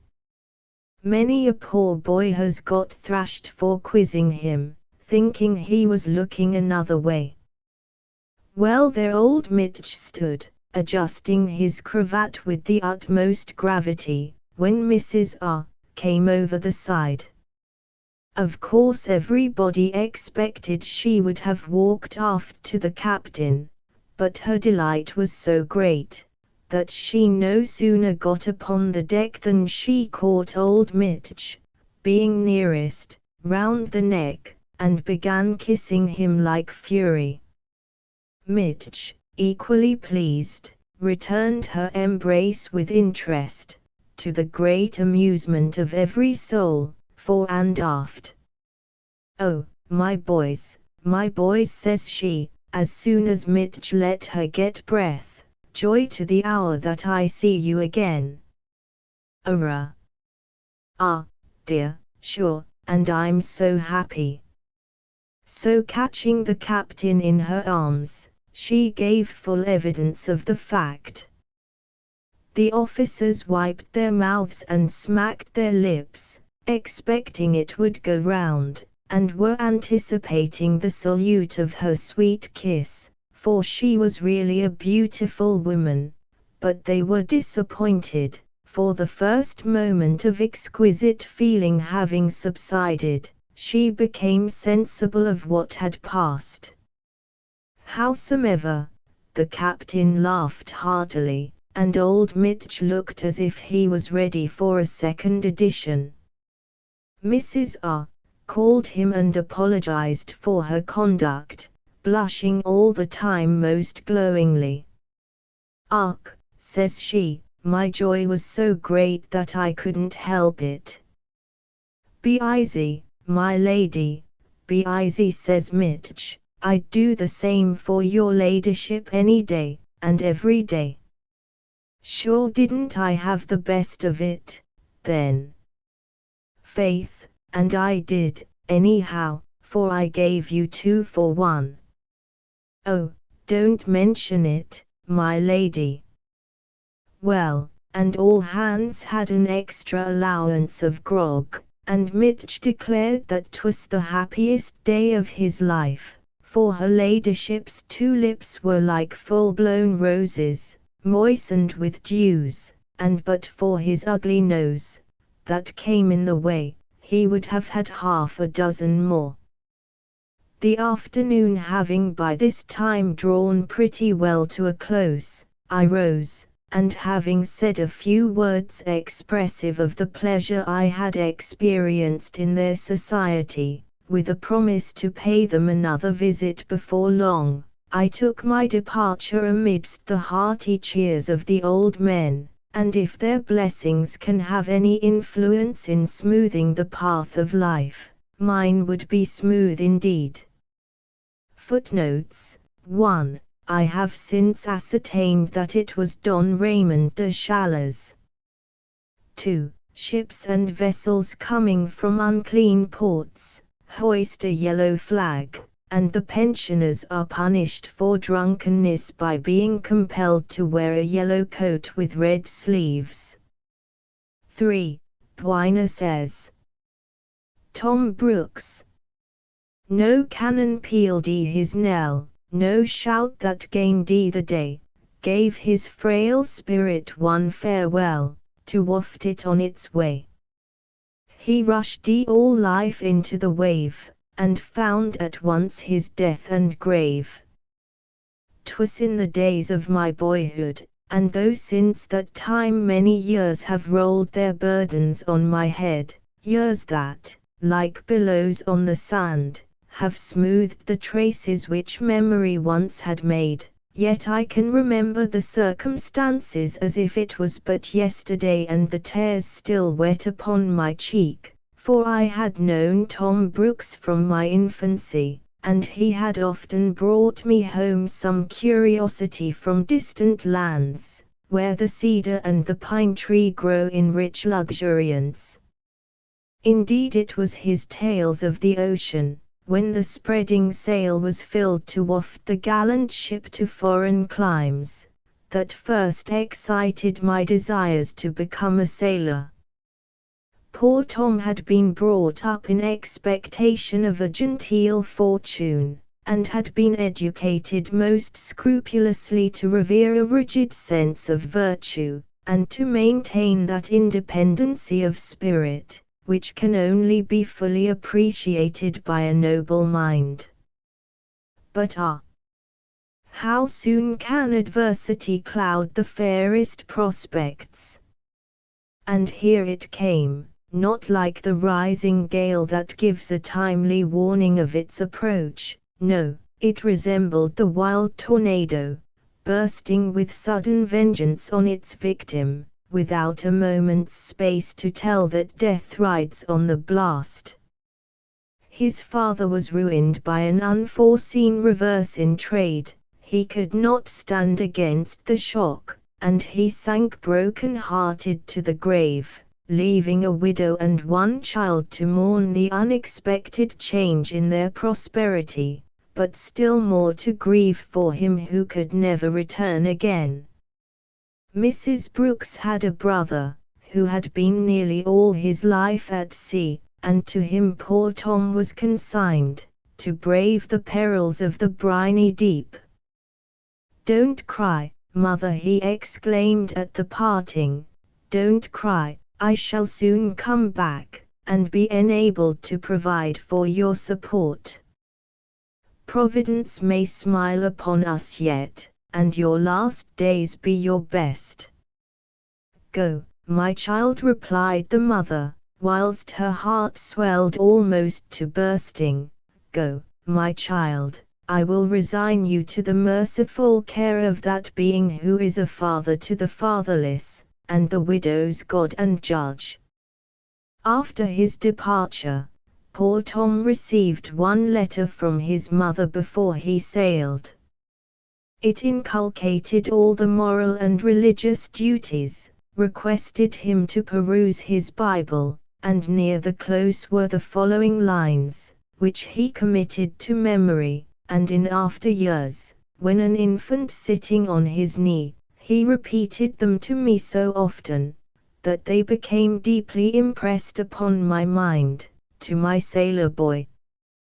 When sailing on the ocean, in foreign climes you roam, oh, think with fond emotion, upon your distant home, and never strive to smother, but treasure up with joy, remembrance of a mother, who loves her sailor boy.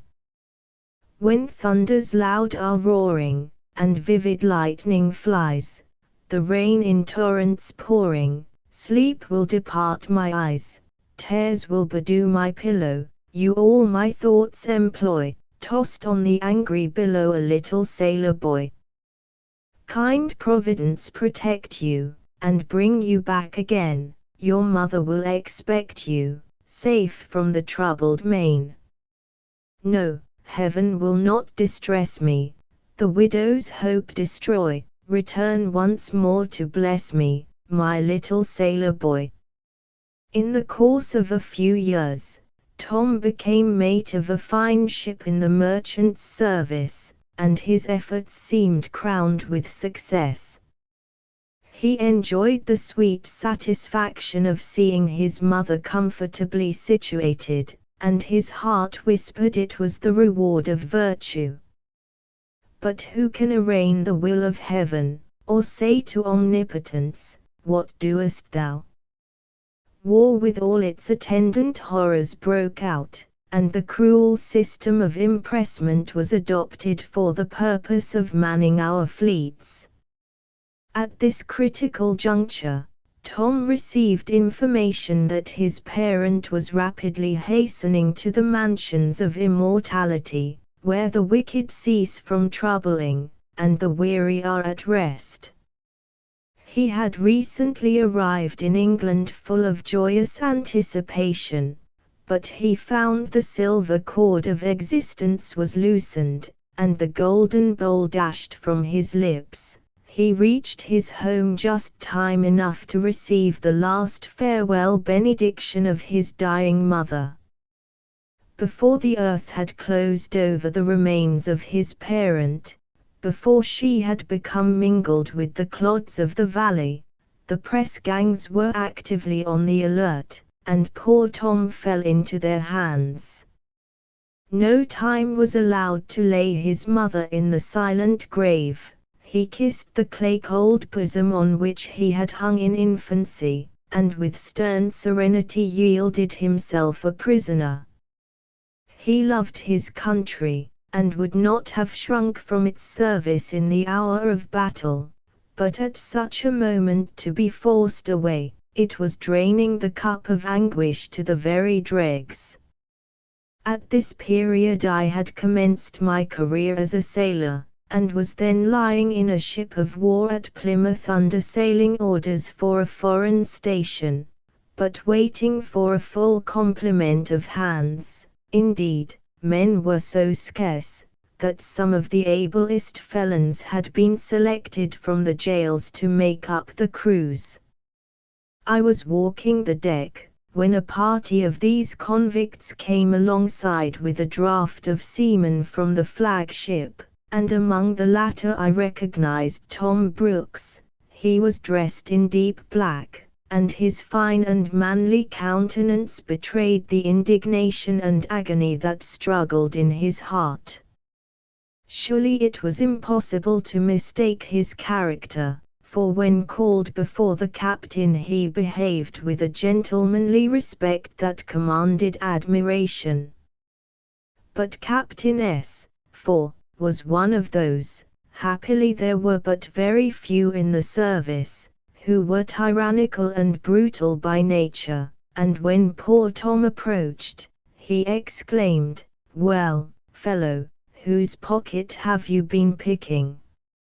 Surely this might have been spared, for Tom's countenance was an index to an honest and an upright mind, his attire was most respectable, and every action bespoke the experienced seaman.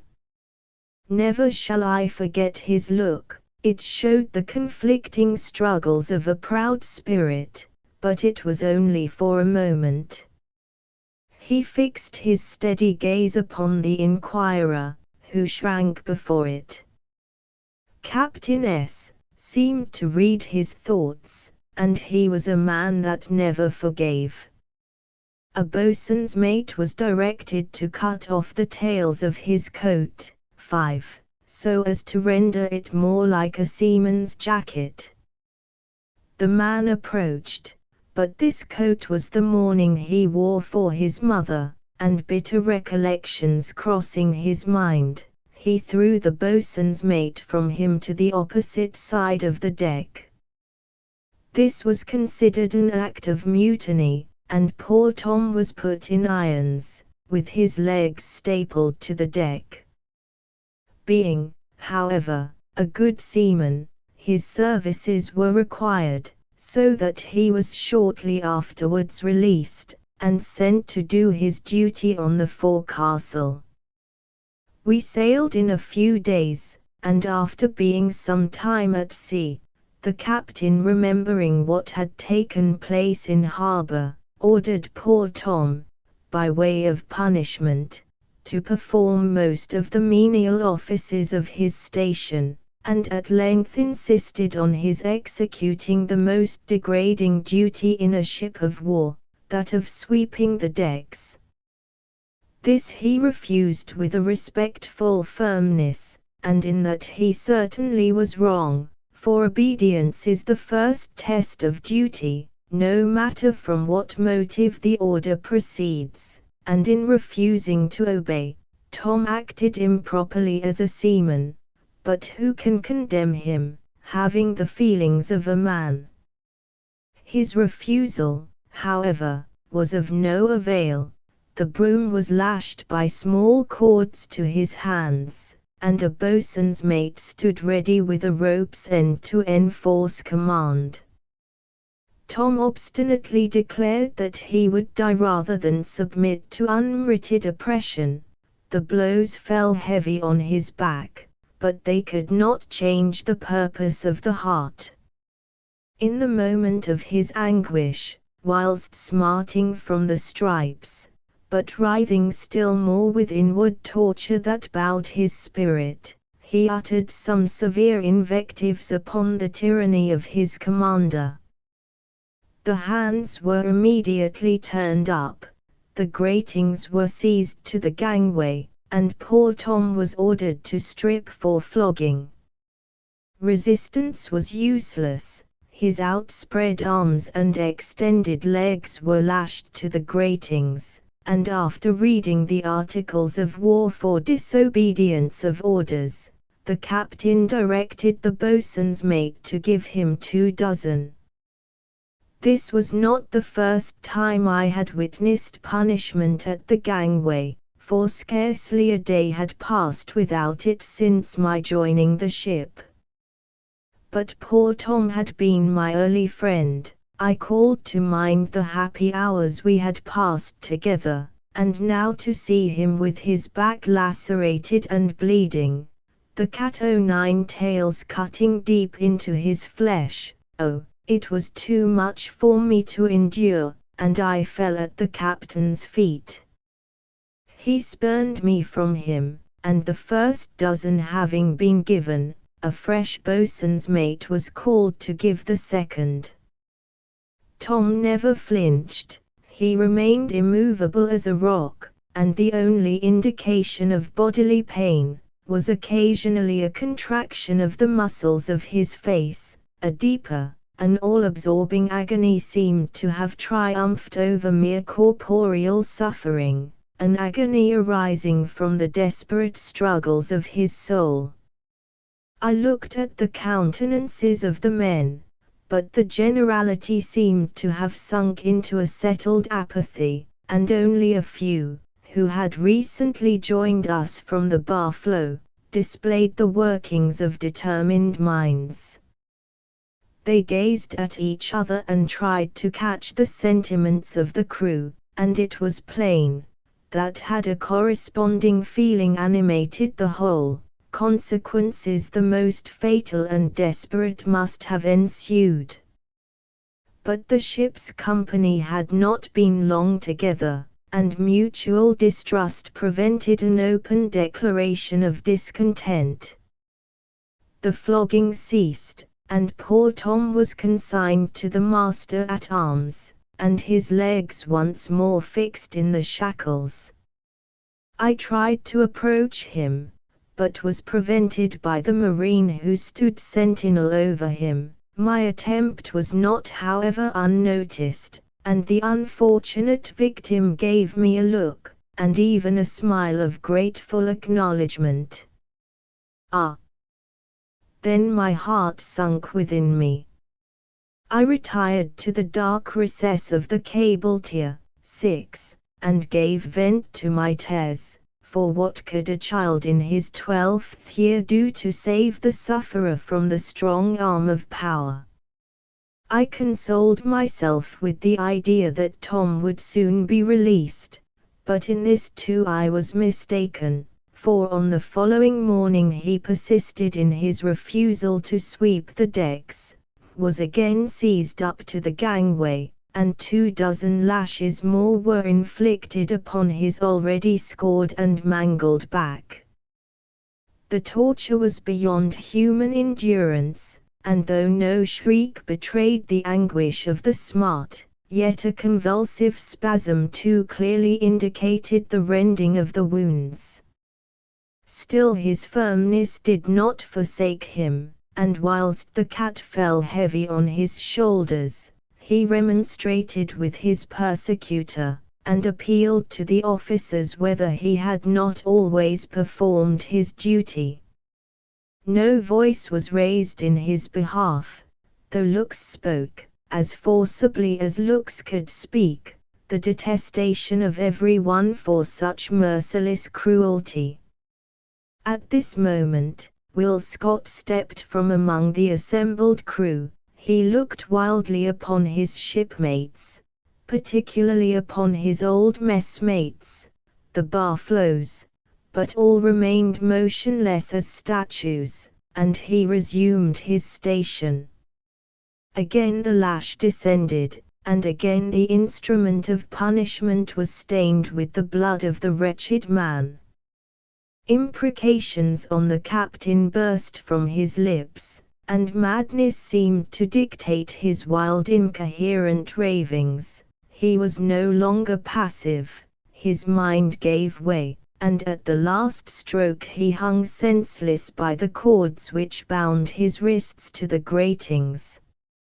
He was cast loose, and on his reviving, was again shackled in the irons, with the promise of a renewal of punishment on the morrow if he still disobeyed. In fact, the captain found his authority was at stake. He saw that he had excited disaffection. He knew that the principal portion of his crew, many of them desperate characters, were not to be trusted, and the very men on whom he placed reliance, the Barflows, were disgusted with his treatment. To have receded, he considered, would have been an acknowledgment of error, and one triumph of the people would have been the prelude to more humiliating concessions.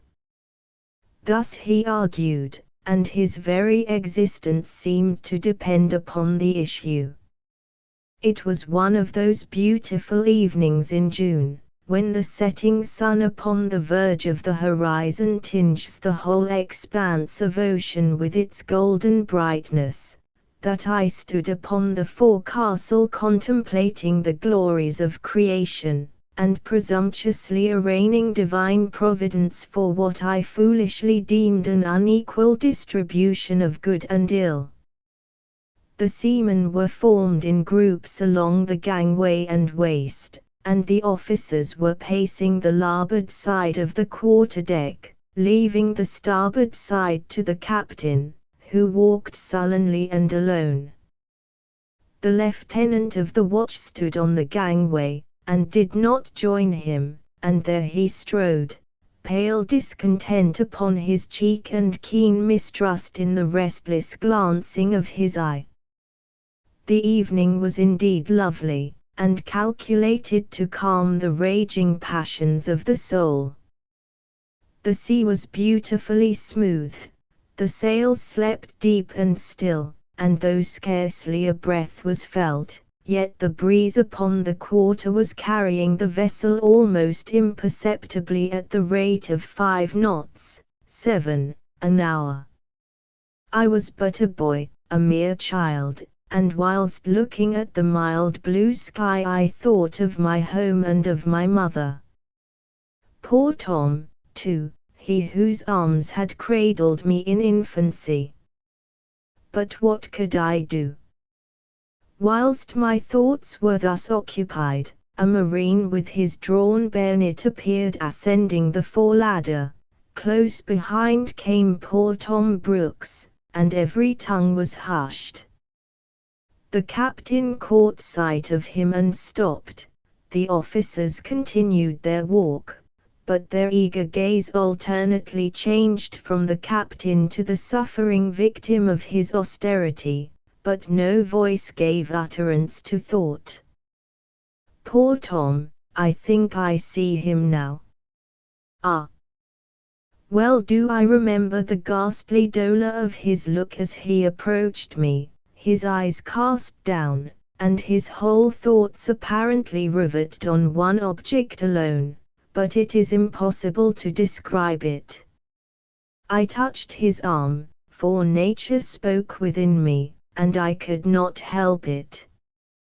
He paused for one moment, and a roseate flush suffused his cheeks. He seized my hand, and I felt that his was burning.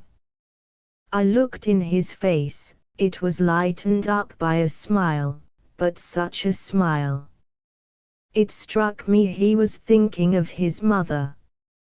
Henry, he said, whilst grasping my hand, Henry, your parents. Do me justice, I ask no more. He drew his hand away, passed it over my face as he was wont to do when I was an infant, and as his features contracted with a long convulsive sob he added, Henry, your mother. Be good, be kind, be dutiful, and turning round, he walked forward to the bows. 8. I felt as if something was strangling me, my blood rushed to my head, and a dread of I knew not what sickened my very soul. A death-like stupor pervaded my faculties, but I was aroused from this state by the voice of the marine shouting, "A man overboard! A man overboard!" The truth flashed upon my mind, and as the ship rounded to, for the helm was instantly put down, I ran to the lee cat head, 9, and saw the dark body as it sank in the gurgling eddy which the plunge had made. Yes, it was Tom Brooks, and he never rose again. Some heavy shot were missing from the place where he had been confined, and these he had no doubt concealed about his person to facilitate the work of destruction. Poor Tom, the waters closed above his head, and who can read his doom? May my young readers learn, from his untimely end, to temper judgment with mercy, and if power should ever be placed in their hands, to receive it as a sacred deposit for which they must render an account.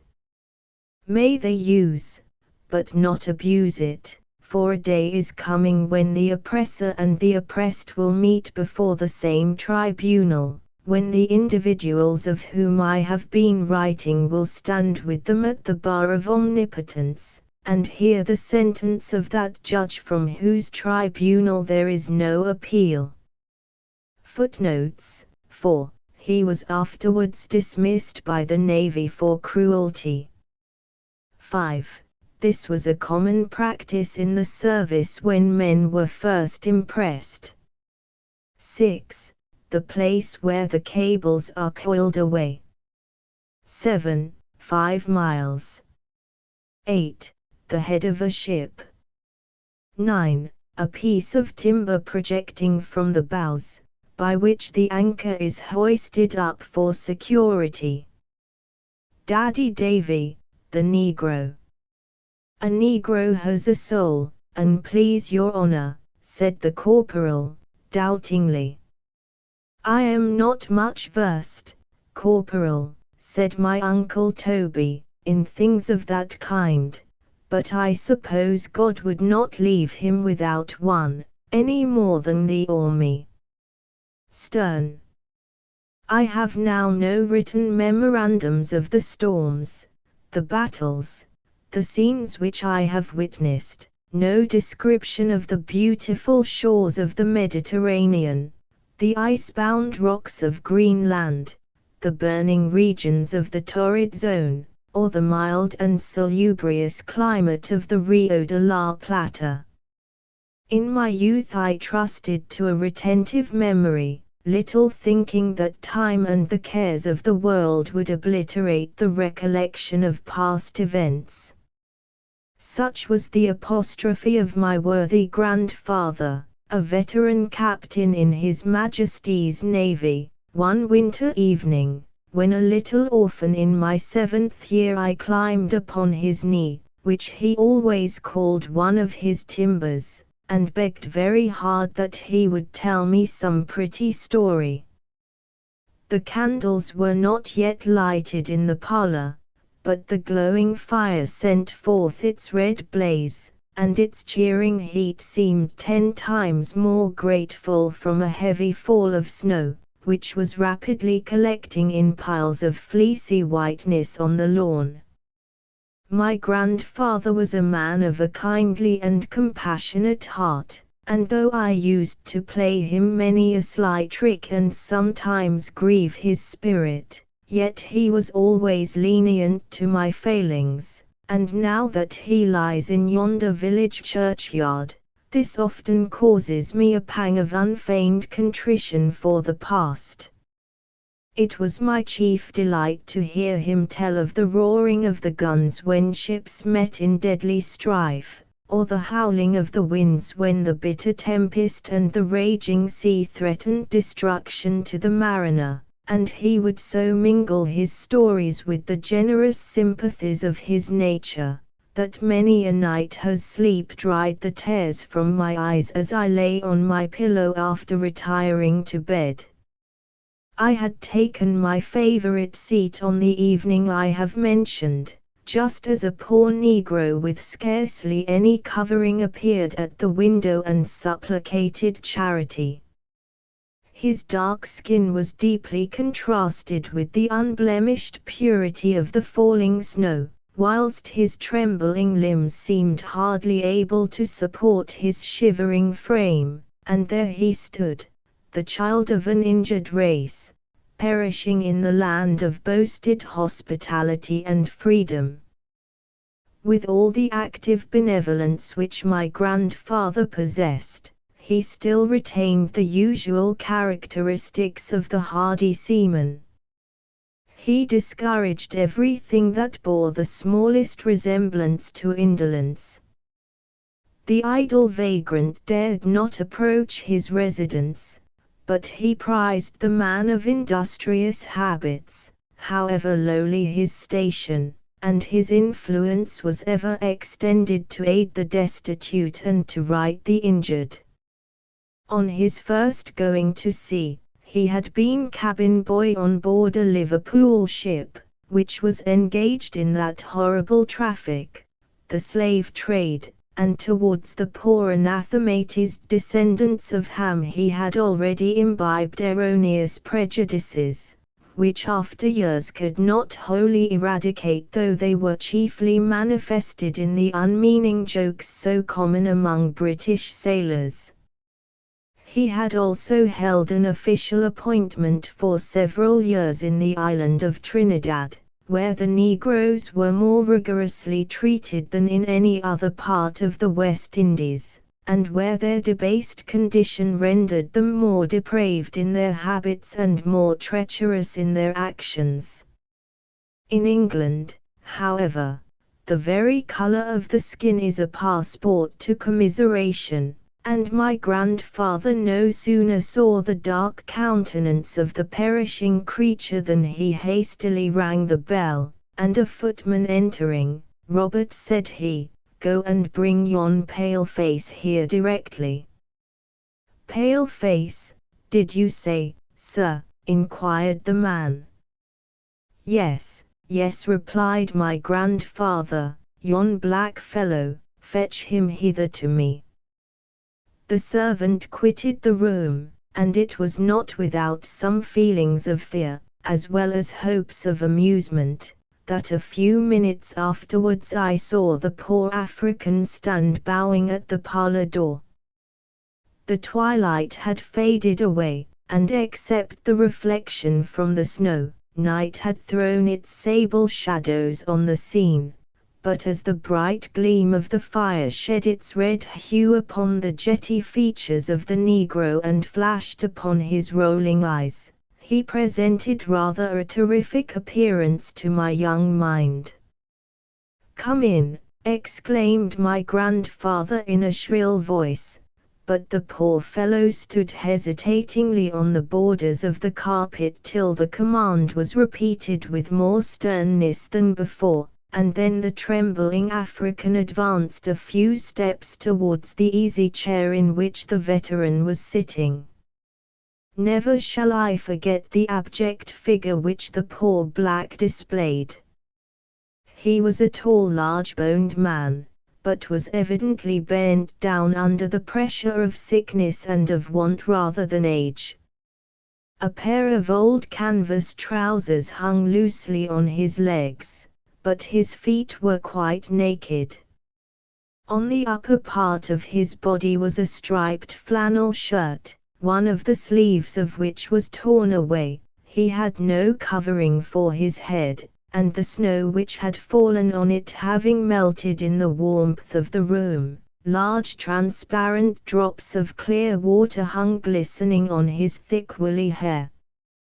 His look was inclined downwards, as if fearful of meeting the stern gaze of my grandfather, who scanned him with the most minute attention not unmingled with agitation. Every joint of the poor fellow's limbs shook as if struck with ague, and the cold seemed to have contracted his sinews, for he crouched his body together, as if to shrink from the keen blast. Tears were trickling down his cheeks, and his spirit seemed bowed to the earth by distress. "Don't stand showing your ivories." 10. "There," said my grandfather, "but tell me, sir, what brought you to England, and what you mean by strolling about the country here as a beggar?" "I have a great mind to order you to be put in the stocks." "Ah, massa," replied the negro, "Buckra, 11, neber hab stocks for nigger man in dis country, yet nigger man die, if massa neber give him something for fill hungry belly." Whilst he was speaking, my grandfather was restless and impatient. He removed me from his knee and looked with more intense eagerness at the black, who never raised his head. "But we have beggars enough of our own nation," said the veteran, "without having a swarm of black beetles to eat up the produce of our industry." "Massa speak for true," replied the African meekly. "Distress lib everywhere, come like race horse, but go away softly, softly." Again my grandfather scanned the dark features of the negro, and showed signs of agitation in his own. "Softly, softly," said he, imitating the black, "that's just your negro cant. I know the whole gang of you, but you are not going to deceive me." "Why, sirrah? I know you would sacrifice me and all I am worth for a bunch of plantains." 12. "Massa hab eat de plantains den," responded the black, "and yet massa tick hard of poor nigger who work for make em grow. Goramighty send rain, Goramighty send sun, but Goramighty send poor nigger too." "Well, well," said my grandfather, softening his voice to its accustomed tone of mildness, "the Omnipotent is no respecter of colors, and we must not let you be put in the stocks till the morning. Daddy winking sad smiley 13, so Robert, tell the cook to get some warm broth for this shivering piece of ebony, and bid her bear a hand about it." "Goramighty for a burr bless massa," exclaimed the negro, and his countenance underwent an instantaneous change, as he listened to the order, and keenly directed his eye towards the person who had issued it. But my grandfather had turned his head towards me, so that his face was concealed from the grateful black. "So, I suppose you are some runaway slave," said my grandfather harshly. "No, massa," rejoined the African, more assured, "no massa, me neber run away, I free man. Good Buckra gib freedom, but den I lose kind massa, and, replied my grandfather, interrupting him. "I think you said something about Plantation Joseph, in Trinidad." "KY," responded the negro as his eyes were bent upon his interrogator, who again concealed his face. "De Buckra sabi, knows, ibating, him like angel of light for know de secret of de heart." "Come nearer the fire, Daddy Davy," said my grandfather, as he extended his hand to the poker and bent down his body to stir the burning coals. Never shall I forget the look of the African. Joy, wonder, and admiration were pictured on his countenance as he exclaimed, whilst advancing forward, "De Buckra know my name too." "How dis?" My grandfather, having rekindled a bright flame that illuminated the whole room, turned his face carelessly towards the black, but no sooner had the poor fellow caught sight of his features, than throwing himself at his feet, he clasped the old man's knees, exclaiming, "My own massa, what for you give Davy him life, what for you give Davy him freedom, and now de poor nigger die for want. But no, checking himself, neber see de day for go dead, now me find my massa. Confound the cold, said my grandfather, thrusting his thumb and forefinger to his eyes, how it makes one's eyes run. William, my boy, turning to me, fetch that pocket handkerchief off the sofa. I immediately obeyed, and felt as if the cold had affected me too, for I employed my grandfather's handkerchief 2 or 3 times to wipe the trickling drops from my face, before I delivered it into his hands. At this moment the footman opened the door to say that the broth was ready, but stood transfixed with amazement at seeing the half-naked black at his master's feet. "Go, Davy," said my grandfather, "go, and get some food, and Robert, tell the cook to have a warm bath ready, and the housemaid must run a pan of coals over the little bed in the blue room, and put some extra blankets on.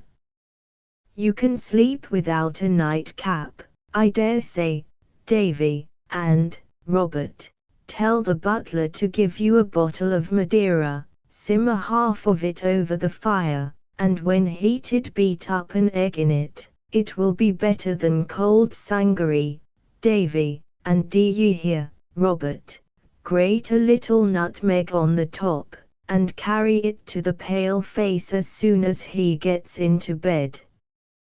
There, go along, Davy, go along," and the gratified negro left the room with unfeigned ejaculations of "Goramighty for a burr bless kind massa." As soon as the door was closed, and I was once more seated on my grandfather's knee, he commenced his usual practice of holding converse with himself. "What can have brought him here?" said he. "I gave him his freedom and a piece of land to cultivate. There was a pretty hut upon it, too, with a double row of cocoanut trees in front, and a garden of plantains behind, and a nice plot of guinea grass for a cow, and another of buckwheat. What has become of it all, I wonder? Bless me, how time flies! It seems but the other day that I saved the fellow from a couple of bullets, and he repaid the debt by rescuing my Betsy. Ah, poor dear! She was your mother, William, and he snatched her from a dreadful and terrific fate. How these things crowd upon my mind! The earthquake shook every building to its foundation. The ground yawned in horrible deformity, and your poor mother, we can see her gravestone from the drawing-room window, you know, for she died since we have been here, and left her old father's heart a dreary blank. Yet not so, either, my child, pressing me to his breast and laying his hoary head on mine, not so, either, for she bequeathed you to my guardian care, and you are now the solace of my grey hairs. But the earthquake, Grandpapa, said I, the earthquake.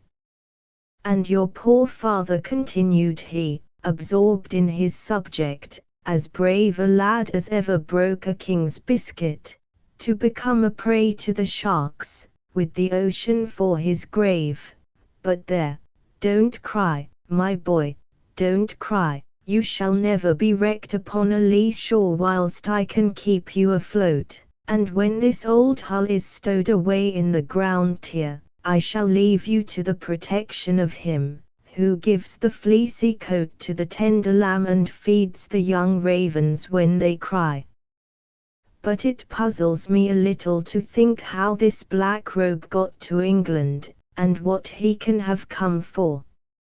He was a faithful servant, that Davy, and I picked him up in a strange way too, a very strange way, for in another half-hour he would have been food for the fishes.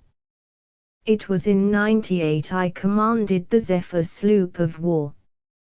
We were cruising off the River Plate, when a schooner hove in sight and showed American colors, so I bore up to speak to her, and just as we got within hail we heard the report of firearms, and saw a Negro fall from the schooner's side into the water.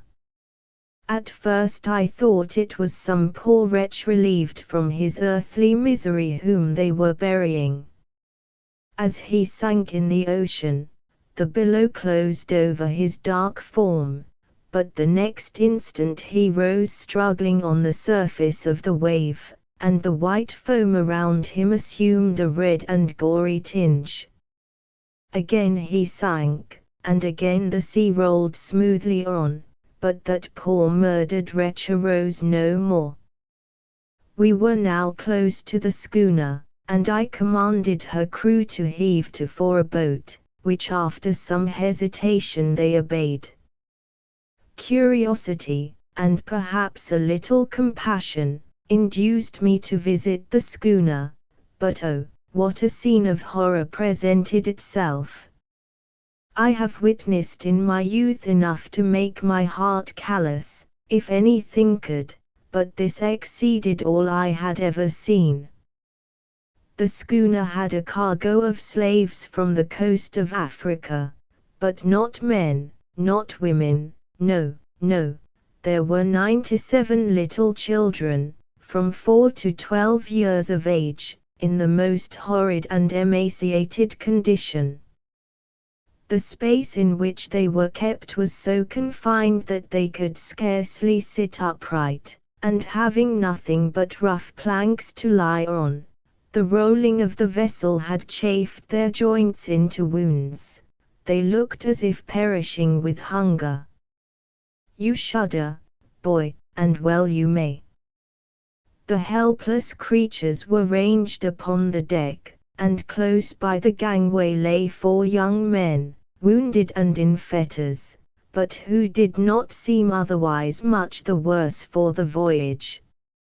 Another was placed astride the gunwale, with his arms pinioned behind him. Seated on the companion abaft, appeared a stout tall man in a white shirt deeply stained with blood. His head was bandaged with new cotton, through which the blood was still oozing. His left arm was bound up, and he seemed to have suffered in some desperate conflict. This was the captain, and the crew, more or less hurt, showing visible marks of a recent fight, stood near, and every one displayed strong indications of intemperance. On the hen coop, by the captain's side, lay a long-barreled pistol. The fellow to it was grasped in his right hand, and with the rolling eye of intoxication he first glanced at the instrument of death, and then at the poor wretch who sat with an unmoved countenance on the gunwale. "You are just come in time, sir," said the captain, "to witness an act of justice, for I guess, though you have got the British bunting, 14, at the peak, you come from the land of the stripes and stars. 15, but you shall see, sir, how cleverly I'll put a brace of balls through that mutinous rascal." He raised the pistol to a level with his eye, his forefinger was on the trigger, when I hastily struck it up with my hand, and the bullets whistled over the Negro's head without doing him any injury. But he had experienced only cruelty from white men, he had expected death, and could not suppose that one of the fair-skinned race would rescue him from the fate of his companion. As soon as he heard the report of the pistol, he fell forward on his face, but my boat's crew ran, and saved him from going overboard. "What is the meaning of all this?" said I, "thou disgrace to manhood." "I am a British officer," and to me you shall be accountable for your demoniac conduct. What has that poor creature done? And these two on the deck. Release them. My men and my boat's crew had soon broken off their fetters. The Negro, whom I had saved from the murderous intention of the captain, could not exactly comprehend the scene, but when he found that he was safe and knew me for his deliverer, he clung round my knees, just as the fellow did tonight, for it was no other than Davy himself. But I can't think what brings him here to England away from the pretty hut, and the cocoanut trees, and the guinea grass. But what became of the little black children, Grandpapa, inquired I, and the other 4 men, and the wicked captain, and where did you take Davy to? And, stop, child, said my grandfather. Don't overhaul your questions so fast, and I'll tell you, for the sight of the dog is a memorandum one cannot meet with every day. The captain had freighted his schooner at Londo, in the Congo country, with 130 male and female children, and 6 fine young men. 33 of the children had died on the passage, and been thrown overboard. The crew of the schooner, fearing nothing from the poor emaciated innocents and trusting to the half-starved weakness of the young men, indulged in drinking to excess. But to the surprise of the captain, these latter began to recover their sleek and healthy appearance, and he was calculating upon getting a handsome price for them in the market, when the very night before I fell in with the schooner, the young men rose upon the crew. They attacked the captain in his bed, and inflicted several severe wounds on his body and head. But what could these poor creatures do against a superior force, who were well acquainted with the use of arms? The Negroes were overpowered and put in irons, and the wretched man, whom we had seen shot before getting alongside, was the ringleader. But now, mark me, my boy, on inquiry, I discovered that the plan had been a long time in agitation, and these injured and devoted children had daily set apart a portion of their own very scanty food, to strengthen the men for the enterprise. Most of them knew of the attempt, yet none betrayed the secret. I bought Davy of the captain, and went up the Plate as far as I could, for the schooner was bound to Montevideo, and then was compelled to quit her, for she was under the flag of a neutral power. Besides, our own country was then engaged in the same traffic. And what became of the children, Grandpapa? All sold into slavery, my dear. And Davy, Grandpapa? I took him with me, but what he has done with the hut and the plant in ground, I can't tell. And the earthquake, Grandpapa, for I had not forgotten that. You want to know everything, boy, and you forget that my memory fails me. However, I'll try and recollect that too for some other night. But you must go to bed now, and tomorrow Davy will tell you all about it. I afterwards learned that Davy had rescued my poor dear mother from destruction at the risk of his own life during an earthquake in Trinidad, for which my grandfather had given him his freedom, together with the hut and land. But the free black had no protection in the West.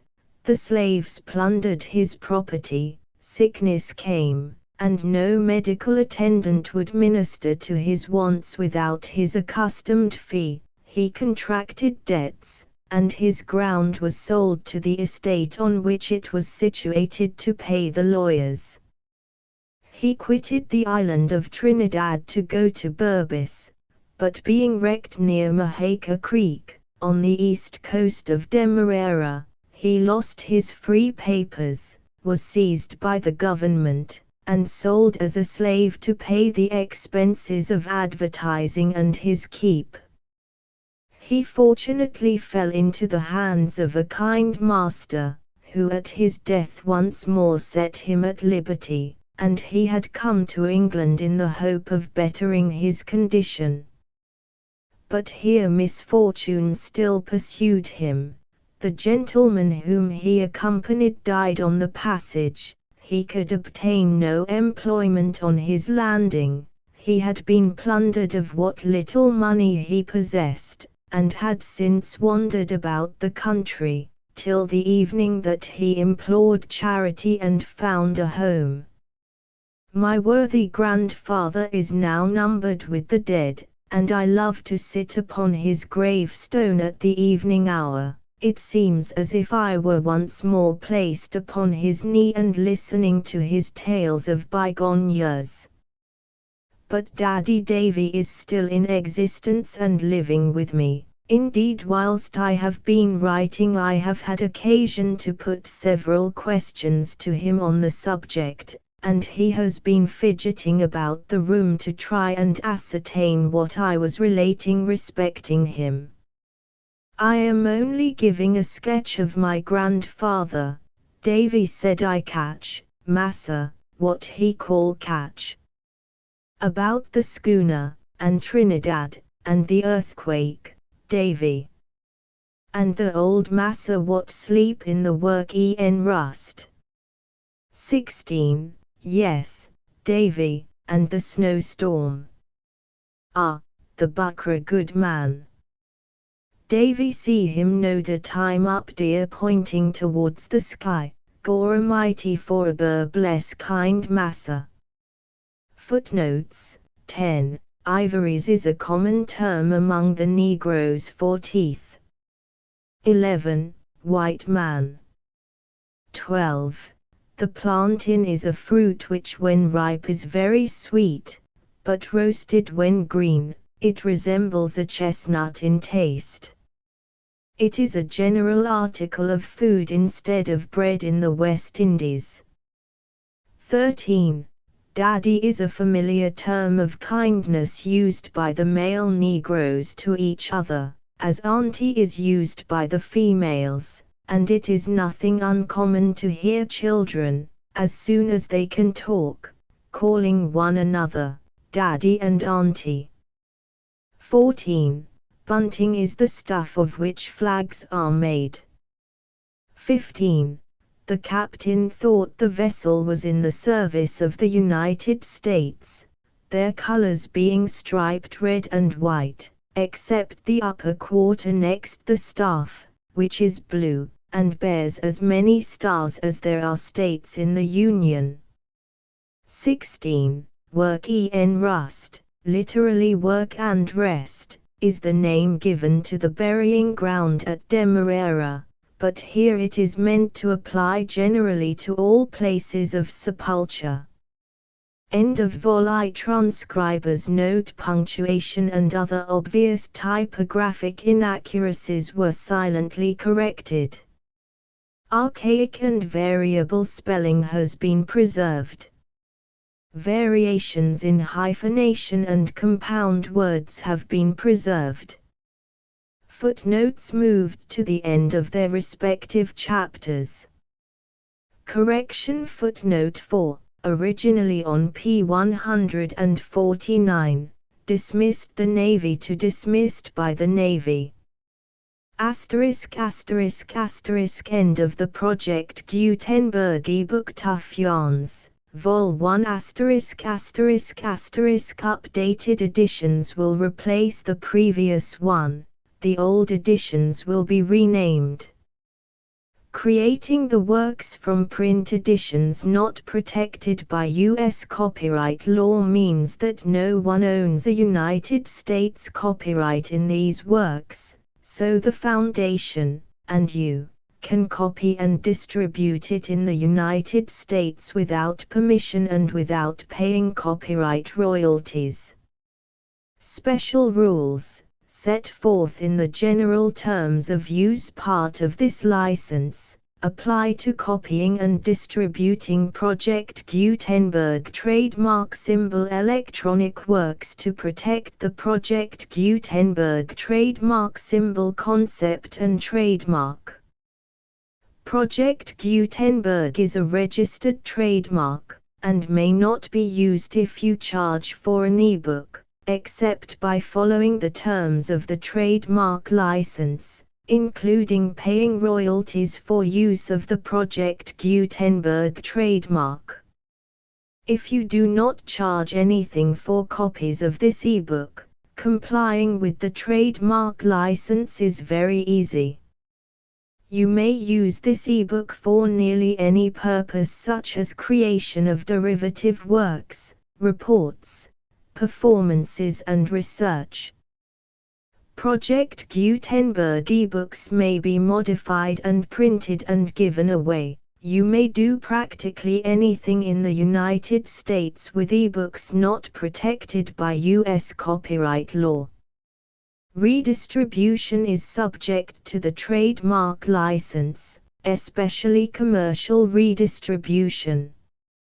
Start. Full license. The full Project Gutenberg license. Please read this before you distribute or use this work to protect the Project Gutenberg trademark symbol mission of promoting the free distribution of electronic works, by using or distributing this work, or any other work associated in any way with the phrase Project Gutenberg. You agree to comply with all the terms of the full Project Gutenberg trademark symbol license available with this file or online at www.gutenberg.org/license. Section 1. General Terms of Use and Redistributing Project Gutenberg Trademark Symbol Electronic Works 1.0. By reading or using any part of this Project Gutenberg trademark symbol electronic work, you indicate that you have read, understand, agree to and accept all the terms of this license and intellectual property, trademark/copyright, agreement. If you do not agree to abide by all the terms of this agreement, you must cease using and return or destroy all copies of Project Gutenberg trademark symbol electronic works in your possession. If you paid a fee for obtaining a copy of or access to a Project Gutenberg trademark symbol electronic work and you do not agree to be bound by the terms of this agreement, you may obtain a refund from the person or entity to whom you paid the fee as set forth in paragraph 1.e.8. 1.b. Project Gutenberg is a registered trademark. It may only be used on or associated in any way with an electronic work by people who agree to be bound by the terms of this agreement. There are a few things that you can do with most Project Gutenberg trademark symbol electronic works even without complying with the full terms of this agreement. See paragraph 1.c below. There are a lot of things you can do with Project Gutenberg trademark symbol electronic works if you follow the terms of this agreement and help preserve free future access to Project Gutenberg trademark symbol electronic works. See paragraph 1.e below. 1.c. The Project Gutenberg Literary Archive Foundation, the Foundation or PGLAF, owns a compilation copyright in the collection of Project Gutenberg trademark symbol electronic works. Nearly all the individual works in the collection are in the public domain in the United States. If an individual work is unprotected by copyright law in the United States and you are located in the United States, we do not claim a right to prevent you from copying, distributing, performing, displaying or creating derivative works based on the work as long as all references to Project Gutenberg are removed. Of course, we hope that you will support the Project Gutenberg trademark symbol mission of promoting free access to electronic works by freely sharing Project Gutenberg trademark symbol works in compliance with the terms of this agreement for keeping the Project Gutenberg trademark symbol name associated with the work. You can easily comply with the terms of this agreement by keeping this work in the same format with its attached full Project Gutenberg trademark symbol license when you share it without charge with others. 1.d. The copyright laws of the place where you are located also govern what you can do with this work. Copyright laws in most countries are in a constant state of change. If you are outside the United States, check the laws of your country in addition to the terms of this agreement before downloading, copying, displaying, performing, distributing or creating derivative works based on this work or any other Project Gutenberg trademark symbol work. The Foundation makes no representations concerning the copyright status of any work in any country other than the United States. 1.e. Unless you have removed all references to Project Gutenberg, 1.e.1. The following sentence, with active links to, or other immediate access to, the full Project Gutenberg trademark symbol license must appear prominently whenever any copy of a Project Gutenberg trademark symbol work, any work on which the phrase Project Gutenberg appears, or with which the phrase Project Gutenberg is associated, is accessed, displayed, performed, viewed, copied or distributed. This ebook is for the use of anyone anywhere in the United States and most other parts of the world at no cost and with almost no restrictions whatsoever. You may copy it, give it away or reuse it under the terms of the Project Gutenberg license included with this ebook or online at www.gutenberg.org. If you are not located in the United States, you will have to check the laws of the country where you are located before using this ebook. 1.e.2.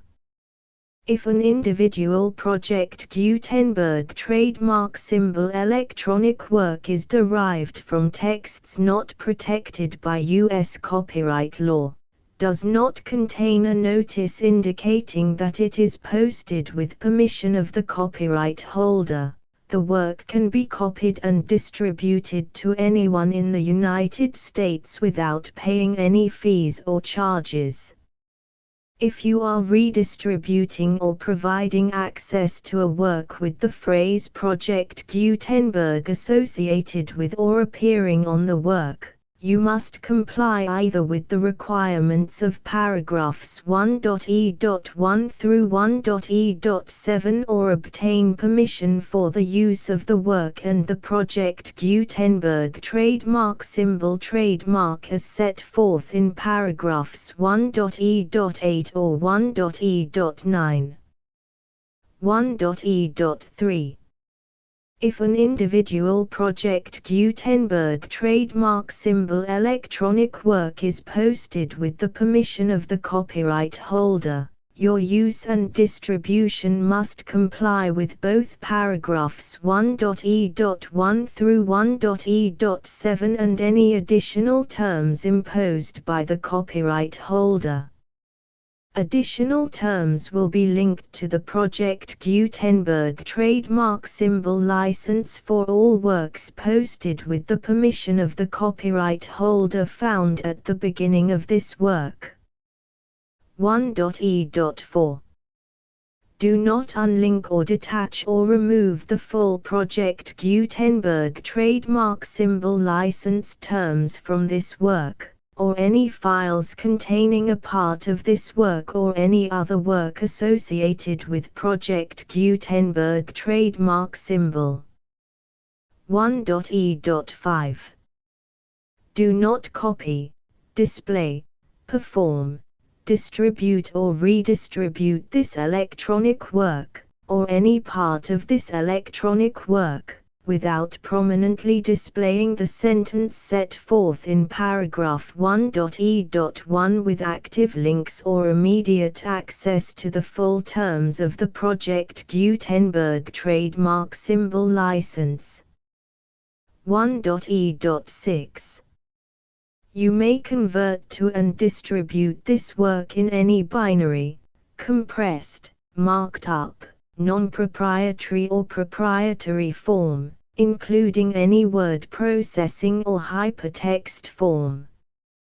However, if you provide access to or distribute copies of a Project Gutenberg trademark symbol work in a format other than plain vanilla ASCII or other format used in the official version posted on the official Project Gutenberg trademark symbol website, www.gutenberg.org, you must, at no additional cost, fee or expense to the user, provide a copy, a means of exporting a copy, or a means of obtaining a copy upon request, of the work in its original plain vanilla ASCII or other form.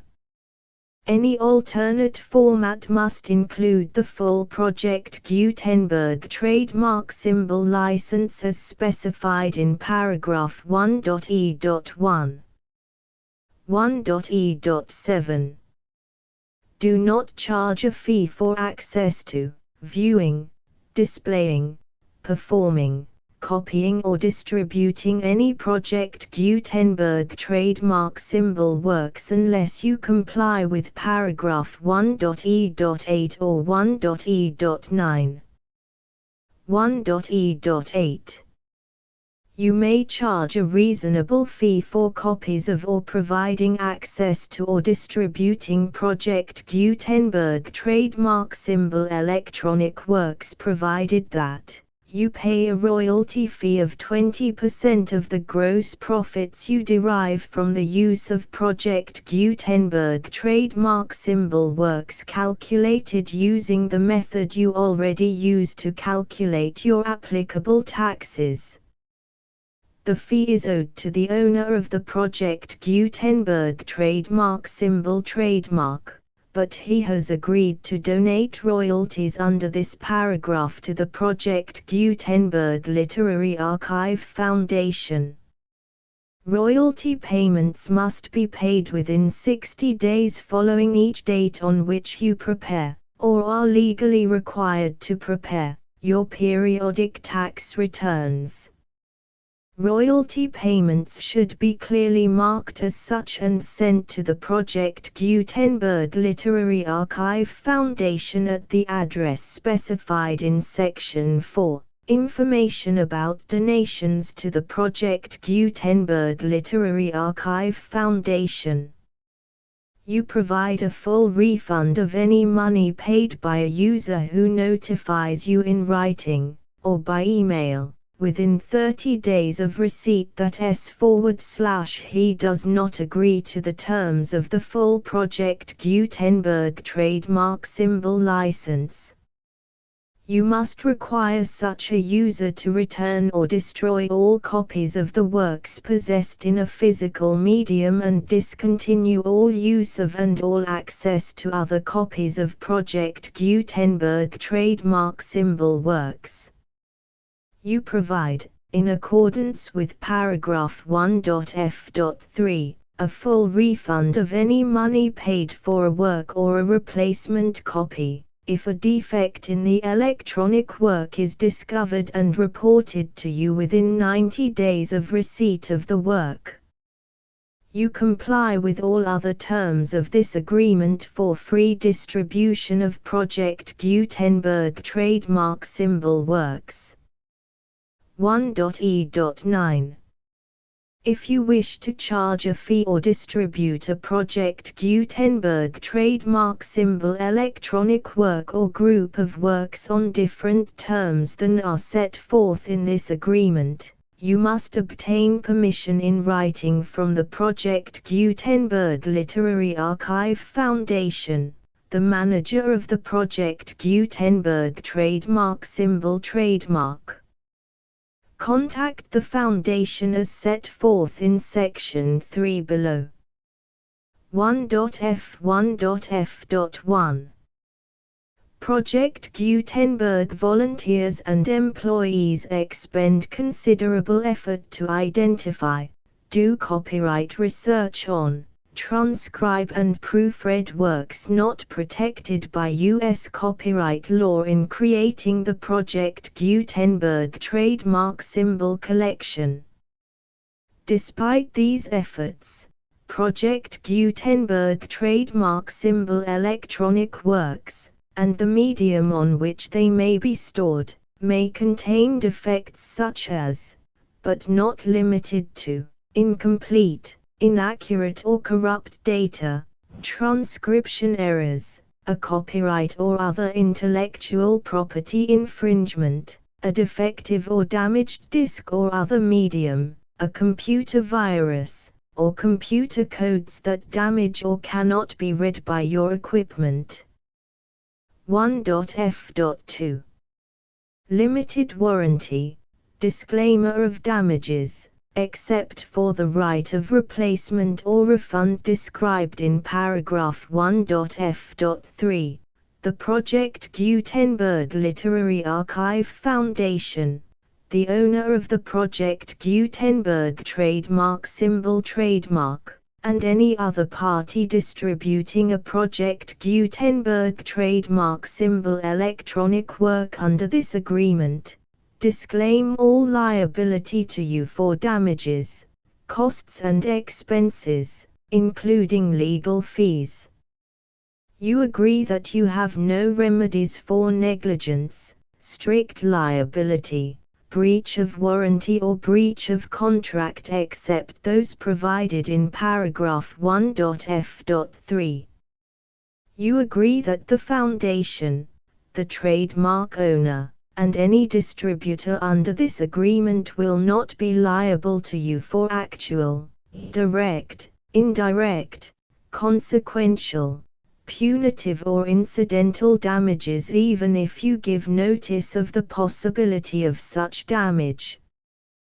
1.f.3 Limited right of replacement or refund. If you discover a defect in this electronic work within 90 days of receiving it, you can receive a refund of the money, if any, you paid for it by sending a written explanation to the person you received the work from. If you received the work on a physical medium, you must return the medium with your written explanation. The person or entity that provided you with the defective work may elect to provide a replacement copy in lieu of a refund. If you received the work electronically, the person or entity providing it to you may choose to give you a second opportunity to receive the work electronically in lieu of a refund. If the second copy is also defective, you may demand a refund in writing without further opportunities to fix the problem. 1.f.4 Except for the limited right of replacement or refund set forth in paragraph 1.f.3, this work is provided to you as is, with no other warranties of any kind, express or implied, including but not limited to warranties of merchantability or fitness for any purpose. 1.f.5 Some states do not allow disclaimers of certain implied warranties or the exclusion or limitation of certain types of damages. If any disclaimer or limitation set forth in this agreement violates the law of the state applicable to this agreement, the agreement shall be interpreted to make the maximum disclaimer or limitation permitted by the applicable state law. The invalidity or unenforceability of any provision of this agreement shall not void the remaining provisions. 1.f.6 Indemnity. You agree to indemnify and hold the foundation, the trademark owner, any agent or employee of the foundation, anyone providing copies of Project Gutenberg trademark symbol electronic works in accordance with this agreement, and any volunteers associated with the production, promotion and distribution of Project Gutenberg trademark symbol electronic works, harmless from all liability, costs and expenses, including legal fees, that arise directly or indirectly from any of the following which you do or cause to occur. A. Distribution of this or any Project Gutenberg trademark symbol work. B. Alteration, modification, or additions or deletions to any Project Gutenberg trademark symbol work, and C. Any defect you cause. Section 2. Information about the mission of Project Gutenberg trademark symbol. Project Gutenberg trademark symbol is synonymous with the free distribution of electronic works in formats readable by the widest variety of computers, including obsolete, old, middle-aged and new computers. It exists because of the efforts of hundreds of volunteers and donations from people in all walks of life. Volunteers and financial support to provide volunteers with the assistance they need are critical to reaching Project Gutenberg trademark symbol's goals and ensuring that the Project Gutenberg trademark symbol collection will remain freely available for generations to come. In 2001, the Project Gutenberg Literary Archive Foundation was created to provide a secure and permanent future for Project Gutenberg trademark symbol and future generations. To learn more about the Project Gutenberg Literary Archive Foundation and how your efforts and donations can help, see sections 3 and 4 and the Foundation information page at www.gutenberg.org. Section 3. Information about the Project Gutenberg Literary Archive Foundation. The Project Gutenberg Literary Archive Foundation is a non-profit 501(c)(3) educational corporation organized under the laws of the state of Mississippi and granted tax-exempt status by the Internal Revenue Service. The Foundation's IN or Federal Tax Identification Number is 64-6221541. Contributions to the Project Gutenberg Literary Archive Foundation are tax-deductible to the full extent permitted by U.S. federal laws and your state's laws.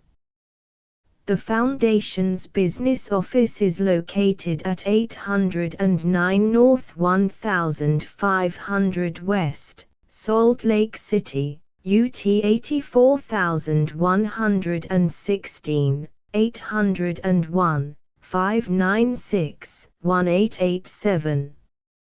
Email contact links and up-to-date contact information can be found at the Foundation's website and official page at www.gutenberg.org/contact section 4.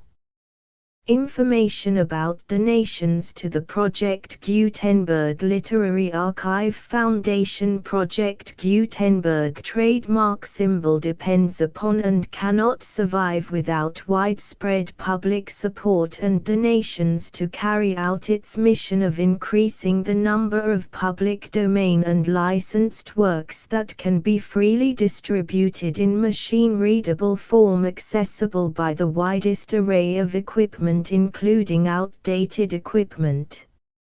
Many small donations, $1 to $5,000, are particularly important to maintaining tax-exempt status with the IRS.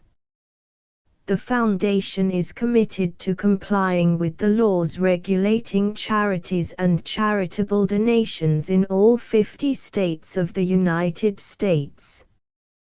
Compliance requirements are not uniform and it takes a considerable effort, much paperwork and many fees to meet and keep up with these requirements.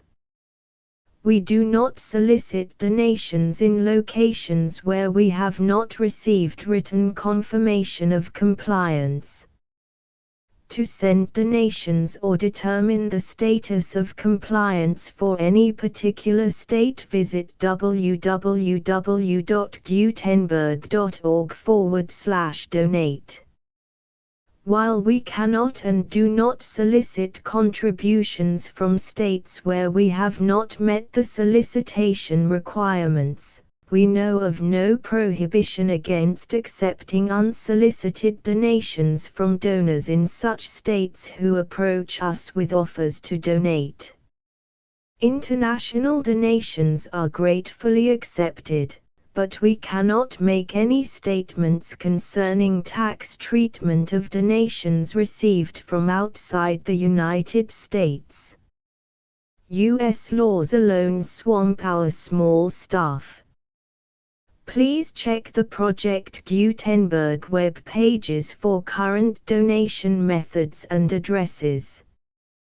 Donations are accepted in a number of other ways including checks, online payments and credit card donations. To donate, please visit www.gutenberg.org/donate. Section 5. General information about Project Gutenberg trademark symbol electronic works. Professor Michael S. Hart was the originator of the Project Gutenberg trademark symbol concept of a library of electronic works that could be freely shared with anyone. For 40 years, he produced and distributed Project Gutenberg trademark symbol ebooks with only a loose network of volunteer support. Project Gutenberg trademark symbol ebooks are often created from several printed editions, all of which are confirmed as not protected by copyright in the US unless a copyright notice is included. Thus, we do not necessarily keep ebooks in compliance with any particular paper edition. Most people start at our website, which has the main PG search facility, www.gutenberg.org.